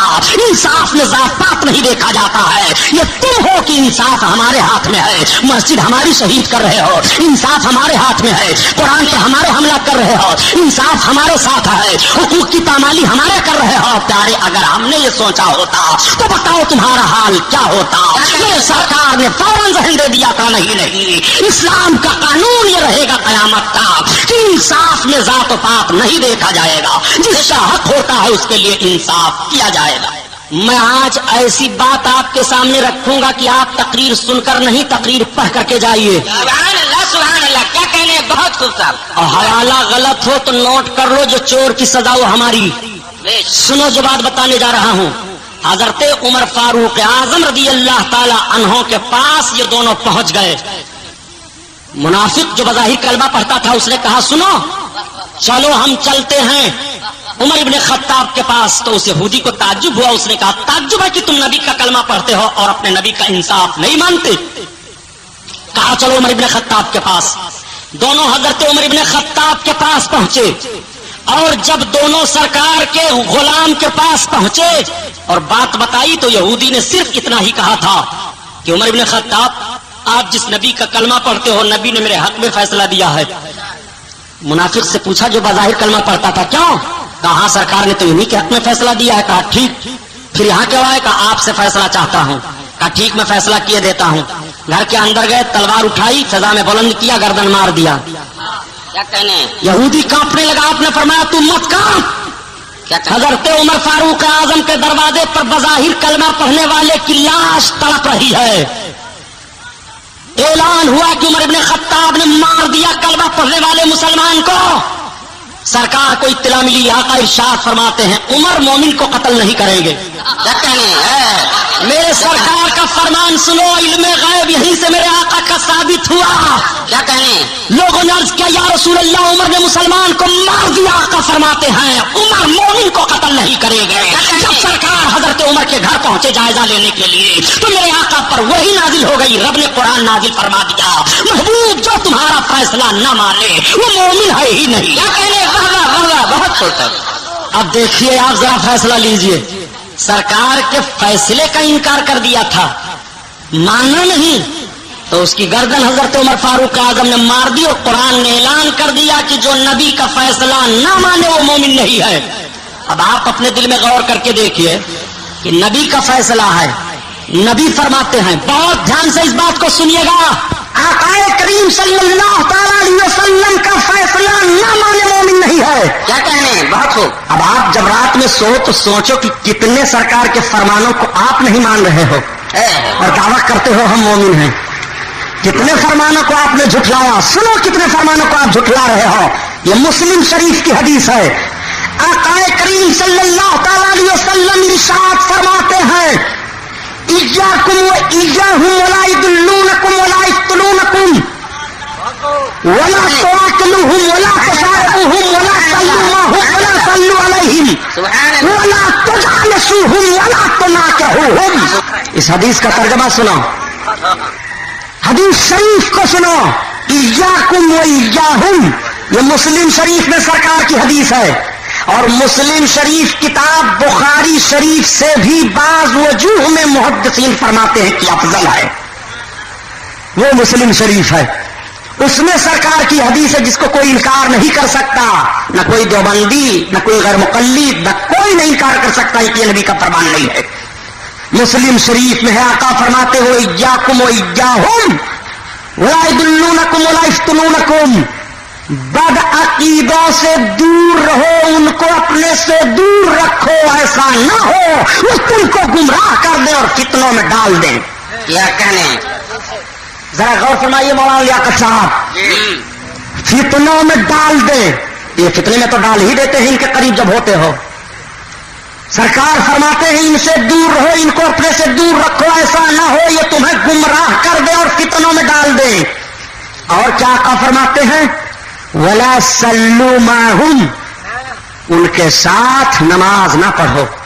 क्या करने, तो क्या कोई हिंदू नमाज पढ़ता है जिसके साथ नमाज पढ़ने के लिए नबी ने मना फरमाया है? पता ये चला कि कुछ बदअकीदा होंगे जो नमाज पढ़ेंगे मगर अकीदा उनका सही नहीं होगा। नबी रोक रहे हैं, वला सल्लू माहुम, उनके साथ नमाज ना पढ़ना। मैं उन लोगों से पूछता हूं जो बड़ा सादा जहन रखते हैं, नमाज चाहे जिसके पढ़ने पीछे पढ़ने, नमाज है तो है माज़अल्लाह रब्बिल आलमीन, चाहे जिसके पीछे कैसे नमाज पढ़ लोगे, चाहे जिसके पीछे नमाज पढ़ने के लिए इमाम हुसैन ने अपने जवान बेटे को मैदान करबला में कुर्बान किया था, चाहे जैसे कि पीछे कैसे नमाज पढ़ लोगे। नबी मना फरमाते हैं, वला सल्लू माहुम, बदअकीदा लोगों के साथ नमाज ना पढ़ो, वला सल्लू अलैहिम, और बदअकीदा लोगों पर नमाजे जनाजा ना पढ़ो।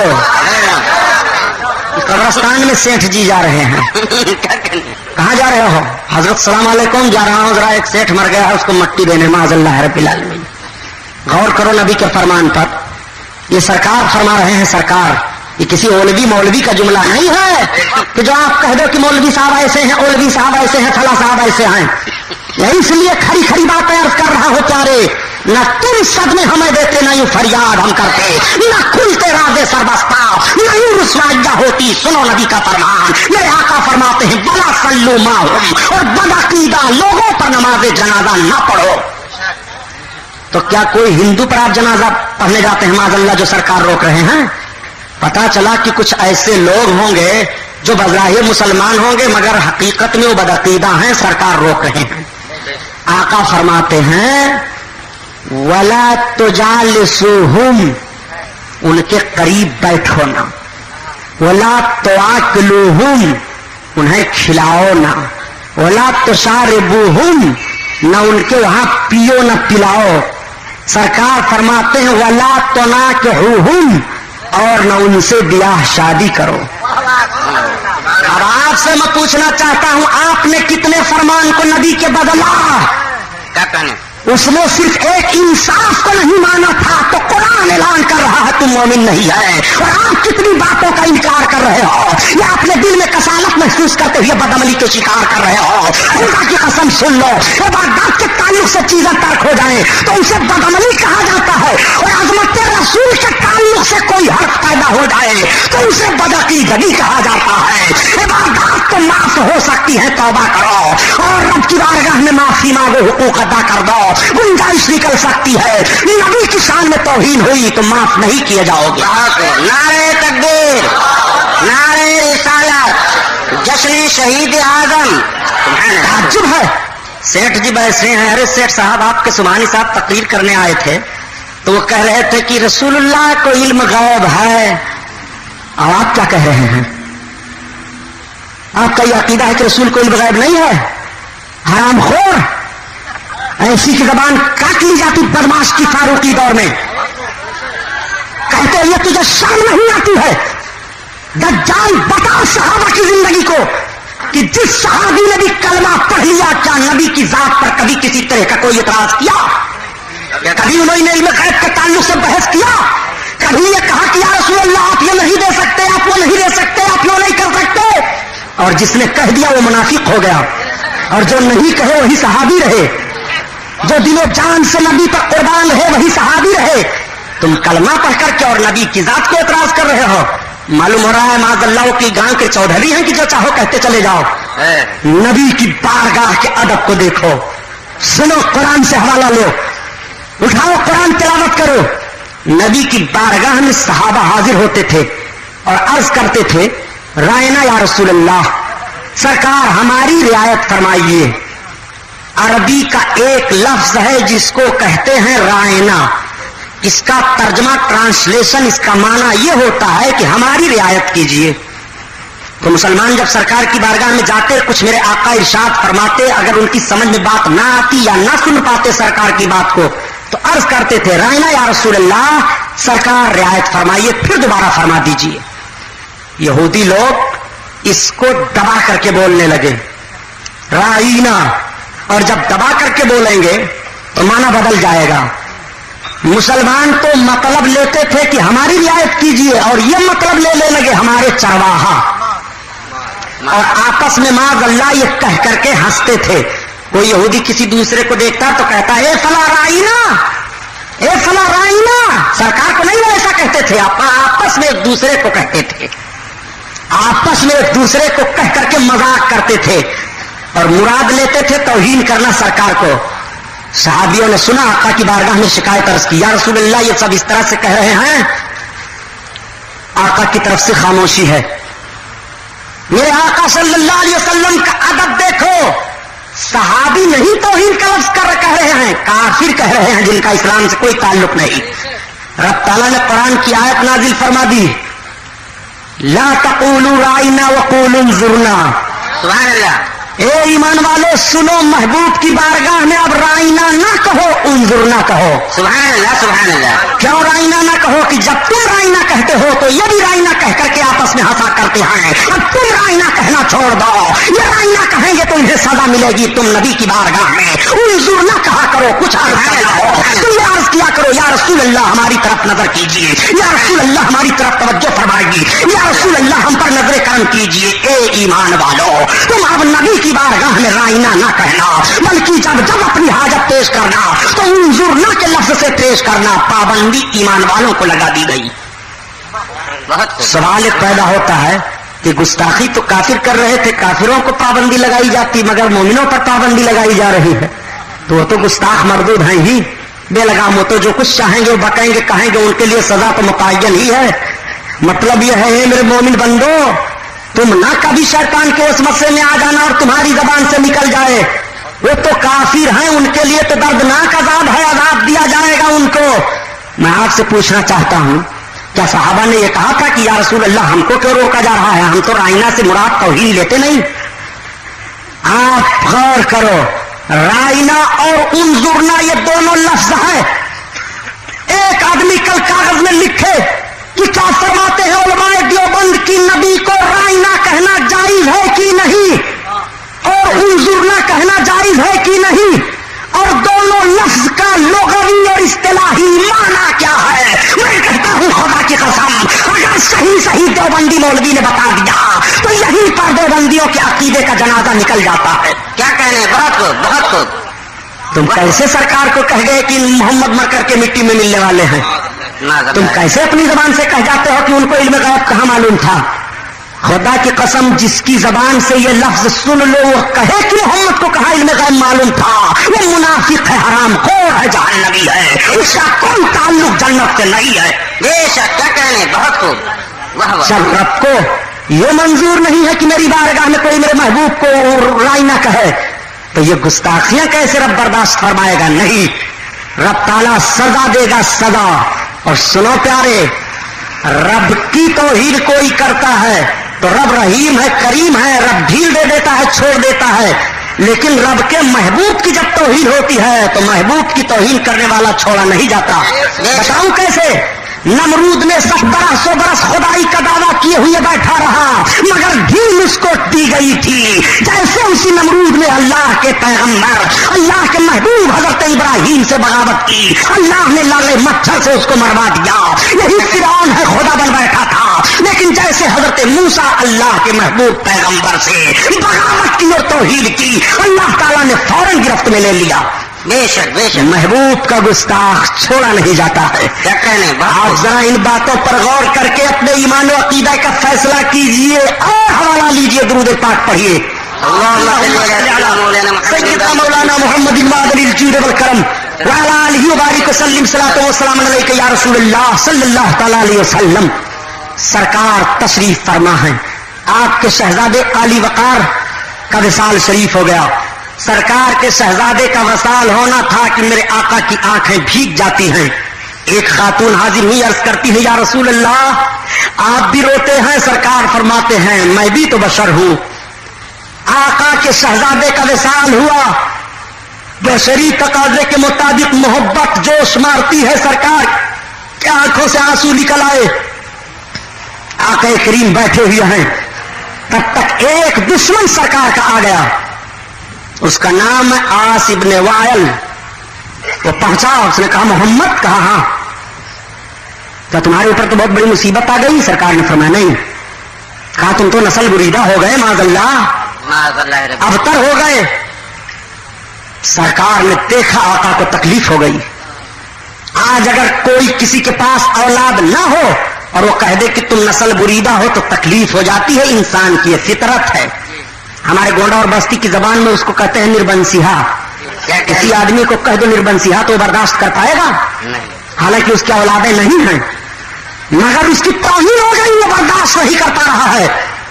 میرے سرکار کو اس مردود نے اب تر کہا محمد تمہاری نسل تو ختم ہو گئی، معاذ اللہ۔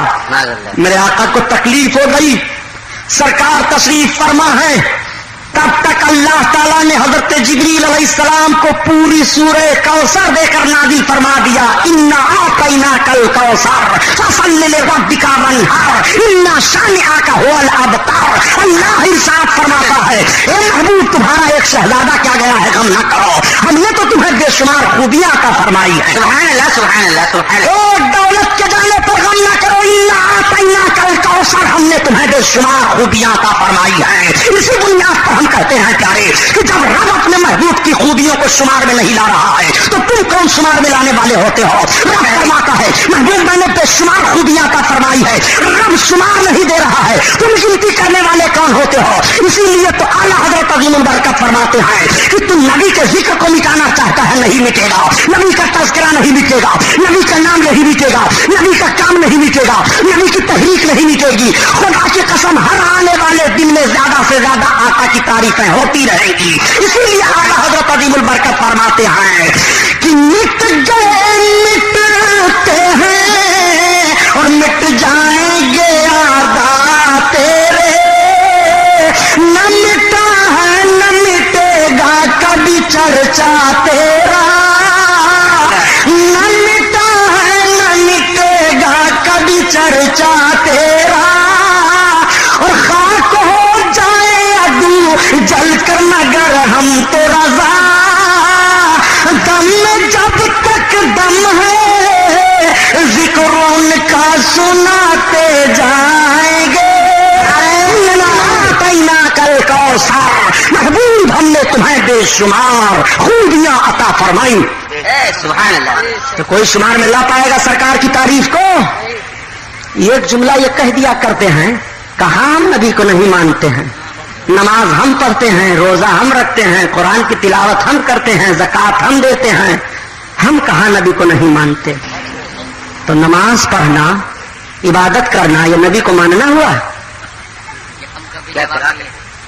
देवबंदी तबलीगी जमात की हकीकत बेनकाब करने वाली बेहतरीन उर्दू किताबें ये हैं: ख्वाबों की बारात, जाल हक, तबलीगी जमात हक़ाइक़ व मालूमात के उजाले में। उर्दू और हिंदी दोनों जबानों में ये किताबें दस्तयाब हैं। तबलीगी जमात अहादीस की रोशनी में, तमहीद ईमान, तबलीगी जमात का फरेब, बद मजहबों से रिश्ते, जाने ईमान। देवबंदी तबलीगी जमात की असलियत जाहिर करने वाली लाजवाब कैसेटें ये हैं: जलजला, तबलीगी जमात का ऑपरेशन, बातिल की पहचान, क्यों नहीं होते मुसलमान एक, वतन के गद्दार कौन, तबलीगी जमात का भयानक चेहरा, जन्नती कौन, अकायदे बातिला। इन तमाम कैसेटों और किताबों के लिए मकतबे रजा 26, कामबेकर स्ट्रीट, बम्बई नंबर 3 से राब्ता करें। बहुत सख्त जुमला है, सोचो। नमाज पढ़ लेना, रोजा रख लेना, हज कर लेना, ज़कात दे देना, ये नबी को मानना हुआ? ये तो आप खुदा की इबादत करते हैं। बेशक, क्या कहने, ये तो खुदा की इबादत करते हैं जो नबी ने फरमा दिया कि खुदा की इबादत करो, आप खुदा की इबादत करते हैं। नबी का मानना कहाँ हुआ? नबी को मानना ये है, जरा जुमले पर गौर कीजिएगा। सारे सहाबा नमाज पढ़ रहे हैं, रब का हुक्म है, सरकार ने सुना दिया, नमाज पढ़ो, सब पढ़ रहे हैं, रोजा रखो, सब रख रहे हैं, ज़कात दो, जिन पर ज़कात फर्ज है वो दे रहे हैं, हज करो, जिन पर हज फर्ज है वो हज कर रहे हैं। लेकिन मेरे सरकार मदीना तैयबा में उजू फरमा रहे हैं। सुभान अल्लाह। सरकार उजू फरमा रहे हैं। उरवा इब्ने मसूद एक सहाबी हैं जो पहले ईमान नहीं लाए थे, बाद में ईमान लाए हैं। मक्का के काफिरों ने भेजा उरवा को कि उरवा जाओ देखाओ मदीना में मोहम्मद के मानने वालों की तादाद कितनी हो गई है और उनका हाल क्या है। तो हजरत उरवा इब्ने मसूद फरमाते हैं कि जब मैं आया मदीना में तो मोहम्मद उजू कर रहे थे। मानना देखो सरकार को, ये नमाज पढ़ करके दावा कर रहे हैं हरामखोर लोग कि हम नबी को मानते हैं। क्या कहने, इतना धोखा दे रहे हैं। क्या कहने, हम कुरान की तिलावत करते हैं, नबी को नहीं मानते हैं। हाँ। कुरान की तिलावत करना नबी को मानना हुआ? तो मुनाफिकीन भी तो कुरान की तिलावत करते थे। सुनो, नबी का मानना देखो, नबी उजू फरमा रहे हैं। और उरवा इब्ने मसूद आए, कहते हैं मैं अपनी सवारी से उतरा और मैं देखने लगा, लोग मुझको देखने लगे। मोहम्मद उजू कर रहे हैं लेकिन उनके उजू का पानी जमीन पर नहीं गिरता है। सुभान अल्लाह। उनके उजू का पानी उनके सहाबा अपने हाथों में रोक लेते हैं और अपने चेहरों पर मलते हैं, और जिसको पानी नहीं मिलता है वो पानी लेकर के अपने चेहरे पर मलता है। और मोहम्मद जब जमीन पर थूकते हैं तो उनके जमीन पर थूक को गिरने नहीं देते हैं, बल्कि अपने हाथों में लेकर के अपने चेहरों पर मल लिया करते हैं। और इब्ने मसूद ने कहा था, मक्का के काफिरों सुनो सुनाओ, मोहम्मद से कामयाब नहीं हो सकते। उनके मानने वालों का जब अकीदा है कि उनके जिस्म से लगा हुआ पानी जमीन पर नहीं गिरने दे रहे हैं, तो उनके खून को जमीन पर कैसे गिरने देंगे? सुभान अल्लाह, सुभान अल्लाह। क्या कहने, बहुत खूब साहब, वाह वाह, अल्लाह अकबर, या रसूल अल्लाह, जिंदाबाद, सुभान अल्लाह, सुभान अल्लाह। क्या ये कुरान में आया है कि सरकार जब वुजू करें तो उनके पानी को हाथ में रोक लो? क्या नबी ने फरमाया था कि जब मैं थूकूं तो मेरे थूक को अपने हाथ में रोक करके चेहरे पर मल लो? नबी ने नहीं फरमाया, न कुरान ने यह हुक्म दिया, मगर ये सहाबा का नबी को मानना है। सुभान अल्लाह, सुभान अल्लाह, मानना इसे कहते हैं। सुभान अल्लाह। इब्लीस 6 करोड़ बरस इबादत किया था। कई करोड़ बरस? उसका सजदा जमीन पर बिछाया जाए तो जमीन कम पड़ जाएगी। अल्लाह। और 80,000 साल तक वो जन्नत का खजांची रहा। मौलाना फारूक साहब ने कल कहा था, कल ही तो आपने कहा था कि जरा खजांची की वजाहत कर दीजिए। मैंने कहा मैं दूसरी तकरीर में करूंगा, अब आज बात आ गई तो सुन लो।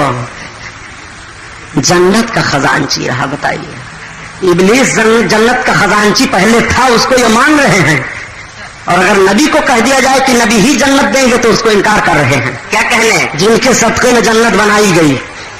सुन, 14,000 बरस तक वो अर्श का तवाफ करता रहा। कितना बड़ा आबिद व जाहिद है, इबादत की कमी है उसके पास? नबी को नहीं माना, सारी इबादत मुंह पर मार दी गई। हजरत आदम को माना नहीं, सारी इबादत मुंह पर मारी गई कि नहीं? तो इबादत और है, नबी को मानना और है। इबादत तुम करो, अगर अज़मत रसूल सीने में है तो वही इबादत मकबूल है, और अज़मत रसूल सीने में नहीं है तो ये इबादत तुम्हारी फजूल है, वो इबादत नहीं है। वैसी इबादत तुम्हारे मुंह पर मार दी जाएगी। ये नबी को मानना नहीं हुआ। क्या कहने, सुभान अल्लाह। नबी को मानते हैं, बड़ा भयानक जुमला कह करके गुजर जाया करते हैं, ये कौम भी तस्लीम कर लेती है माज़अल्लाह। कुछ पढ़ते उड़ते तो हो नहीं कि तारीख का मुताला करो। आज इनकी इबादत देख कर मस्जिद कहे साहब हम लोग इतनी बड़ी मस्जिद बना डाले, हम लोग काफिर हैं। माशाअल्लाह, यही तो जहन होता है। आप भी सोचने लगते हैं यार इतना बड़ा सेठ है, 5 लाख रुपया दे दिया उस मस्जिद में वो बन रही है, उसको हम सलाम कर ले तो सुबहानी साहब डांटते हैं, मुसलमान नहीं है। आप सोच रहे हो, और कुरान कह रहा है इस सोच पर पाबंदी लगाओ, वो मुसलमान नहीं है। क्या कहने, ये तो मस्जिदें बना रहे हैं, इनके दादा पुरखा ने मस्जिद बनाई थी, सरकार ने उसको फुंकवा दिया था। क्या कहने, कुरान मुताला करो, उठाओ कुरान। मस्जिद ज़रार को जब दुश्मनों ने तामीर की थी और कहा था ए मोहम्मद आपने हमको अपनी मस्जिद से तो निकाल दिया है, चलिए हमने अलग से मस्जिद बना ली है, आप बरकत के लिए नमाज पढ़ दीजिए। रब का फरमान जारी हुआ महबूब, वो तकवा पर मस्जिद नहीं है, वो बरकत के लिए मस्जिद नहीं है, वो फितने के लिए मस्जिद है महबूब। उसका नाम रब ने ऐलान किया, वो है मस्जिद ज़रार। क्या कुरान में है, ज़रार का लफ्ज़ आया है नुकसान देने वाली मस्जिद। नबी ने 2 सहाबी को भेजा, जाओ जला दो उसको। क्या कहने, सरकार ने जला दिया, सरकार ने फूंकवाया। अब जरा इनकी बदमाशी देखिए नजदियों की, इसीलिए तो मैं कहा करता हूं कि हराम खोर औलाद है अमेरिका की। क्या कहने, बहुत खूब। सरकार ने मदीना तैयबा में जिस जगह मस्जिद ज़रार को जलाया था, ये मरदूद हुकूमत सऊदी ने उसी जगह पर मस्जिद तामीर करके उसका नाम मस्जिद नूर रखा है। पूछो हाजी लोग से, जाए जियारत करने जाते हैं मस्जिद नूर देखने के लिए। एक आदमी ने हमसे कहा मरदूद कहीं का, उसको हम देखने जाएंगे जिस जगह पर सरकार ने चलवा दिया था मस्जिद को? तुमको किसने हक दिया कि वहां मस्जिद बनाओ? अब रहा का लश्कर जहां हिलाक हुआ था, वहां किसी हाजी को ठहरने की इजाजत नहीं है। मैं पूछना चाहता हूं मरदूद, जो काबतुल्लाह को गिराने आ रहा था उसका लश्कर जहां हिलाक हुआ, वहां ठहरने की इजाजत नहीं दी जा रही है। और जो रसूलुल्लाह के बागी थे, रसूलुल्लाह के दुश्मन थे, और रसूल ने जिस मस्जिद को जलवा दिया था, वहां तुझको किसने इजाजत दे दी है कि तुम मस्जिद तामीर करें? क्या कहने, बहुत काबतुल्लाह का दुश्मन मारा जाए तो वहां ठहरने की इजाजत नहीं है, और रसूलुल्लाह का दुश्मन मारा जाए तो वहां ठहरने की इजाजत दे रहे हो, वहां नमाज पढ़ा रहे हो। मीठा मीठा थू, कड़ुआ कड़ुआ गप। न तुम सद में हमें देते, नहीं फरियाद हम करते, न खुलते राजे सरबस्ता, नहीं रुसवाइयां होती। कुरला के मुसलमानों याद कर लो, सरकार ही हर मकाम और मोड़ पर काम आने वाले हैं। अपने नबी की तौहीद कैसे बर्दाश्त करते हो? खुदा की कसम, आज मौत आ जाए, सो जाओ तो सारी जायदाद तुम्हारी आने वाली नस्ल कब्जा कर लेगी, तुम्हारी कब्र की मट्टी बह जाएगी, कोई बचाने के लिए नहीं जाएगा। मगर कब्र में काम आ रहे हैं तो रसूलुल्लाह आ रहे हैं, कब्र की मुसीबत से निजात दिला रहे हैं तो नबी दिला रहे हैं। तुम कब्र में तन्हा लेटाए गए हो, कोई मुनिस नहीं है, कोई गमखार नहीं है, कोई बचाने वाला नहीं है। अल्लाह के फरिश्ते हाजिर है और सवाल कर रहे हैं, सवाल का जवाब दे रहे हो। खुदा की कसम, दोनों सवालों का जवाब दे दोगे, तीसरे का जवाब दोगे तब तुम कामयाब हो गए। वो तीसरा तुम्हारी कब्र में कौन होगा? वो किसकी जलवा नुमाई होगी? वो किसके जलवों की ताबानी होगी? वो किसके जलवों की रोशनी होगी? तो आप जरा समझो अकीदे और ईमान की रोशनी में कि मर्दे मोमिन जब कब्र में रखा जाता है तो कब्र में उसके आका का जलवा दिखाई देता है, वो अपने नबी के जलवे का नजारा करता है। आला हज़रत अज़ीमुल बरकत इसीलिए फरमाते हैं कि कब्र में लहराएंगे ताहशुर चश्मे नूर के, जन्म फरमा होगी जब तलात रसूलुल्लाह की, जन्म फरमा होगी जब तलात रसूलुल्लाह की। उस नबी का कलमा पढ़ रहे हो जो ऐसी अजमतों के मालिक है खुदा की अता से, जिनका नाम ले लो तो बेड़ा पार हो जाए। डॉक्टर इकबाल ने कैसा जहन दिया था? कि कुव्वत इश्क से हर पस्त को बाला कर दे और दहर में इसमें मोहम्मद से उजाला कर दे। आप जरा अकीदे की रोशनी में समझो ये मुहर्रम का वाकया क्यों दोहराया जाता है। बहुत खुल करके मैं कुर्ला वालों आपके सामने बयान दे देता हूं। उलमा बैठे हैं, सब आलिमों की जमात है, इनसे फतवा पूछो। क्या यजीद और यजीदियों ने करबला के मैदान में सरकार के शान में तौहीन की थी? ना। कुरान का इनकार किया था? नहीं। रसूलुल्लाह का इनकार किया था? नहीं। कलमा पढ़ना छोड़ा था? नहीं। नमाज भी वो करबला में पढ़ रहे थे, अजान भी दे रहे थे। फिर इमाम हुसैन ने जंग क्यों की? जब वो नमाज पढ़ रहे हैं, कुरान की तिलावत कर रहे हैं, उसमें हाफिज कुरान हैं, अम्र इब्ने साद, हजरत साद का लड़का, जो हजरत साद रज़ी अल्लाह ताला अन्हु अशरे मुबश्शरा के सहाबी हैं, जिन्होंने कूफा को बसाया है, जिनके ताल्लुक से अल्लाह के हबीब इरशाद फरमाते हैं कि साद मेरे माँ बाप तुम पर कुर्बान, तुम तीर चलाओ। उन्हीं का लड़का अम्र है करबला के मैदान में। ये सब बड़े बड़े लोग हैं। अगर इमाम हुसैन रज़ी अल्लाह ताला अन्हु के खून से अपने हाथों को रंग न किए होते तो ये बड़े बड़े ताबई कहलाते। इनका नाम अदब इहतराम से लिया जाता। लेकिन आपसे मैं पूछना चाहता हूं, फिर इमाम हुसैन की जंग क्या हुई थी? जिस यजीद को ये लोग अमीरुल मोमिनीन मान रहे थे, उस यजीद पर ये बात थी कि वो कभी नमाज पढ़ता है, कभी छोड़ देता है। बहुत गौर से सुनिएगा। उस यजीद के ताल्लुक से था कि वो सैर शिकार का खूगर है, यानी उसकी आदत पड़ गई है, सैर करता है, शिकार खेलता है। आप सुन रहे हैं तौहीद नेटवर्क की इस्लामिक आवाज। Tauheed network international Islamic YouTube channel.